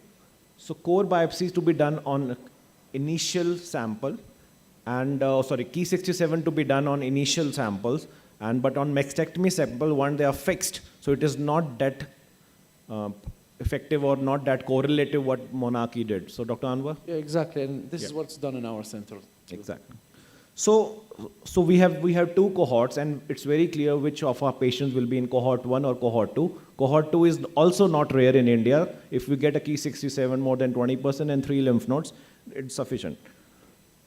Dr. Anwar, my question to you is, by addition of abemaciclib in first 2 years, are we taking care of some primary resistance? Some patients must be having a primary resistance to hormonal agent, maybe tamoxifen or anastrozole. Is abemaciclib taking care, because the IDFS data, is primary resistance being taken care by this drug? Probably yes, because also, as I show the data, there's a carry-on effect. So the effect wasn't seen only in the first 2 years while they're taking the drug. So even after discontinuation or completion of the drug for 2 years, you could see the effect of the drug was still there in the the first year after, so 3 years, 4 years, and 5 years. So yeah, probably it does. Dr. Patil? Yeah, it is in some way changing the biology of the disease is what we get an impression. Okay. And the potency of this CDK4/6 inhibitor, if we compare with other CDK4/6, etc., there's a data of other CDK4 also on Yes. adjuvant.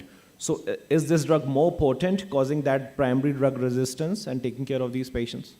Probably maybe because of the potency of the CDK4, you mean, which is in relation to the breast tumor genesis. So yes. So 40% of these patients in Monarch E got neoadjuvant chemotherapy. So how these cohorts were made? I mean, the axillary lymph node dissection were not done. Key 67 we can know on the TrueCut sample. Grade we can know on the TrueCut sample. But majority of these patients 40% of these patients got neoadjuvant chemotherapy, and there are many centers in India in which multidisciplinary tumor board says that we will give chemotherapy. So can we say that all the patients who have got neoadjuvant chemotherapy should get abemaciclib in an adjuvant setting? So not all, depending on the preclinical. So if they had clinically positive lymph nodes or was documented, then yes, they were included. So when we have not opened the axilla, we have given neoadjuvant chemotherapy, how can we justify the number of lymph nodes without doing an axillary lymph node dissection? All you needed is just one lymph node to be included. So if they had a positive lymph node, then they definitely were included. And if they had another criteria that 1 to 3. Yeah. Exactly. The tumor size and or the grade, then yes. Okay. And just to keep in mind, those patients, it's not common for them to have a PCR.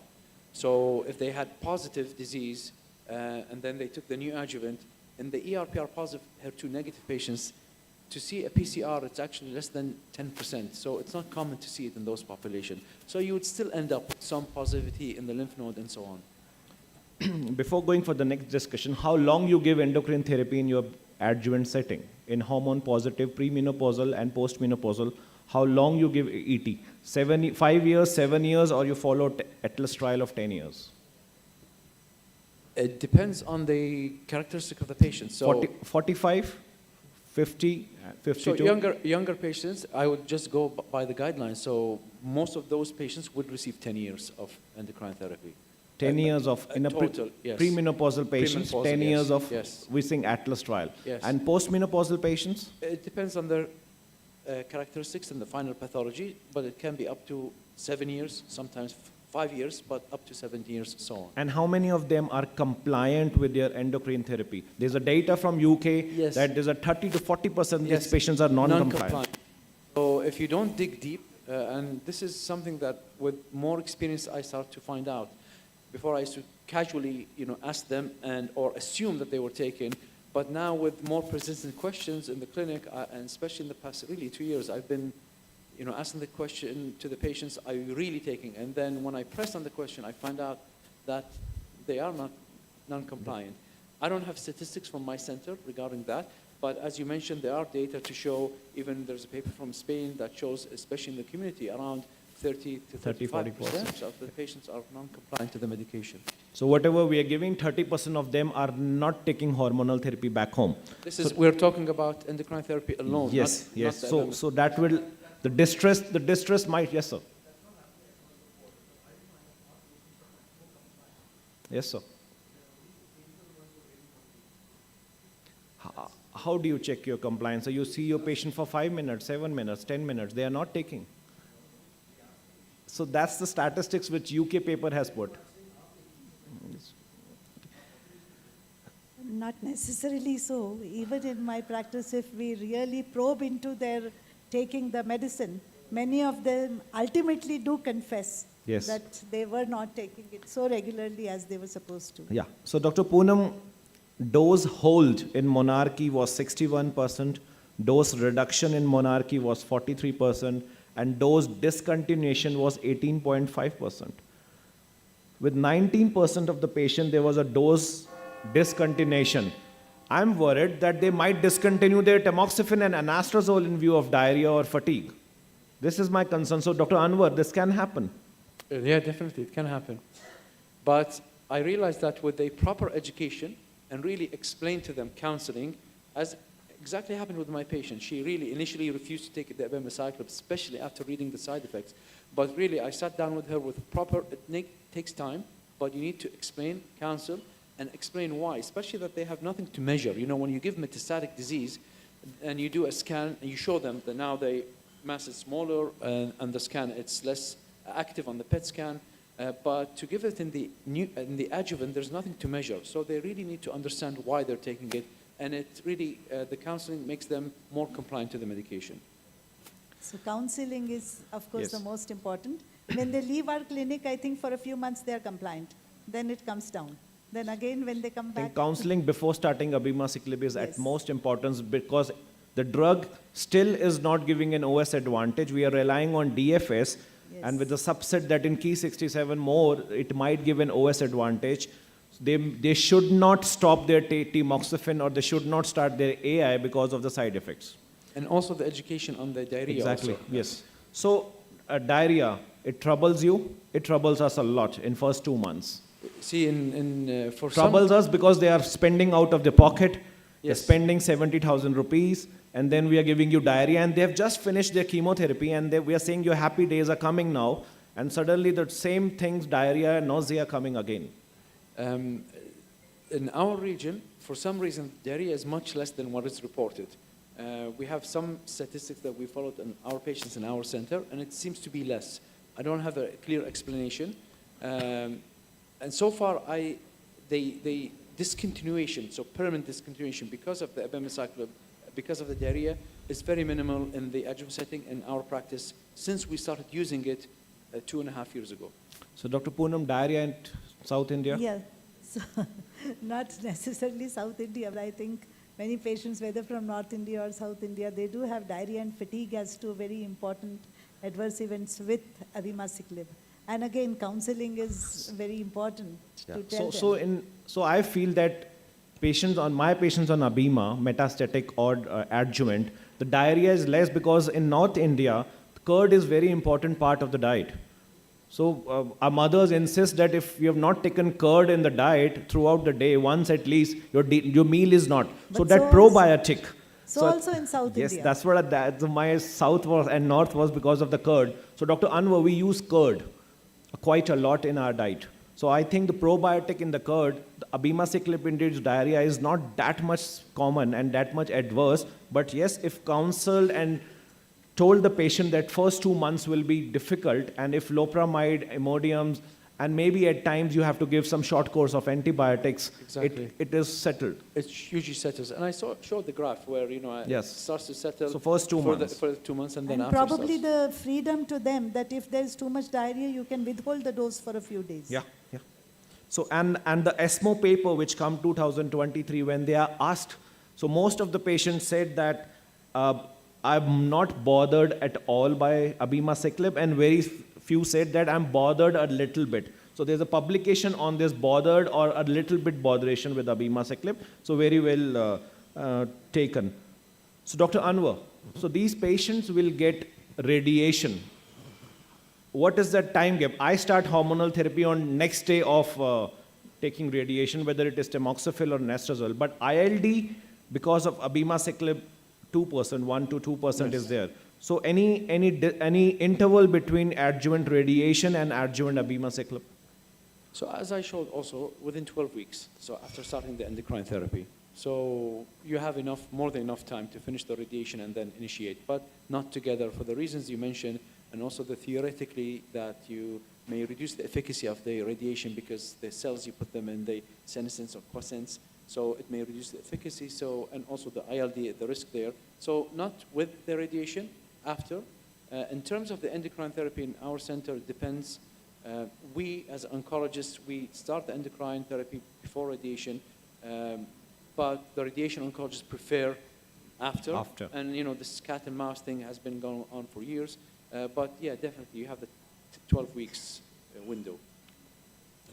So what bothered me in monarchy was thromboembolism, venous thromboembolism. So abemaciclib and tamoxifen specifically, the incident rate of venous thromboembolism was very higher, 5-6 times, 0.8 versus 1.8% or close to 2%. So what is the explanation for this? Is edema inducing thrombosis? So in the metastatic setting, you can see as... No, in this patient, tumor is out. Yes, it is out. But so probably yes, because you see in the metastatic setting, is higher than the other CDK4 inhibitors. There was a paper by, I think, Joyce O'Shaughnessy or Hope Rugo, I forgot, where the combination of tamoxifen with the abemaciclib increases and the recommendation is not to start together. So in my patients in those settings, I try not to put the tamoxifen with although there were 30% of the patients were with tamoxifen, I try to avoid it. So put them in AI and ovarian suppression with the abemaciclib. So ovarian ablation, putting them on... Exactly, yes. Right. So I think 30% of these early breast cancer who are node positive, hormone positive, they will relapse.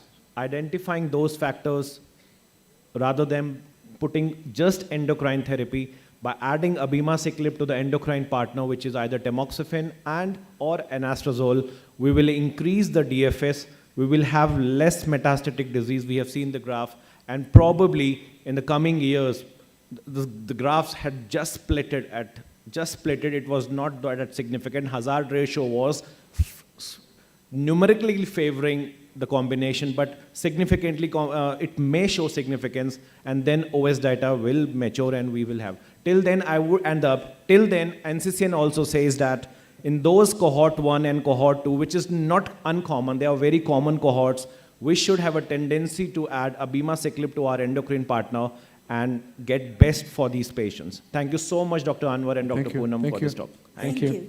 Over to organizers.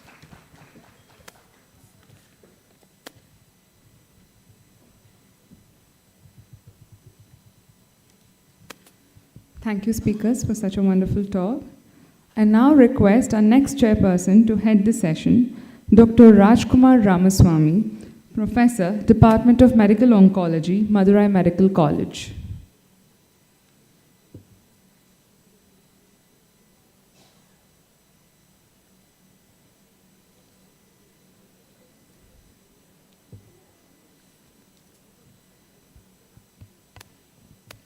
I suppose he's delayed, so I request the next speaker to take over, Dr. Neeta Nair, ma'am. Breast Oncoplastic Surgeon, Apollo Cancer Center, Mumbai.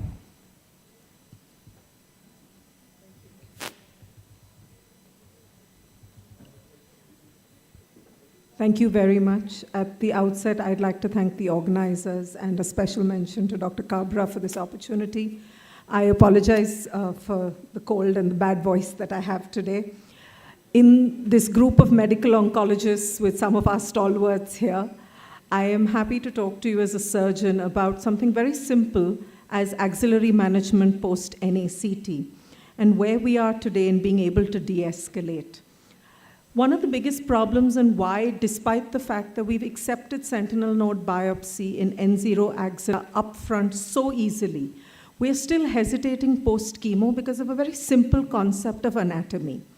Routinely, you expect the dye that you inject around the tumor periareolar to go to the sentinel node, which is going to be representative of that axilla. Unfortunately, post-chemotherapy, especially if you were node-positive disease, it may use an alternate pathway for the dye. And the dye may not pick up the representative node post-neoadjuvant chemotherapy, and we may miss picking up the correct node.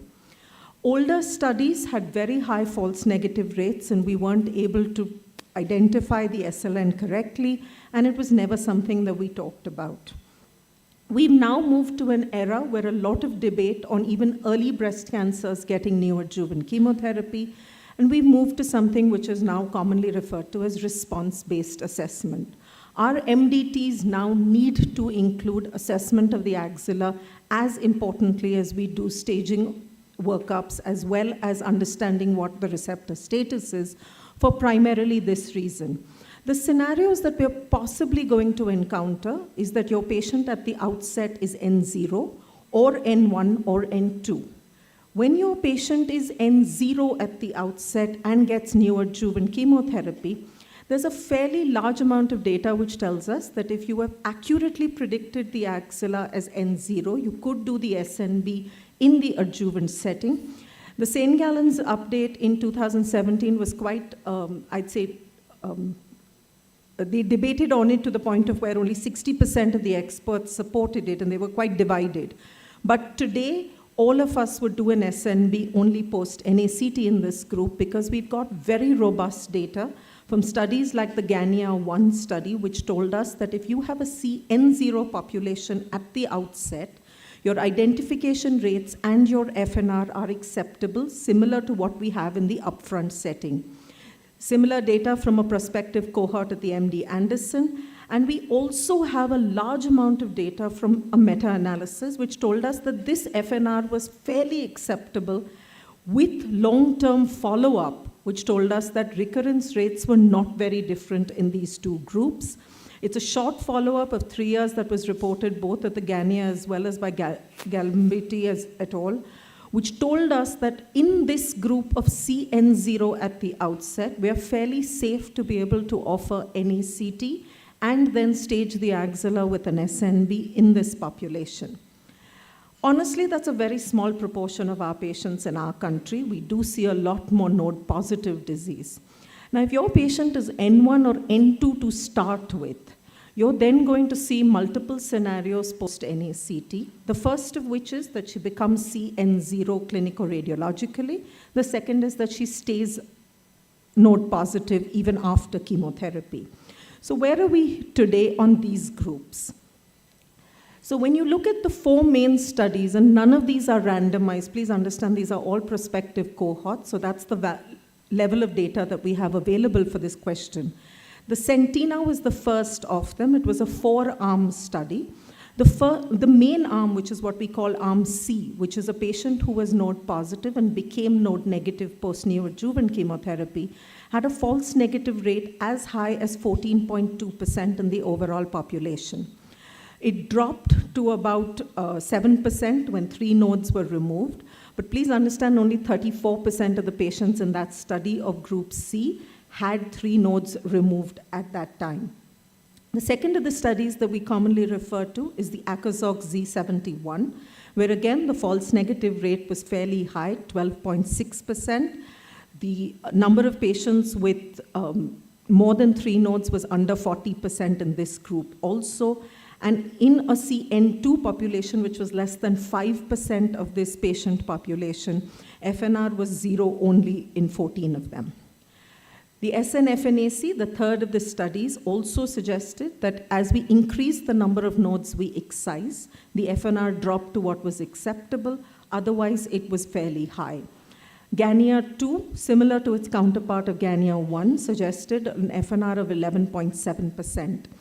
And what was important was they also suggested that if your patient had lymphovascular invasion and post-neoadjuvant chemotherapy size greater than 5 mm for the primary tumor, these were independent predictors for involvement of additional nodes in the axilla. So today where we stand is that the 4 studies, which are prospective cohorts where we have looked at evaluating whether post-chemo SNB can be done in a patient who started out as node positive and then became node negative. To be able to do this successfully, we have to use dual dye techniques, which is something that is a logistic concern across the country. We also have to be able to pick up 3 nodes. And like I told you, 3 nodes in these studies was represented somewhere between 34 to 40% of the patients only, which meant that all the other patients would have needed an ALND based on what we have. So something that came up after that was trying to target that axillary lymph node by placing something in it before we start neoadjuvant chemotherapy. Most commonly, what we try and do is place a clip in it. So one option, of course, is a tattoo, the other being a clip. What happens with this is that the clipped node, and I take you back to that first image, the clipped node is not the blue node or the hot node in over 30% of the patients, which tells you that the clipped node, which was the originally metastatic node, will not have been picked up if you did not clip it, and therefore your false negative rate increases. The clipping or targeting of this axillary node allowed us to bring down the FNR to as low as 1.4%, and you can see from even the meta-analysis that published on that. But there is a very real logistic concern with this. For any of us in the real world data, it's not as easy to identify this clip node in the OT after that. So there's a study which was published by Munich et al., which said that the preoperative localization was successful in about 80% in their hands.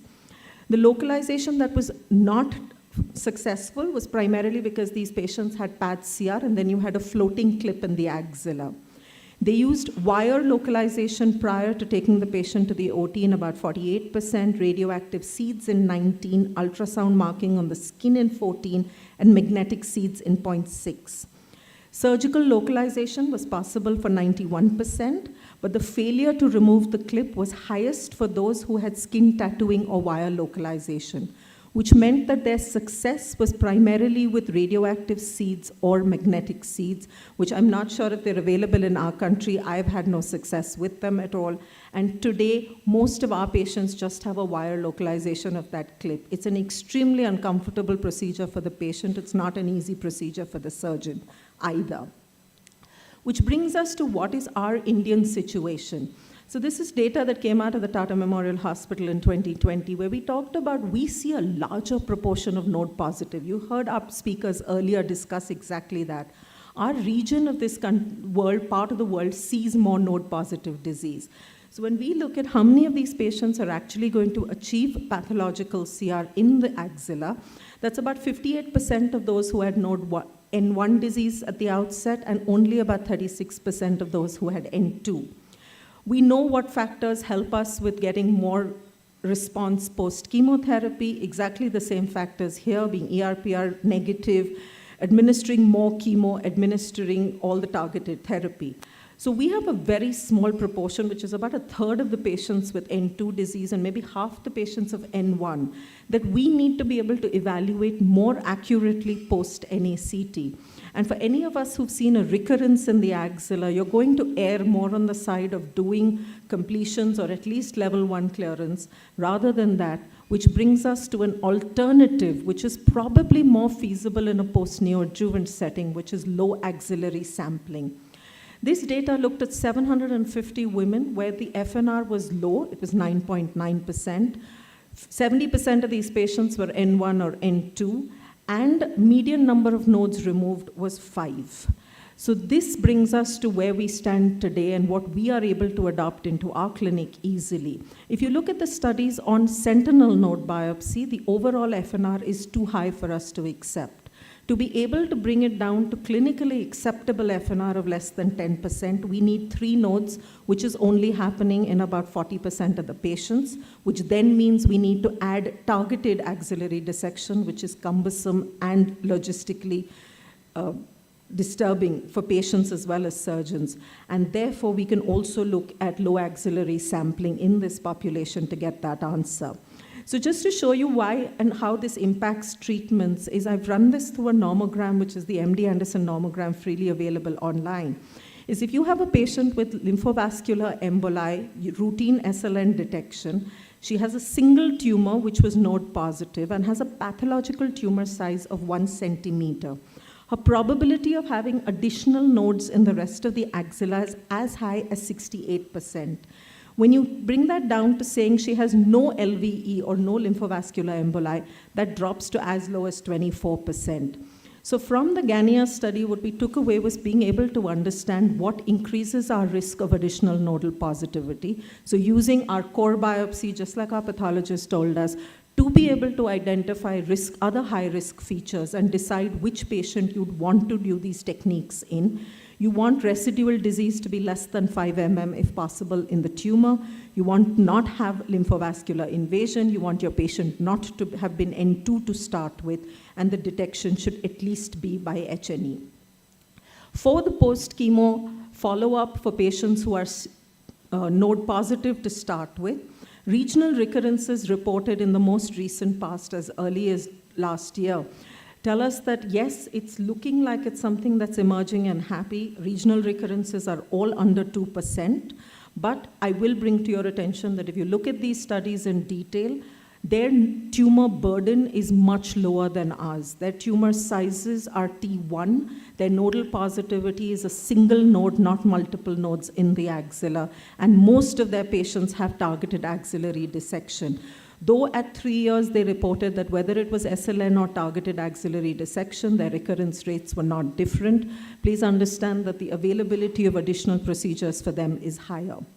So post-chemotherapy, what happens if your patient continues to be node positive? Something that we see, which is with, let's say, the Amaros or the Acazog trials up front, where you've done frozen section, that node was negative, you stopped there.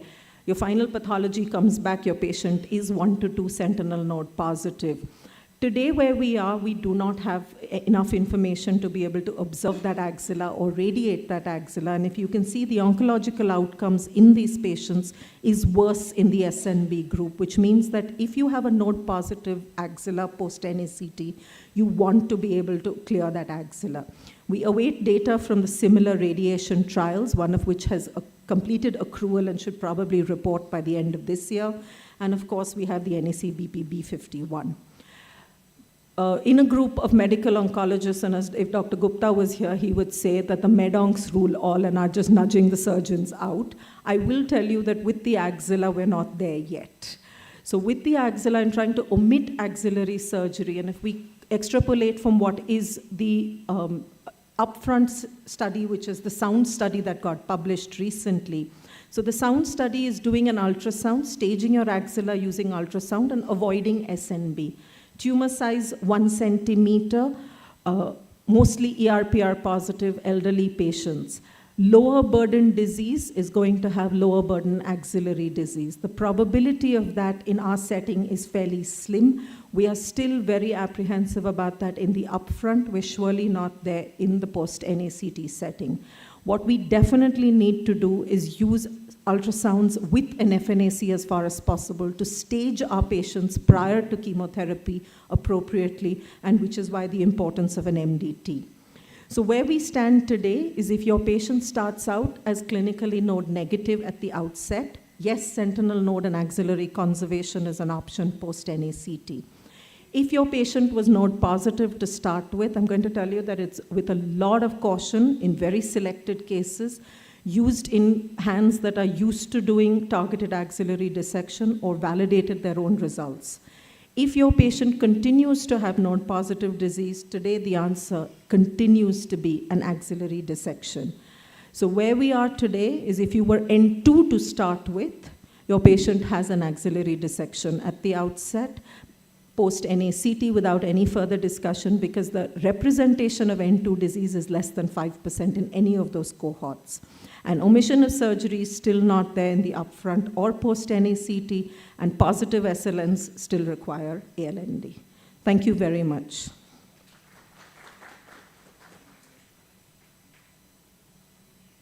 Yes, Vedant.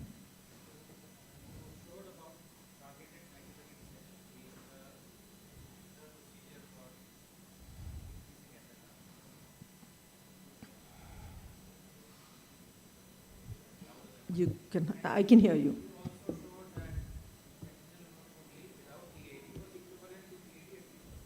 So the recurrence rates are similar, and I'm going to say that's because, that's exactly what I said. If you see their data, their burden of disease is very, very low. So if you have a validated SNB done in your population where you have been able to do a procedure where you've picked up at least 3 lymph nodes, you have done, got an FNR under 10% in your hands, could you consider doing SNB in a node N1 patient who becomes YN0? Potentially, yes, because the early data suggests that it's possible. The word of caution is that this is single node positives, not multiple nodes seen on ultrasound, and you have validated your own results and got 3 nodes in your SNBs. Agree, absolutely. And although that was not the topic, but you did mention about sound trial. Yes. So we're not there yet. So I'm going to say that the unfortunate bit is we're using ultrasounds to stage our axilla at the outset and deciding this post-chemo. We need to be a little cognizant of what the sensitivity and specificity of an ultrasound to detect lymph nodes at the outset is. make sure that it's done by a good radiologist and add an FNAC wherever possible. Thank you. Thank you. And Yes, thanks for madam. coming. Thank you. Yes, madam.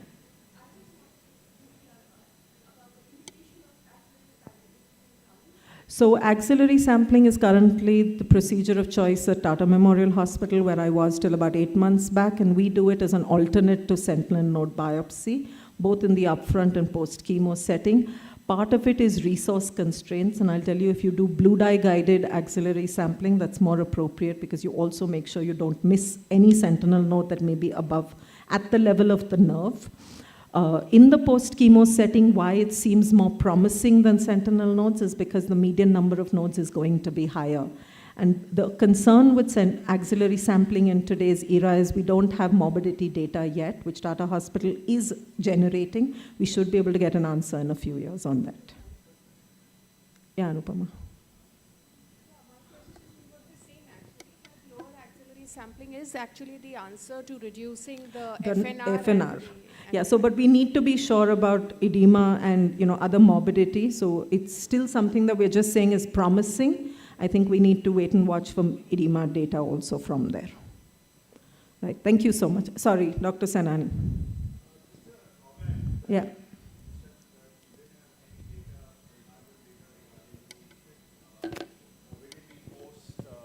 Sampling.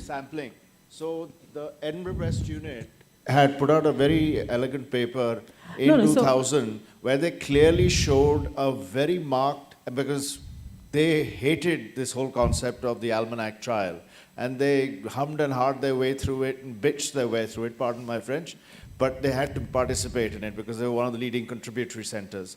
And they still preferred to do an axillary lymph node sample, which is 4 nodes maximum, 6 nodes. And the morbidity from that, especially the lymphedema rates, is 5, and in properly trained hands, less than 5%. Right. So the only difference with the Edinburgh 4-node sampling is it's berry picking, and what the Tata Hospital description was an anatomical dissection. Tends to be a little more, which is where our concern on lymphedema is. I'll be honest, if you look at it anatomically, you're leaving the node, which is what the axillary reverse mapping node is, which is going to be above the nerve, lateral to the pedicle. So we don't expect it to be any higher, but because we've had a lot of criticism on the sampling data, we have an ongoing study that they are running currently, which is looking at SNB versus sampling and morbidity data. Thank you so much.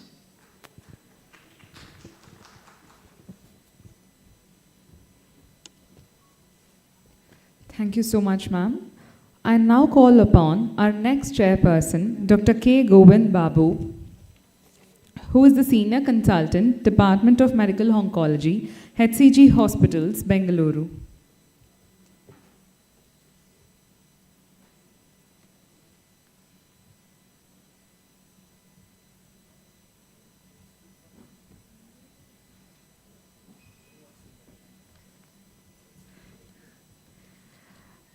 I shall introduce our next speaker to talk about treating early, continually, and rightly in the HER2-positive early breast cancer settings. Dr. Vineet Govind Gupta, Senior Consultant, Department of Medical Oncology, Fortis, Shalimar Bagh, Delhi. So thank you. So I'll just have the slides on the screen. So yeah. So the topic of the presentation is treating early, continually, and right. So there are 3 things. So we're going to be talking about 3 things in this 15-minute presentation, and we'll try to get it on time.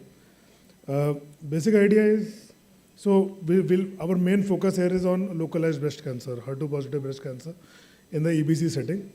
And with the advent of all these new molecules, it takes time for new molecules to transition from the metastatic to the curative setting. So a lot of questions remain in this area, where to, how to use these drugs, what is the right way to utilize, which patient requires these drugs. So we'll deal with some of those issues, and we'll also deal with, the format of dosing, which is the rightly part. Yeah. So disclosure, this slide set is partially provided by Roche. So I think I won't go into a lot of detail into why neoadjuvant therapy. The basic ideas of neoadjuvant therapy are very clear. You want early control of metastatic possible systemic disease as well as the local disease. You want to facilitate the surgery by shrinking the tumor, and you want some in situ biology information. You want a risk prediction of how aggressive and how biologically aggressive the tumor is, and how effective the therapies which you are giving they are on the tumor. And based on that, you can modulate the therapy of the patient in the future, that is response-adjusted therapy. So there is an increasing trend towards neoadjuvant therapy across multiple tumor types, and we have seen the change especially in breast cancer. So pathological complete remission, that is a histological path CR, after a neoadjuvant therapy, in number of pooled analysis, it has shown that it improves the long-term outcome of the patient, both in terms of EFS, DFS, and OS. And when we talk about HER2, so there's a very nice chart. It shows how the path CR rate has increased as the biological aggressiveness of the therapy has increased. So, we have trastuzumab alone, then we have got Neosphere, which is the taxane with pertuzumab and trastuzumab, Trafina, which is AC taxane with pertuzumab, trastuzumab, and TCHP kind of regimen. We have got Bernice, which is similar, it is AC and taxane with trastuzumab, pertuzumab. We have got Jepar Octo, Jepar Septo, which have changed the chemotherapy backbone. We have got Train 2, and ADAPT is it was a small phase 2 study. So really 90% looks impressive, but it is in a particular small cohort of patients, not in every patient.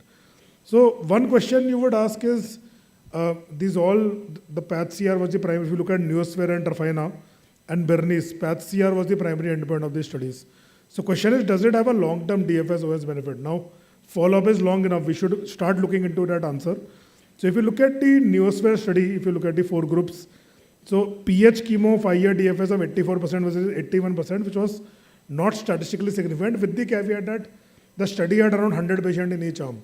So it was never powered to answer this question. Same thing, Trafina 3-year DFS 87% versus 88 and 90% with ACT kind of and TCHP kind of, not significant. Again, you can see the number of patients is less.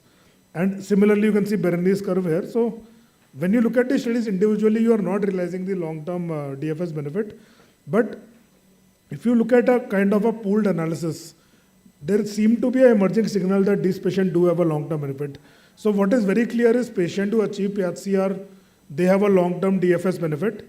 But whether this achievement of whether there is a whether it is only it is irrespective of the regimen received, the patients who are benefiting, or it is dependent on the therapy you are giving. That is still, we don't have hard prospective data. But if you pool the patient across the studies, for example, you have got HANA Neosphere, where it is trastuzumab followed by trastuzumab, Neosphere and Trafana, which is pertuzumab, trastuzumab followed by trastuzumab, and Bernice and Christine, where neoadjuvant pertuzumab as well as adjuvant pertuzumab is given.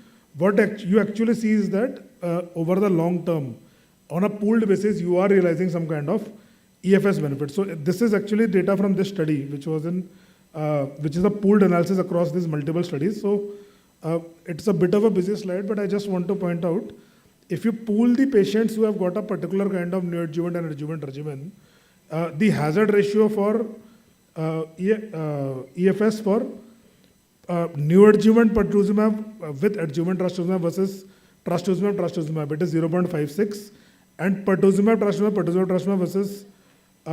trastuzumab, it is 0.36.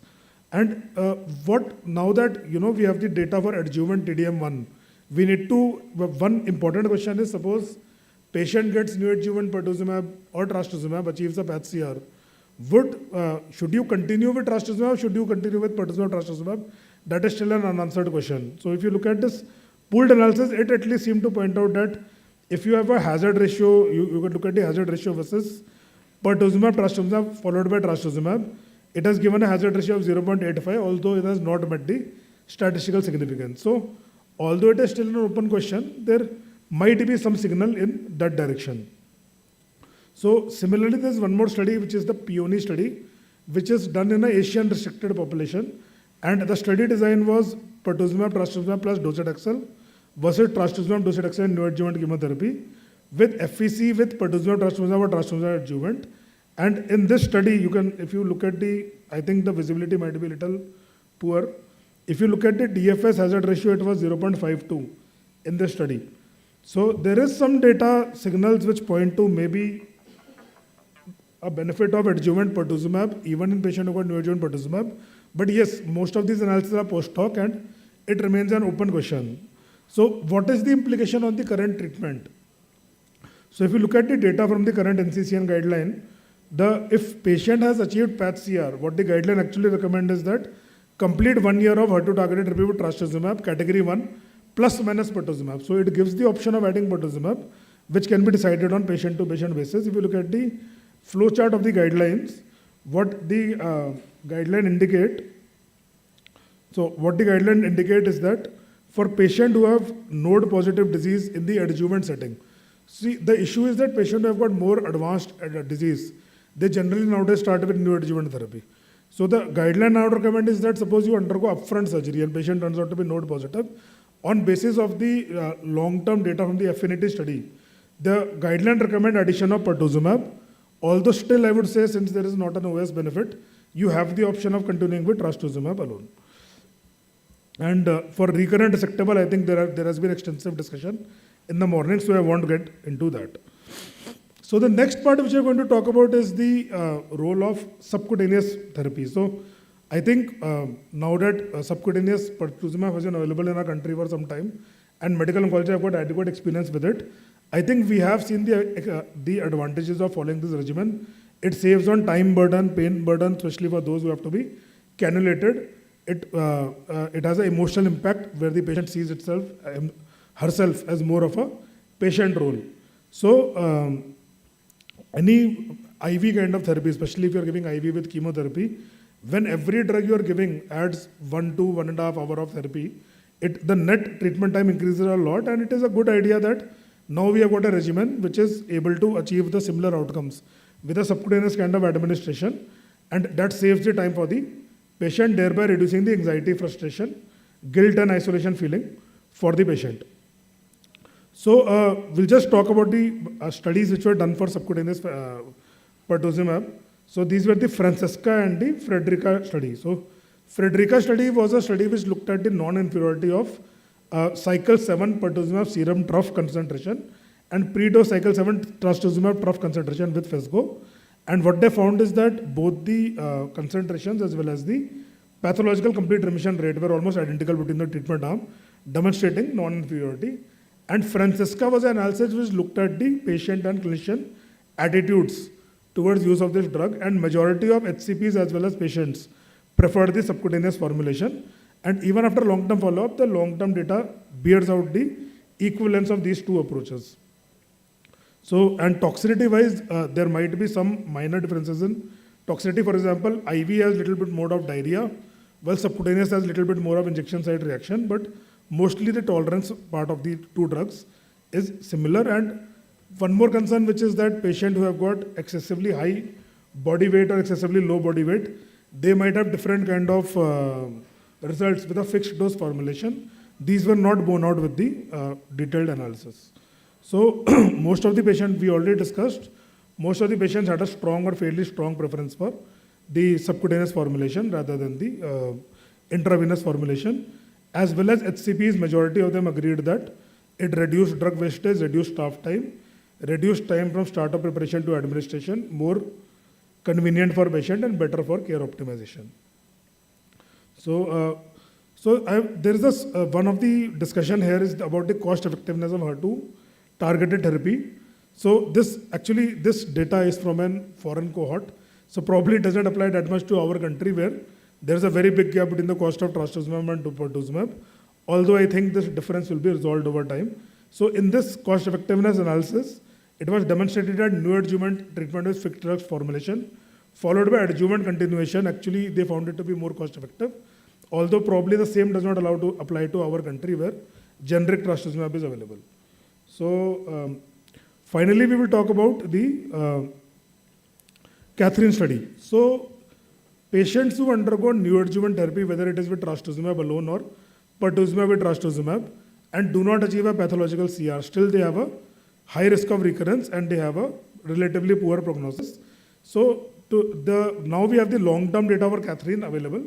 So I think we all know Catherine was a study where patients with HER2 positive early breast cancer who had received prior neoadjuvant therapy with minimum 6 cycles of chemo and minimum 9 weeks of trastuzumab with or without pertuzumab, with residual invasive tumor in breast or axillary lymph node were randomized 1:1 to trastuzumab emtansine, that is Kadcyla, versus trastuzumab, both of them given for 14 cycles, with primary endpoint IDFS, secondary endpoint being OS, and various safety and quality of life parameters, and stratified by the various factors like clinical stage, HR status, preoperative kind of therapy, pathological node status, and postoperative and after the preoperative therapy.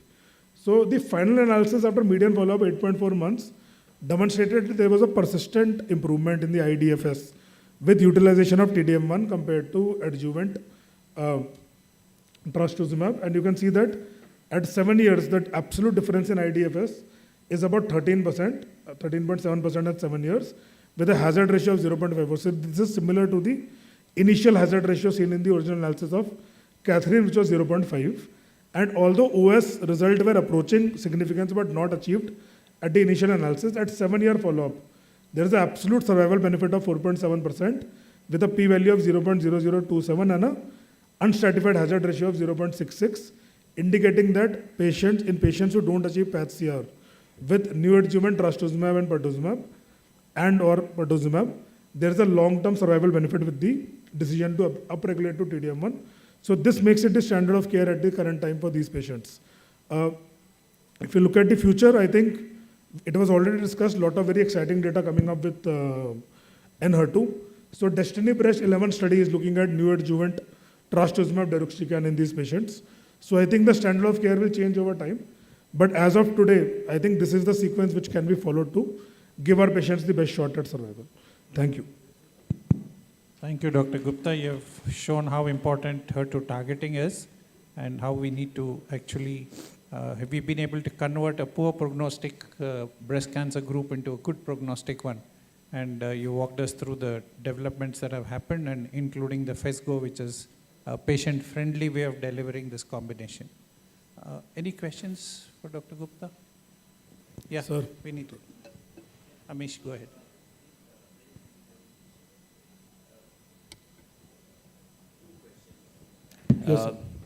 Neoadjuvant FESGO, if you have started, and there are two scenarios, PATH-CR or non-PATH-CR. In non-PATH-CR, I'm sure all of us would agree that you stop FESGO and go to Kadcyla or TDM1, whichever TDM1 you want to do. In a in a PATH-CR,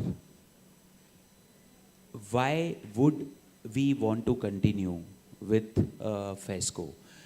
Well, Catherine data, yes, but there was an adjuvant setting, node positive. In the end, IDFS was little, separating. Affinity. Yes, affinity, sorry. So, I don't know, if we start with neoadjuvant FESGO, in either of the scenarios, we are fine with continuing only trastuzumab if there is a PATH-CR. And if no PATH-CR, then anyway we are going to move to TDM1. So yeah, so I actually that was the point I made during the presentation also. In fact, even if you look at the studies of, you let alone adjuvant pertuzumab, if you just look at the study of neoadjuvant pertuzumab, what I wanted to share is that none of the studies individually has shown a long-term DFS benefit, but which is probably related to the small sample size of the study. So I fully agree with you that in adjuvant you have the option of giving both trastuzumab as well as pertuzumab, and absolutely fair if you want to just give trastuzumab. And many of my patients, even I would agree that I have also been just giving adjuvant trastuzumab, because there is no robust data that in these patients giving adjuvant pertuzumab will change their long-term outcome. Absolutely.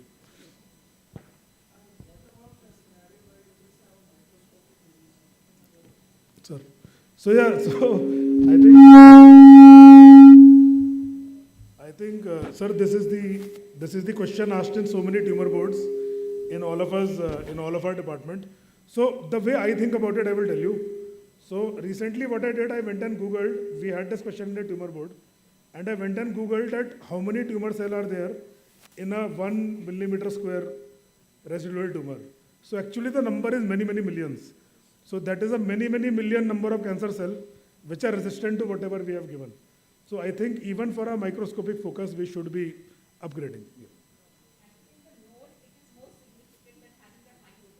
absolutely. Because the nodal disease is genetically more aggressive, so absolutely agreed. Thank you, Dr. Gupta.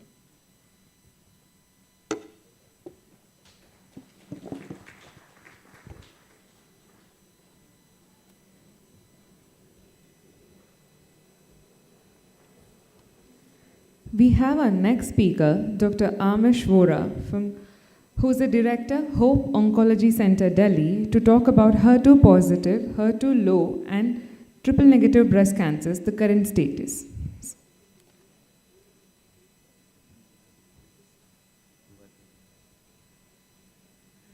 So I don't know how many panelists are there.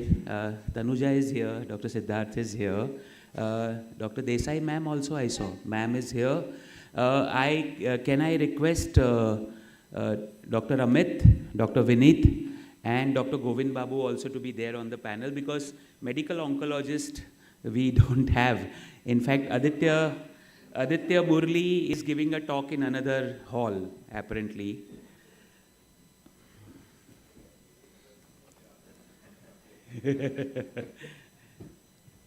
Yes, you have a panelist list? No.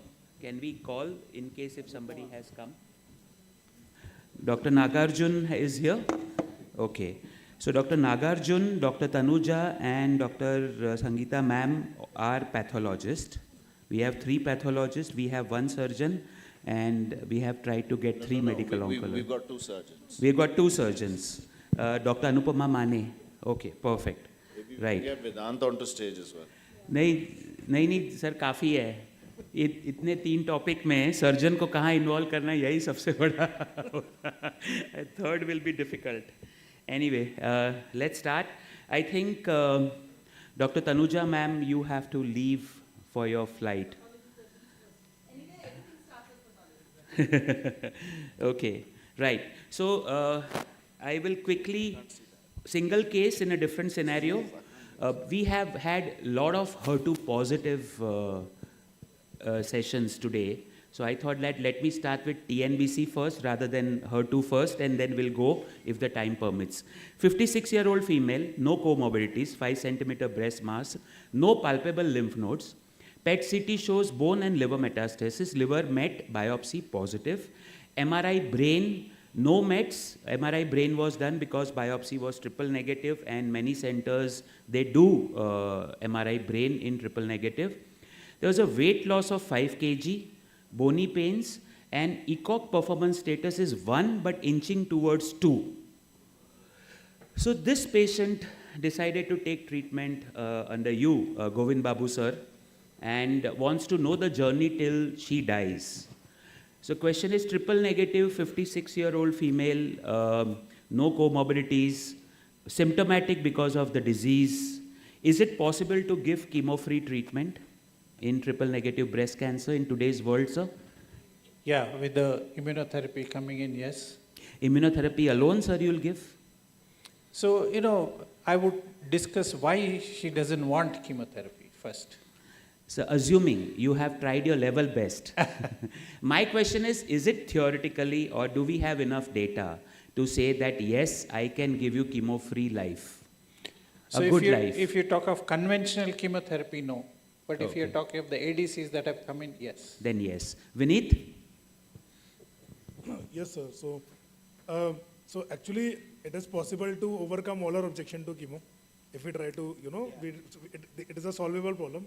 But suppose patient is an oncologist and says कि जो drug chemo category में आएगा वो नहीं लूँगा. So in that case, I think olaparib, ADCs, and IO, these 3 options. Absolutely. So point was, I have that picture and this thing. So if you see today in triple negative breast cancer, assuming the patient is germline BRCA positive, you start with olaparib, then you go to ADCs, and then you go to targeted agents based on NGS. You can actually avoid the systemic chemotherapy which we have been giving in triple negative so far. Okay, so that is what I wanted to highlight.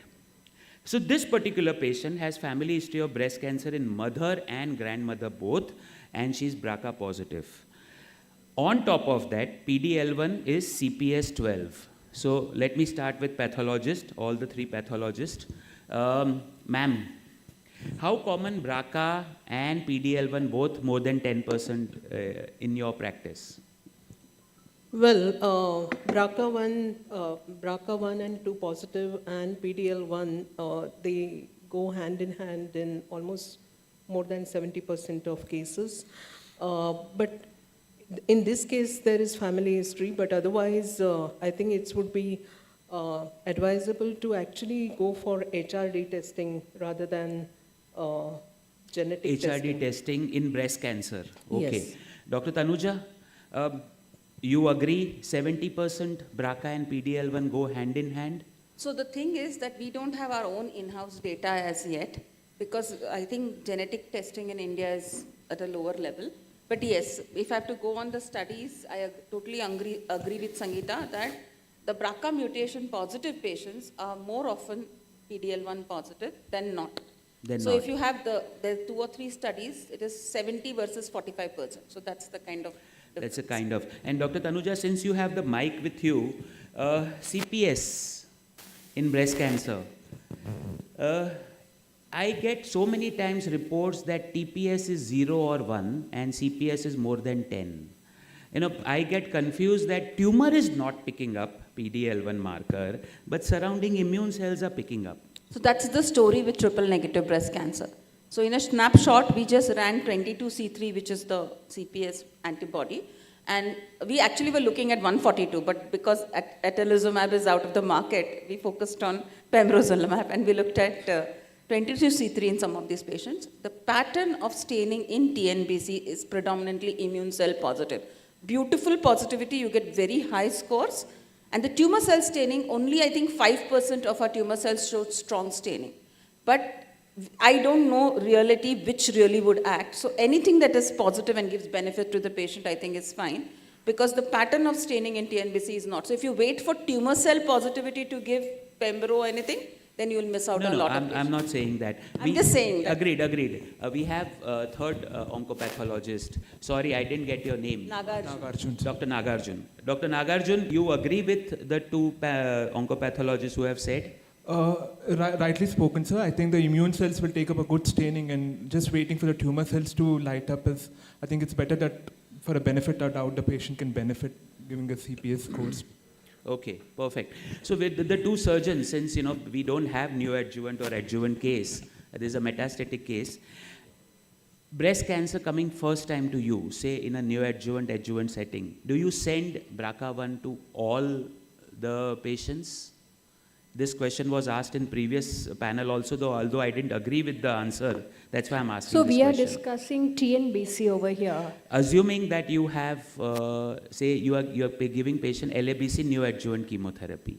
You are sending the patient to medical oncology, but during the biopsy, would you advise BRCA to everyone, and are you doing PDL1 in non-metastatic cases also? Because I'm seeing some of the surgeons are doing PDL1 in non-metastatic also. We are not doing PDL1 in non-metastatic, and BRCA we are doing as per the guidelines, the NCCN guidelines.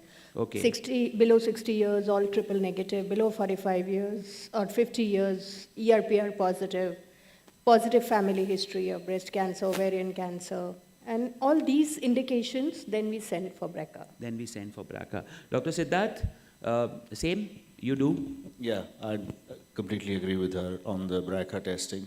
All the criteria that Dr. Mane mentioned are what we would do with the BRCA. I mean, if as a surgeon you haven't been able to elicit the history, then I think there is something wrong with you.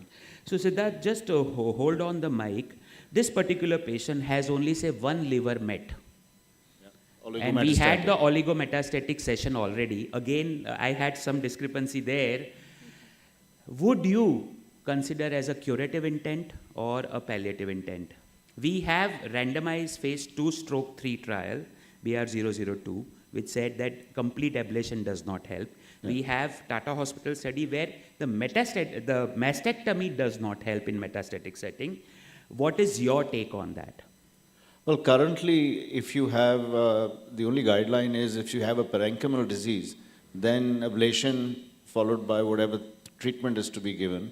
And if you have a surface lesion, then you would do an excision of that. But I think that we've actually got two patients like that, Amit and me, at the moment. And we're doing a metastatectomy in one after he gives neoadjuvant treatment. And then the other one is being treated with RFA. Okay, perfect. So now three medical oncologists, starting from Vinit, Amit, and Govind Babu sir. Vinit, this particular patient, BRCA positive, PD-L1, CPS 12, between the two, olaparib or pembro plus chemo, which one would you give? So Pembro plus chemo. Pembro plus chemo. Amit? Olaparib plus chemo. Olaparib plus chemo. Sorry, olaparib. Olaparib, okay. Govind Babu sir? I would give pembro plus chemo. You would give pembro plus chemo. Okay, fine. So we have two people in favor. So now let's see. So both of them are right. If you have a germline mutation and PD-L1 CPS less than 10, then your PARP inhibitor is category 1.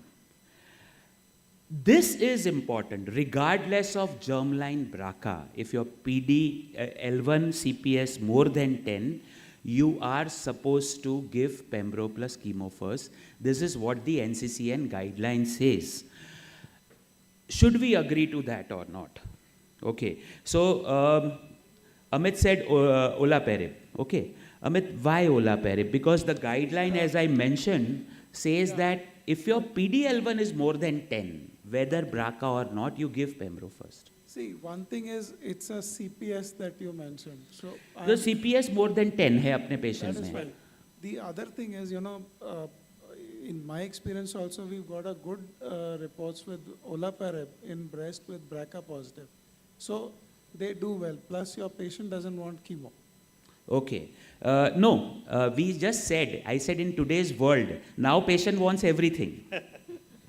So point is, but yes, so two of the people said, just quickly I'll run through and I'll again come back to all the three medical oncologists. So both are NEJM papers, pembro plus chemo and olaparib. Okay.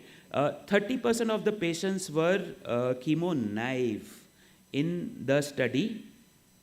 The response rate of olaparib alone is 56% and pembro plus chemo is 52%. Okay. Now let's see this. If olaparib patient has not received any chemotherapy, the hazard ratio is 0.65. Okay. And here is the holy grail, what I say, of CPS data. First of all, CPS 1 they tried, then CPS 10. More than CPS 10, hazard ratio is 0.71. The olaparib is 0.65. Okay. Now let's look at the bottom line. CPS more than 20 and less than 20, if you see the hazard ratio of CPS less than 20 is 0.90 or 0.96. So we don't know, first of all, what is the story of CPS more than 10 or more than 20. That is one. Dr. Tanuja, in your experience, how many of breast cancer triple negative CPS more than 20 you have reported? मेरे सारे 10 से बीच में ही है सारे. 20, I don't know. You don't I know know. 10. You got 10, okay. But if you see, there are 204 patients of CPS more than 20. So the thing is, in our experience, whenever we've done in TNBC, our PDL1 comes to around 30% in breast cancer, triple negative, not overall. And I expect that is considering CPS of more than 10. Okay. So hazard ratio almost equal, olaparib slightly better. Response rate wise also olaparib is not inferior, better. And we have a single oral drug. Vineet, why not olaparib? Olaparib we can give in second line, but pembro chemo might, we don't have that much robust data to give in second. Okay. Govind Babu sir, forget about NCCN guidelines. I showed you both the papers. Yeah. See, I will discuss both with the patient. The thing is, olaparib, although you say just a tablet, it's not an easy drug to give. You have a lot of side effects. The compliance issue with the oral tablet, that we've been talking for decades together about oral drug and compliance. That is there. So that is why I would choose pembrolizumab plus chemotherapy. And as Vinit said, after that, you always can go to olaparib. Okay. So point is the data, according to me, the data with olaparib is very, very robust. And I think we somehow hesitate from using olaparib upfront. And in fact, if you see the study, patients who received upfront olaparib did better on those chemo-naive. There were 30% chemo-naive patients in this trial. But to the benefit of Pembro, I would say that this particular graph, if you see, at 36 months specifically, there are 73 patients who have still not achieved any event versus 22. So it is 20% versus 33%. So we are looking at the tail in pembrolizumab arm. Okay. This patient decided to go for olaparib. She responded well to olaparib and PET-CT and PR after 4 months. 11 biopsy, this particular triple-negative breast cancer patient. Okay. Because she's progressed so rapidly. Doctor, 11 months. Yeah. She has progressed after 11 months. I thought it was 4 months. No, 4 months is a partial response. Okay. But Dr. Nagarjun, I would still biopsy. how many re-biopsies of triple-negative breast cancer in a metastatic setting you get, and do you see any different behavior? Is this ER/PR HER2 negative become HER2 low? So especially in this triple negative cases, it's always advised that we, at metastatic site or any site, we do the entire hormonal and HER2 testing. And there, the chances of triple negative conversion is relatively quite less compared to an hormonal HER2 turning into TNBC. But there are chances with the new concept of HER2 low coming up and all that. There could be possibility that sometimes a HER2 that is being misreported because of the differences in the pathological interpretation, there could be chances that it could turn out to be an HER2 low as well. Dr. Tanuja, So I was Amish, coming to you. I was not talking just about ER/PR HER2, the other pathways. You were talking of NGS. Yes. Right. Dr. Tanuja. So, just to answer your question, so very rarely TNBCs with such metastasis are biopsied. So 10%, because we were looking at PDL1 comparison in primary versus the metastasis, and out of 100, we got only 10% where there were metastatic site biopsies. So 10% I would say. But this is a very short, small study. It is not like a huge study. But in our own hospital, only 10%, that too, all these were mainly lung metastasis. And the PDL1 does change. So it was mainly for the PDL1. It does change depending on the site of metastasis. And the bottom line is that when you talk about HER2 low, since we are going to go to HER2 low sometime, you have to understand what is the methodology used to document that HER2 low. Whether it has been done on a Ventana platform, and we know today that if you're using, we have moved from benchmark to ultra. Many medical oncologists don't realize it. So there's a different protocol set up for each of these platforms. So you can't just say 1+, take it as HER2 low and go ahead. If that 1+ is with a DECO antibody or some polyclonal antibody, it might as well be +2, and it could be even amplified. So it's very important to confirm your HER2 state. What happens, people look at 1+ and straight away TDX is added. I think there's a huge gray zone in that area. If you look at the Destiny trial, they ran a definite set of protocol to say it was 1+, and the protocol on ultra, very few centers in India today have the ultra. It's different from the protocol in benchmark XT. So if you have benchmark XT, you can consider that old result as positive. Okay, but if it's any other machine, you have so to the rebiopsy decision by Govind Babu sir finally yielded 1+ low. Sangeeta ma'am, we are 3 oncopathologists in the panel. According to the data, and I'm not saying anything about the pathologist, according to data, 1 out of 3 of you will be wrong in HER2 low versus HER2 0. Or HER2 low versus HER2 1+ and 2+. Well, What is your experience, ma'am? I'll tell you in general about whether there is HER2 low or it's not there. Right from the beginning, accuracy of HER2 testing has been doubtful. I mean, a very high percentage of error rate, almost 20%, especially in Indian setting. So whether it is, and now with this addition of low, HER2 low, one is what antibody you're using, which platform you're using, and are the pathologists used to reporting to make a distinction between 0 and 1+, and all that is very challenging. Very challenging. Yes. So it is not as easy and as simple as it sounds, TDXT story. I think we need to first correct ourselves at the pathology level. Dr. Siddharth, in all these metastatic journey, you are a neutral bystander when you keep looking at medical oncologists giving one treatment after another. Do you think the biology of these metastatic breast cancer change in front of your eyes after one cycle to another? Have you any experience? Do you watch? I mean, ever since we've started standardizing the platforms of testing for IHC, there has been a change. And with the advent of NGS and further, pathways to look at why has this progressed, I mean, I would take that as an equal change, because the tumor has undergone a mutation and changed the pathway to progress. So that would also be a change in biology, wouldn't it? Right. Govind Babu sir, you have done rebiopsy, you have done NGS. HER2 is 0. 1 minute, ma'am.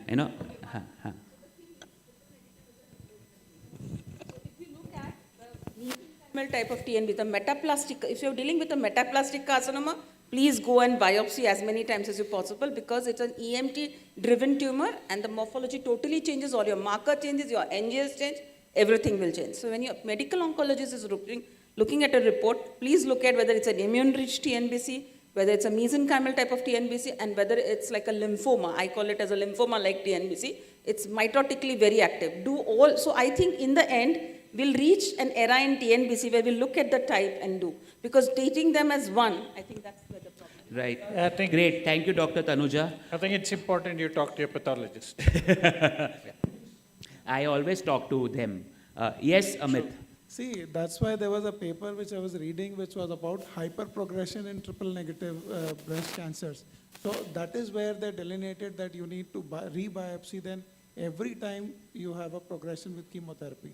Moreover, I would definitely go with sir about NGS, because if you see the other data with triple negative after progression, we have a very limited survival rates. Correct. So, right. Point very well taken. Govind Babu sir, you have rebiopsied this patient. You have done NGS. ER/PR HER2 negative, HER2 0, not even 1. But NGS shows ERB-B2 amplified on NGS. How do you take that as HER2 positive or you take to as HER2 negative?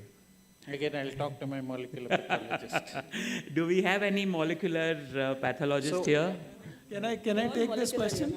Yeah, Amit. See, and then ma'am. Both Siddharth and me, we had a patient, a similar situation, where we had a negative on IHC and fish and IHC both negative. No, IHC was 1, and NGS showed B2 amplification. So we reviewed all the papers and I'm everything. talking of 0, HER2 0 and ERB-B2 amplified on NGS. But see, the point is, every study says that IHC and fish, they are the gold standards for B2. What would you do? Would you take as HER2 positive or not? No, we'll not. You will take as HER2 negative. Okay, right. So I have. In this situation, yes. Huh? In this situation, you have to take it as positive, because you have a metastatic TNBC which has now changed the thing. If it was a HER2 positive disease, that's a different story. In this situation, you will consider HER2 negative. Still, the biopsy IHC shows HER2 0. NGS shows ERB-B2 amplified. I have one case like that. I gave anti-HER2 directed therapy. Patient did very well for 2 years. Samish, this could be a truncated HER2, and that's why you're not picking Absolutely. That is what I'm saying. Exactly. And in fact, why NCCN removed that, but there was a footnote 2 years back that truncated HER2 can be picked up on NGS and keep looking at that. Yes. Vinit, you want to say quickly and answer in this patient, sacituzumab govitecan or trastuzumab deruxtecan? So I just want to say that even if you don't take it HER2 positive conventionally, we don't treat it like a 3+, at least we should treat it like a low positive. If you have amplification on NGS, because see, for example, in lung cancer, even if IHC is nil, FISH is nil, there is a mutation. No, low positive is a different ball game. So I think Vinit, what you're saying is theoretical. Let's move. We have 7.5 minutes left. Vinit, sacituzumab or TDXT? HER2 1+ FISH negative. 1+ FISH negative. Patient has not got chemo. Patient gets chemo first. No, you forget about that slide. So that slide stuck in everybody's mind. What I'm saying is that in the second line, in triple negative breast cancer, you find the rebiopsy shows HER2 low. Trastuzumab deruxtecan. Trastuzumab deruxtecan. Amit? I would go with the first option. you would go with the sacituzumab. Govind Babu sir? I would go with deruxtecan because you have a target now. Later on that might disappear and then I might use. So, Destiny 04 is the one which we are talking. But Destiny 04, remember, there were hardly, I think 50 patients were there who were triple negative. Remaining all patients were HR positive. Although I have marked here from NEJM article, the PFS was 8.5 versus 2.9 months. And overall survival was again 18.2 versus 8.3 months in trastuzumab deruxtecan arm versus sacituzumab govitecan in triple negative, as there was a huge difference in that. But I think in terms of number-wise, TDXD sounds better. But Vinith, sacituzumab govitecan was studied only in this particular subgroup, while Destiny 04 did not address triple negative particularly. Do you consider, you do a lot of clinical trials, do you consider it evidence enough for us to use TDXD in HER2 low but ERPR negative? So very interesting was that even with this small sample size, there was a statistically significant benefit. Absolutely, I agree. In that subgroup. So you will take that I will as the one. take that. Okay, fine. So we have again 2 people for TDXD and 1 for that. Okay, now last 5 minutes let's spend on HER2 positive, either ISC3 plus or FISH positive. So 56-year, same female, there is no brain mets, but now HER2 is positive. Weight loss 5 kg, symptomatic, everything positive is there. So this is the HER2 positive patients NCCN guideline. First line, second line, third line. Vinith also alluded to thing.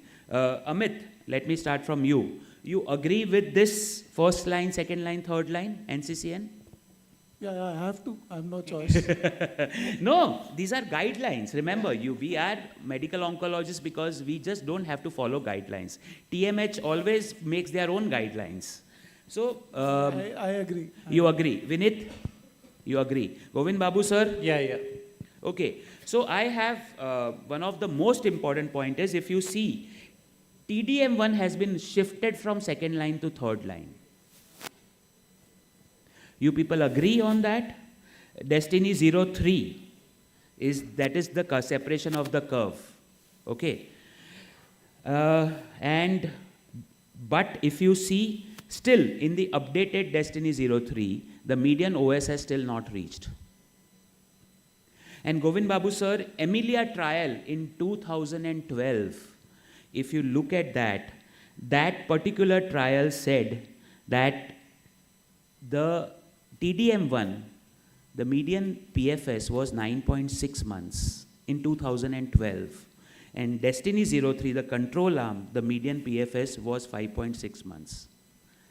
So in Destiny 03, the control arm did inferiorly compared to Emilia trial. On top of that, Emilia crystal clear showed that it is still better than standard chemotherapy. So Govind Babu sir, again I will ask you the same question. Do you think TDM1 should be down to third line or category 2A and put it in second line? Yeah, I think so. Going to the third line is not the ideal. That's not the right. Vinith? So I think it should be fourth line, sir. We have got better drugs now. No. Question is not that. In lung cancer, you treat lung cancer? Yes, sir. You have EGFR and ALK positive patients? Absolutely. How many category 1 are there? Yeah. And they all have been compared with each other? Absolutely. They are still category 1. In India, Jeftinib is still category 1. Crizotinib is still category 1. But they have been compared with third generation. So, sir, the point which I will make in this scenario is the data now says that patients who are treated with pertuzumab or more potent anti-HER2 drugs, they don't do that great with TDM1 because there is down-regulation of HER2. And you actually need a more potent anti-HER2 agent. So I would, if NHER2 is available, I will still prefer second line NHER2. And third line, I will not go with TDM1. I'm not saying that you don't keep. All I'm trying to say is that, why don't you keep category 1 as TDXD, category 2 as TDM1? That is acceptable. That is what I'm saying, that, when I give TDM1 in the second line and somebody shows me NCC and I don't have anything. So that's what I feel is the current status should be. Brain metastasis, Vinith, you presented this thing and we had a session also. TDXD or tucatinib? ADHD, sir. TDXD. Brain mets tucatinib. Brain mets tucatinib. Amit? Brain mets tucatinib. Okay, so very quickly I'll run through. This is TDXD trial. The hazard ratio with brain metastasis is 0.38, if you see very clearly. And HER2 climb, tucatinib, if you see the baseline brain metastasis, the hazard ratio is 0.58. Cross-trial comparison. I'm just talking, sir. What I'm trying to say that we have forest plot chart, and if you see, I have not seen anything like this in a forest plot. So my point is that both are equally good, because in our brain it is ingrained that brain mets means tucatinib and known brain mets with TDXD. You can give either, both have equal CNS penetration. That is what I wanted to say. Current status keeps changing very fast. I have 1 minute, but to do justice to this, I would like to ask ma'am, starting from here till the end, if you have some last comments on this. Changing status of TNBC, HER2 low and HER2 positive, that is what the topic given to us.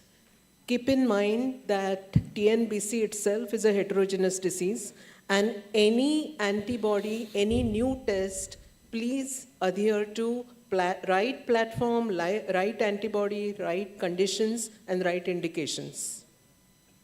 I would say that even HER2 is a heterogeneous disease, and I think there are groups there that we need to identify.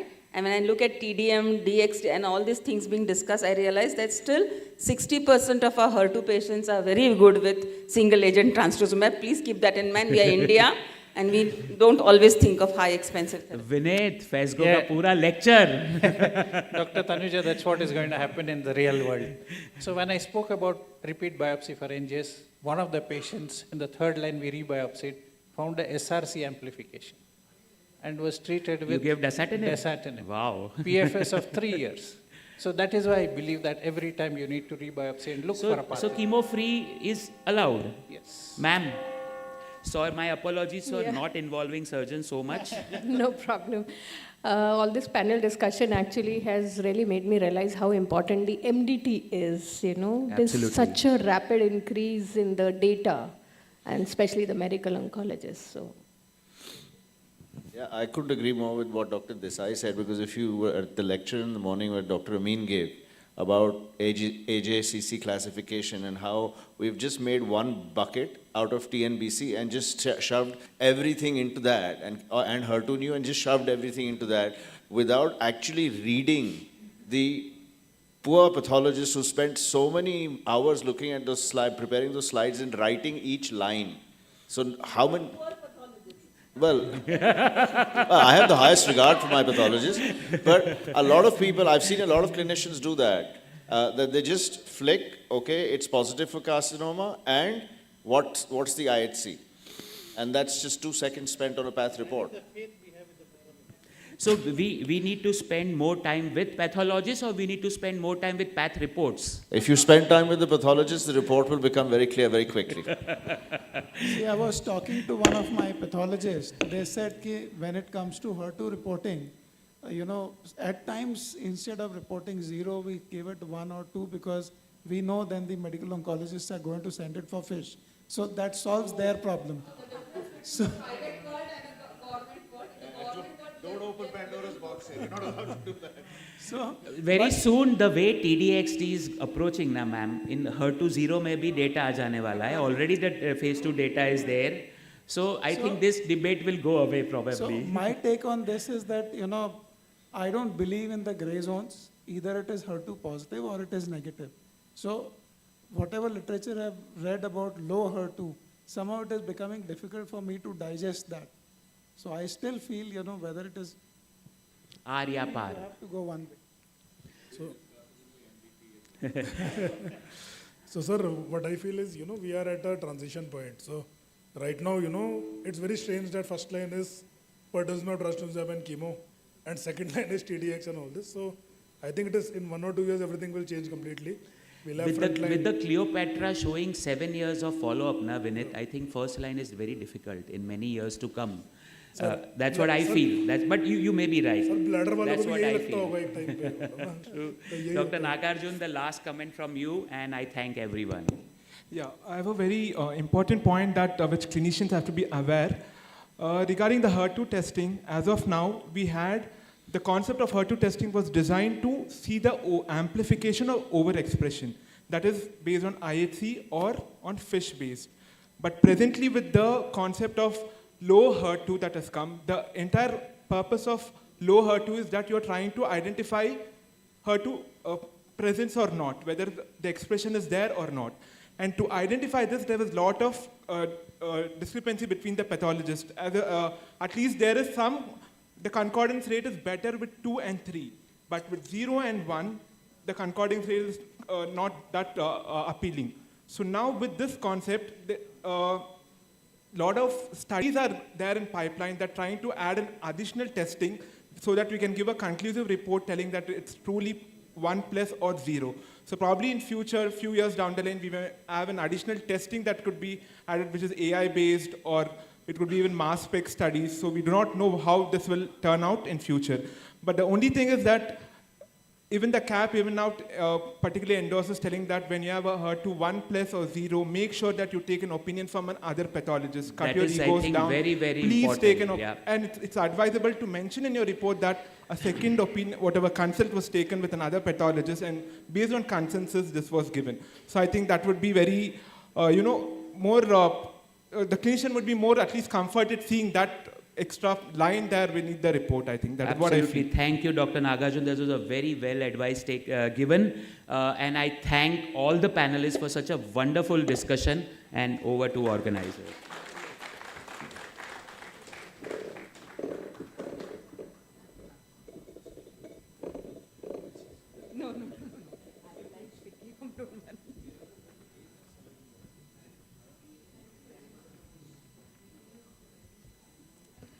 Thank you, sir, and thank you to all the expertise in the panels.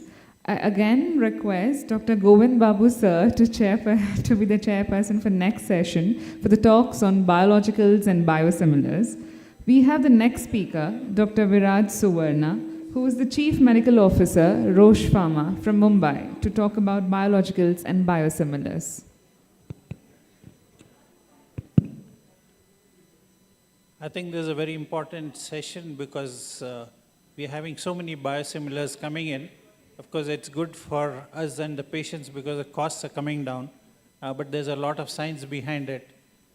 So we'll have the first talk by Dr. Viraj.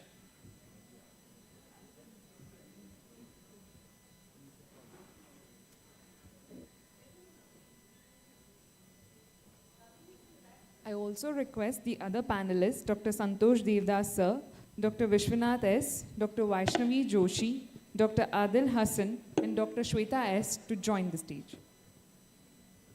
I can speak from here. So thank you very much, the organizers of Fortis Cancer Summit, for permitting me to present to you all. I'll be as quick as possible because we have only 20 minutes. So this session is essentially to only talk about the fact that there is a difference between, say, a biosimilar and a generic. Biosimilars are not generics, and therefore, obviously, when we look at biosimilars and biologics, what should we really know? And one thing we clearly know is that, obviously, when the patent on that original biologic expires, naturally, biosimilars have to come in, just as when the patent for an original small chemical or molecule expires, generics also have to come in. Yeah, this is the disclaimer.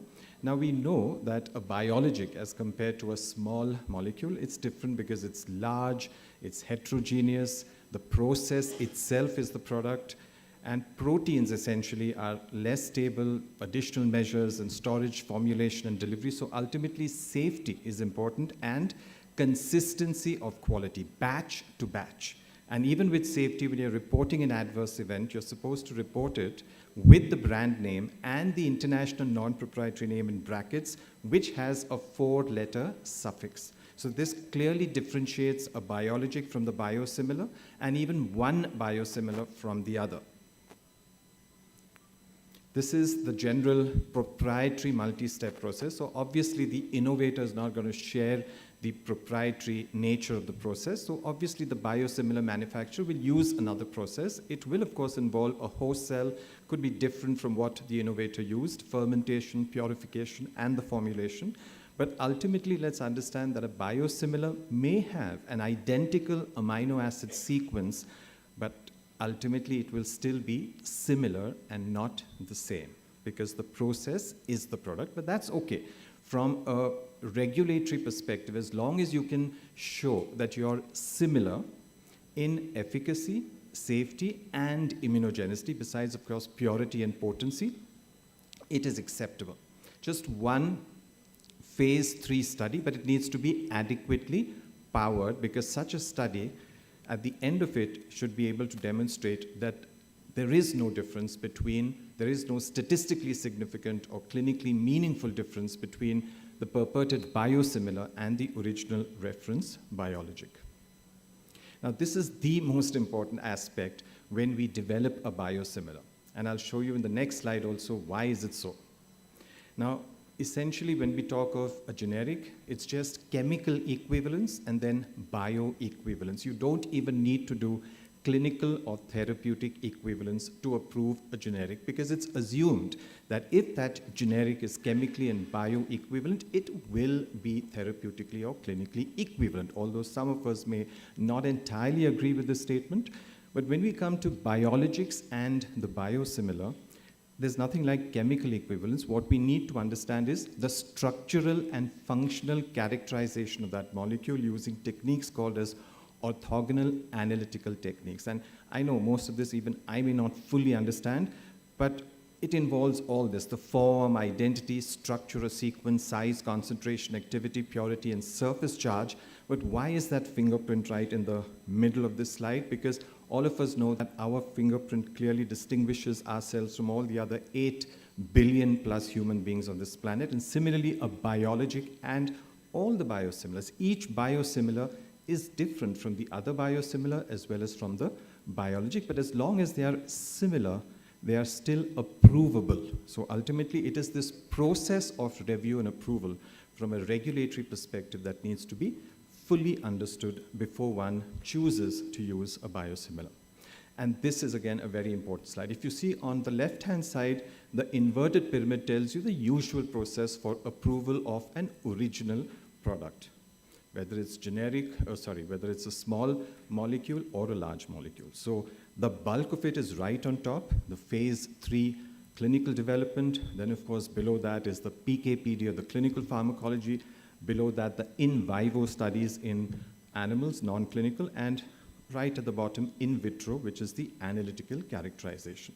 But when we come to the right-hand side, it is the erect triangle. So the bulk actually is right at the bottom, the analytical characterization, which I showed you on the earlier slide. That needs to be really perfect. Then you move on to in vivo studies, clinical pharmacology, and in clinical, it's just one phase 3 study, so all the more why that sample size needs to be adequately powered to pick out a difference if that difference really exists. But obviously, if you use a smaller sample size, what may happen is that at the end of the study, you may conclude that there is no difference, but that study may not be adequately powered to pick out the difference. So that's extremely important. The other extremely important aspect is the fact that naturally, the biosimilar manufacturer has to procure the original reference biologic from the innovator company, not from any other source. That is extremely important, because otherwise we really don't know whether the comparator, the original reference biologic, is indeed the original reference biologic. This is, of course, just an example. TDM1, or Axillary as it's called, travels more than 18,000 miles, and that's because you have trastuzumab, the original, you have the linker, and you have emtansine at 3 different places, all coming together. And this, again, is very important, that that linker has to be really, really stable. Otherwise, we know what can happen. The cytotoxic payload, if it gets released much earlier, obviously can cause what is called as innocent bystander or collateral damage. And this is important because Axillary is now 10 years old in its decade, and yet not a single case of a quality issue, batch to batch consistency and quality. And the very first ADC that came out, 2000, gemtuzumab ozogomycin, had a problem in 2010 because of linker stability issues. Of course, the company corrected it, came back in 2018. So imagine if this can happen with an originator or innovator company, all the more why the biosimilar manufacturer needs to be really, really careful. Consistency is the most important. There have been a lot of cases of withdrawals of marketing authorizations, especially by the EMA, because they were the first to come out with guidelines for biosimilars, then of course the US FDA. So all these major market regulators have very stringent requirements. And that is what is extremely important for a biosimilar vis-a-vis a biologic, as compared to, say, a generic with the original small chemical, where it is possible that because you don't have to do much to show equivalence, the price of the generic can be really, really low, maybe 80% lower. But with a biosimilar and a biologic, the price differential is not that much, maybe 30 to 40% lower. This was one example where we actually compared, this is of course at an in vitro level, but presented at a conference where they were discussing both biologics and biosimilars, and actually found differences in clot lysis activity of tenecteplase, the original reference biologic from Boehringer Ingelheim, and the purported biosimilar. So that's all that I have. Ultimately, the message being that they may be similar, but they're not the same. They may be equivalent, but they're not equal.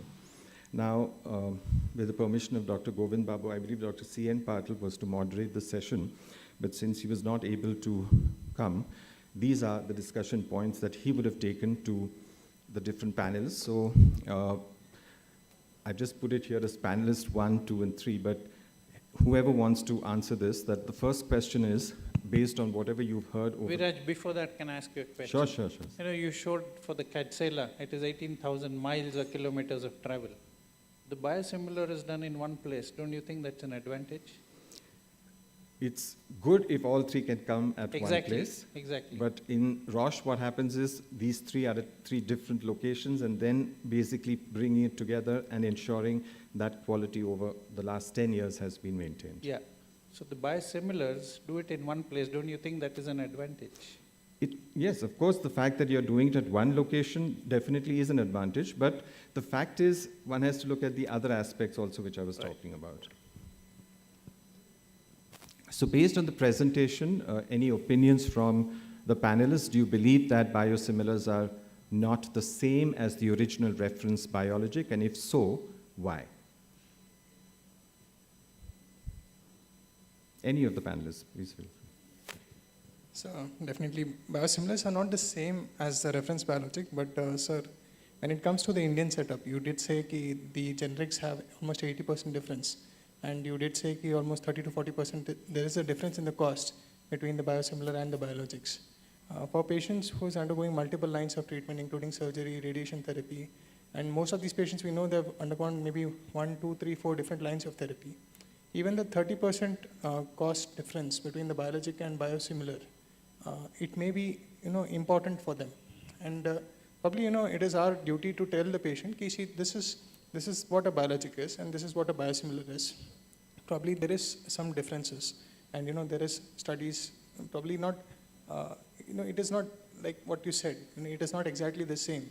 But ultimately I think it is our job to tell the patient, see, these are your options. And it is up to them probably for them to decide. Because ultimately, see, even 30-40% of cost, I do believe that it makes a difference for the patient care. Yeah. I'm not talking about that at all, because obviously if that biosimilar has been approved in the way the biosimilar needs to be approved, like, in these major markets, then obviously what you're saying is absolutely true. That's the reason why biosimilars and generics have to come to market.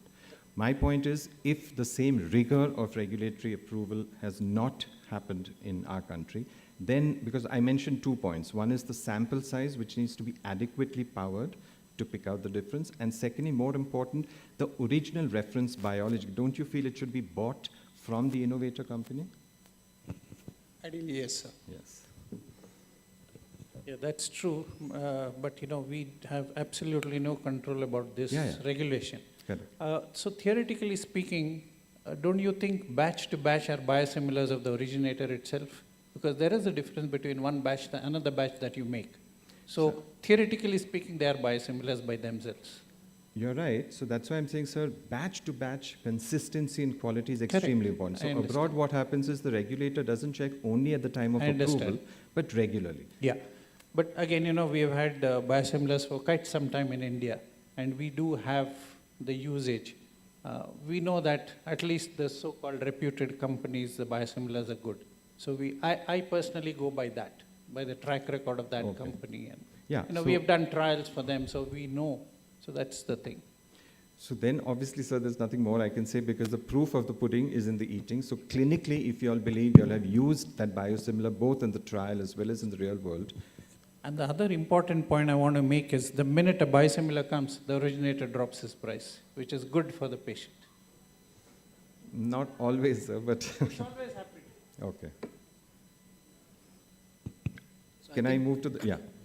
I think both very valid points, and you also showed that pyramid where the number of patients for the approval of biosimilar is not much. Yes. So I think that is the need of the hour. The number of patients which have to be studied for kind of bioequivalence and pharmacoequivalence studies, I think that is the key, and in comparison with the innovator molecule, I think robust studies, and we are seeing a spectrum. There are some biosimilars which work very well. Some like, I think, come to the next question about safety. It's not very uniform. That's, I think, a point well taken. Yeah, in fact, since you brought this question on sample size, it's interesting that when I was looking at the biosimilar studies of, say, pertuzumab, so there is one study, because all this is there on ctri.nic.in, it's 268, so that's 134 in each. The other one, it's 214, and the third one is 174. So I'm just wondering regarding sample sizes, because I have worked in Biocon, and I believe this is the only company that at least exports its biosimilars to, say, the US, EU. So there it's very, very strict. And even for biosimilar, say, insulin glargine versus Lantus, the studies had to have at least 561, etc. So, and plus there is something known as interchangeability. See, when we do these studies, all that you know is that this is prescribable. That means instead of this, you can use this. What about interchange? That means the patient is well controlled on the original reference biology. Can I switch? That has not been tested in these studies. So that is another aspect.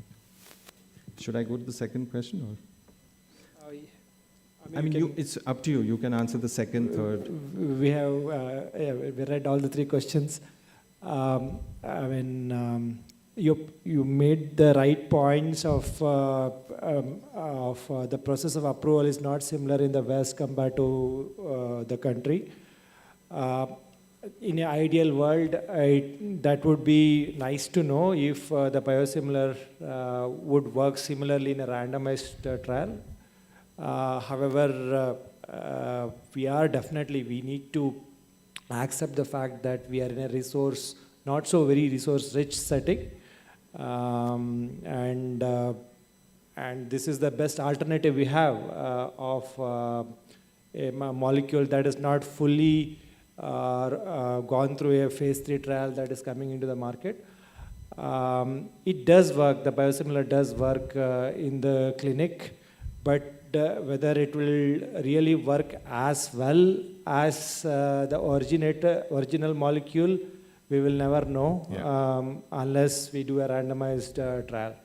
Which is what the regulator also does expect. It's just that abroad it is done in a way, it's simple. I mean, the sample size needs to be adequately powered so that the study can pick out the difference. But so one more interesting, we are not against biosimilars at all. Biosimilars have to come, generics have to come. All that I'm saying is, if it is approved in the right way, because sometimes the price may be lower, the cost of managing the illness overall can actually be higher. I mean, in some cases, I'm not saying... The pharma is the one with deep pockets, and this is, you need to influence regulators. Doctors can only, work on the ground, Yeah. So I'm also a doctor only. And while I may work for a pharmaceutical company, I worked in both Indian and multinationals. The point I'm trying to make is use the biosimilar, but only thing, be careful about the way it has been reviewed and approved, because there's a slight difference between price and cost. If you ask me what is the cost of an original That is on an average 2.87 billion US dollars. Plus, can it lower the overall cost of managing illness? That's also important because sometimes price is low, but overall cost may go. That's all, the difference between price and cost. Yes, ma'am. I can go on to the next question if you want. The next slide has, yeah. I think we had only 2 slides on questions. Yeah. Okay, I'm just trying to read the questions. Sure, sure. Because my only one question to the panelists are, we have Indian companies, multinationals, which export generics made in state-of-the-art US FDA-approved manufacturing plants. Why not export biosimilars? Obviously, you'll get much, much more from these markets, right? Maybe US, the only reason would be like cost. So I think that also, importing drugs from abroad would always be higher, like No. What I meant is, you make your biosimilar in India and export it to US, Europe. That is already discussed, I guess, because the DCGI terms is like relatively relaxed compared to US FDA and EMA for the making of biosimilars and approving, right? So that could be the reason. But I would be happy if DCGI makes little stringent rules and other criteria for approving the drugs. That is definitely there. But like all other clinicians here, especially when I was in Kidwai, I have seen patients who have not been given trastuzumab because they were not affording it. But since the availability of biosimilars, I have seen patients, at least they got some drug, but they have wonderful results. So we should always encourage biosimilars sometimes, as clinicians at least. Okay, I think this is the last slide. Yeah. Sir, actually, to the best of my knowledge, it's only Biocon that exports biosimilars to US, to Europe, etc. Others don't. I mean, it could be to the other markets which are not the major markets. Also, one more point to make. I think there should be larger studies as far as the real-world experience for biosimilars also. So, per the rules, the Indian rules also, they say you have to do a a phase 4 interventional trial where the drug is given free of cost to, I think, a minimum of 200 patients. So that is a mandate, besides, of course, doing that single phase 3 trial comparing the two. So that is there. And one more thing I would like to tell is all biosimilars are also not similar. Some companies would be actually good, but some companies we cannot really Correct. have That's exactly what, I don't know your name, sir. Dr. The Govind doctor Babu, sitting next to Dr. Govind Babu, he also said the same. Vishwanath, sir. Yeah. Okay. I know it's only 20 minutes, so I don't know, are we done with 20 minutes? Okay, and besides that, we are also late, way beyond. We were to start at 6 and end at 6:20, and there's another session after this. So thank you very much, Dr. Govind Babu and all the panelists, and thanks a lot.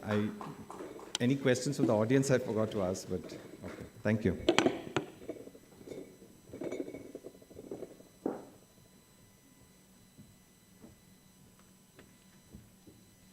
Thank you, sir, and thank you to all the panelists. Now we have the last talk of the day by Dr. Nitesh Ratagi, sir, who's the Senior Director, Medical Oncologist from Fortis, Gurugram, who will be talking about dilemma of choosing a CD4 Ki inhibitors, reality or myth.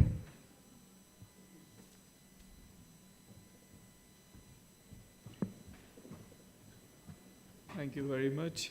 And I can't even say thank you, organizers, for inviting me because you're the organizer. Okay, this is the last talk of the day. Everybody's tired, but what must be done does be done. And this is relevant, actually. So we will have to listen a little bit. The dilemma of choosing the right CDK, it's tough because there are so many of them. At least 3 clear drugs all of us have used, and they have all been very useful. So we are going to look at first-line metastatic setting, and we are really saying what is real and what's a miss here. This is a sponsored session by Novartis, and that was the disclaimer. But first, let's look at some treatment goals. I can see some very eminent people. Vedant, what would be your treatment goal for a metastatic breast cancer patient? You can be loud. Tell me.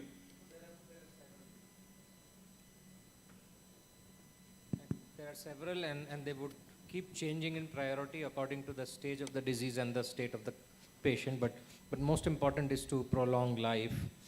with good quality of life, and if possible, make it a chronic disease. Excellent. So you've nailed it, right? So this was a physician survey, and this is very interesting. These are two slides back to back, and they're very interesting. I was a bit surprised, but physician survey, they of course said prolong life, like you said, and the second was quality of life, and somewhat symptom relief. But so it's two, but they did put prolonged life, and I, when I read that, were almost sure that when I go to the patients, they're likely to say quality of life first, but I was wrong.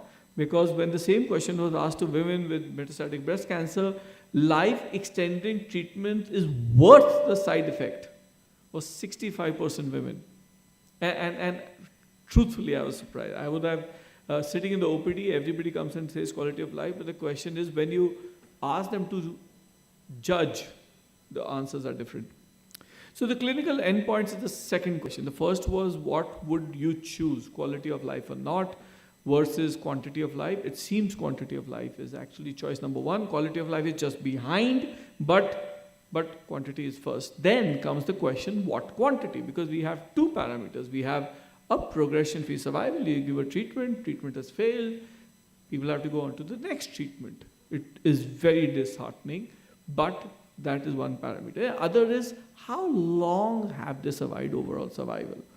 And in the clinical trial endpoint, we all believe overall survival is beneficial, it's a better marker, and we also believe that PFS is a good marker, but can PFS be a predictor of OS? Actually, maybe not very good correlation in advanced breast cancer. I would not say the same for a lung cancer. I may not say the same for pancreatic cancer at all, because the PFS and OS sometimes is coinciding, right? But this is advanced breast cancer, and the PFS and OS is not the same here. Then comes the big question, 3 big drugs, 3 trials, first line, second line, with AI, with fulvestrant, and we've all seen them, and we saw, look at the median PFS in the top, the P is 0.001, 001, 001, 001, 001, with a hazard ratio which decides not to go above 0.6 and below 0.5, or just accept Paloma 3 was 0.42. But then you look at what happened in the OS. As we went from the ribociclib to abemaciclib, in fact with Monarch 3 as well, you saw the hazard ratios come down, and you saw the p-values becoming not significant. So, we'll have to discuss that a bit, but the point is that the PF is not always equal to OS, and Paloma clearly showed that. And of course, there are debates whether if they had a different population, what would be the answer? We'll discuss that in a minute. Now, Monarch 3 recently, San Antonio breast cancer, also did not show a statistical significant benefit. Having said that, if you look at the curves, they are very interesting, and the benefit was huge. It was not a 13-month benefit. Clinically significant, statistically significant are two different things. Statistically significant, not. Clinically significant, maybe. But then you had a drug which has shown both overall survival benefit and EFS. So what do you choose? Tough question. What could be the reason for differences in PFS-OS? Well, different population, different trials, different post-progression treatment in different trials, different pharmacological characteristics of different CDKs and different trial designs. So let's go one by one. So was Paloma 3, Mona Lisa 2 and Monarch 3 the same studies? No, not at all. Look at the differences between visceral disease and bony disease. These were different patients. Look at the difference between ECOG. Look at the neoadjuvant therapy. Look at the number of sites. This is a different group of patients. This is very interesting. This is matched, adjusted, indirect comparisons. These are basically ways of trying to match different trials. And I thought this was very interesting. I was first time exposed to this. And basically they do pre-matching and then matching, and they remove things that are off the bell-shaped curve, and they bring in the bell-shaped curve in between so that you can do some weighted adjustments and somewhat match the population.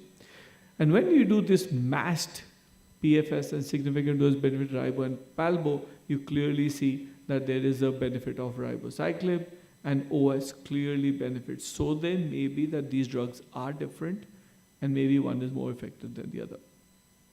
What about OS benefit? Ribo is more pronounced if you look at similar population of TFI more than 12. And we know this is the endocrine sensitive population. So far we have said patients, physicians both prefer OS. We have said these drugs are different, the trials were different, but end of the day, if OS matters most, there's only one drug. And if clinical benefit matters, there are two drugs, but maybe palbociclib is not that drug. Now, what about perspective of QL with CDK4? This is not an unknown thing. We do know that while palbo may not be as effective, abema is a bit more toxic. We have all experienced abemaciclib. We have learned how to manage it extremely well, but it is more toxic and needs better monitoring. There was concern about ribociclib and cardiac issues, but the more we've used, the less we've seen those cardiac issues being a reality. Key symptomatic side effects in metastatic breast cancer, as you can see, are more with the other drugs than ribociclib, especially when you put the efficacy in the picture. The MSIC proved ribo provided better symptom quality of life than abemaciclib. So this is a Novartis-sponsored trial, but it is not wrong to say that it is possibly the drug which is less toxic and has shown overall survival benefit. What about the pharmacological characteristics? Well, CDK4 likely to play the most important role in breast cancer, and we know that ribociclib is a much stronger CDK4, CDK6 ratio than palbociclib. The CDK4 inhibitors have a differential activity toward targets. We know that different breast cancers have different ratios of CDK4 to 6. So drugs with stronger may hit target better. But very interestingly, they have a distinct molecular signature in the cells. You see the extreme graph of abemaciclib, palbo, and ribo, and you see you hit right at the target with a ribociclib, and it achieves higher level of exposure. This was by far the most interesting slide, where you see an induction of tumor from luminal A to luminal B versus not at baseline, and this again is an indicator of drugs' effectiveness against multiplication. I'll just explain that briefly. And I think abema would also be effective here, because drugs which are very strong CDK4 inhibitors, strong mitotic, will decrease the chances of resistant, more mitotic cells developing, and that's essentially what luminal B is about. So this is what I was talking about, luminal A, luminal B, and less frequent use of chemotherapy as first subsequent with ribociclib versus palbociclib, and same way patient on ribo had a carrier effect where the second line therapy was more effective as well.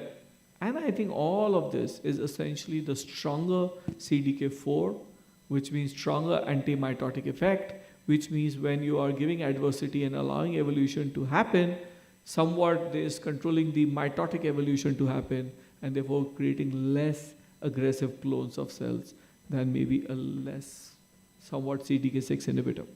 In fact, Pfizer is going to make, or is in production, of an exclusive CDK4 only inhibitor after the palbociclib CDK6-4 ratio has come to light.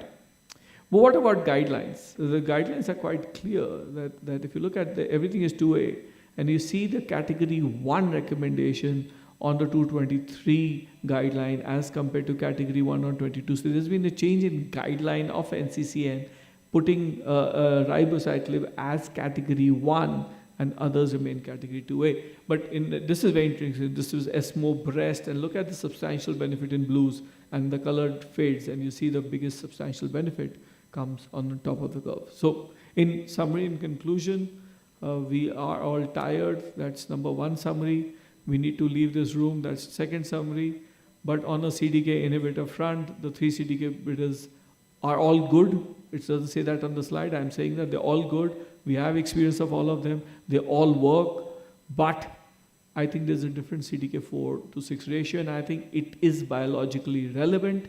And I think it's important to note that ribo does maintain a highest free drug concentration. Its impact on tumor biology, especially that luminal A and B conversion, is important thing to note. The carryover effect is also important. Your second line is important.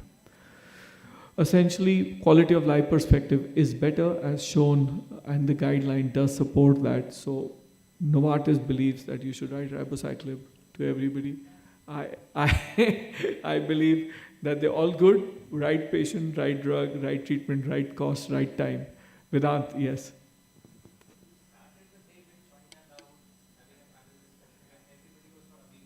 Okay, so no. I will not justify that, but I'll give you a very scientific reason for that. Okay, what Shahina was talking about, and we are just about between tonight and tomorrow morning, you will all get actually a WhatsApp poll. I have made 2 questions, which we have sent to breast surgeons and medical oncologists' house to actually address that question in the morning, right? I think this is an ASCO poster. We'll have 100 answers coming out and we will send that. Shahina was talking about early breast cancer. Early breast cancer is not about response rates. Early breast cancer is not about the first 2 years. Early breast cancer is about what happens between year 2, year 5 and year 10. The stronger your CDK inhibitor, the better you are decreasing the probability of a resistant clone developing, the better the chance that you will actually hit year 4, year 5, year 7 better. So that is a survival statistical question there. This, in fact, is patients who have the tumor. You want a rapid response, you want a sustained response, and you want less toxicity. There, I could actually argue the toxicity doesn't matter so much because the cost of toxicity is disease coming back and more toxicity. So there is a difference in the setting. Same drug, but there's a difference in the setting. And if you ask me again, I would say the more aggressive the tumor you give me, the more abemaciclib I'm likely to use. The moderate aggressive tumor you give me, ribociclib, and if it's not aggressive, I would not use CDK. If you talk about metastatic setting, I do believe, and I have changed on this, I do believe that ribociclib is better tolerated and actually very effective drug. Anybody else? So in government setup, as an administrator, what should, because price is the only benchmark for procuring the drug. So what can we deviate on that one? So I'm not very clear on the question you're asking. Because as a director of an institute, I have to procure drugs, and I'm answerable if I procure more expensive drug. Okay. So what should be the criteria for CDK4? Okay, so I'll try and answer that. So the question is it justified to use the more expensive drug? The short answer is, in metastatic setting, no. Because the primary endpoint of all 3 trials was EFS. And they all met that with equal amount of potency. Now comes the big problem that if I have to choose some patients in that group, which require a better treatment, because I would not advise that in a cost constraint use that for all, I would choose the patient who are slightly more aggressive, the more luminal B, the more Ki67, the slightly lower PR. Now, if that's extremely low with a low ER, I will actually push for abemaciclib there. As I said, even in metastatic setting, the more aggressive the disease, the more the need for abemaciclib. If you've got 20 liver mets, I would certainly use abemaciclib there. Versus a patient who I have a feeling is difficult to monitor, who can't come in if there's diarrhea, who can't be trained, who's uneducated completely. Versus a patient who has a cardiac condition and a transient hepatitis a while ago. These are different populations, and you need to choose your patient based on that. Because biosimilars is available for almost 5,000 rupees. Sir, it is, but if it fails, what goes it is? Anything which is cheap but not usable is not usable. I mean, end of the day, the cost of therapy at your CDK inhibitor is likely to be more than the cost of therapy at upfront. It's simple logic. Excellent. Thank you.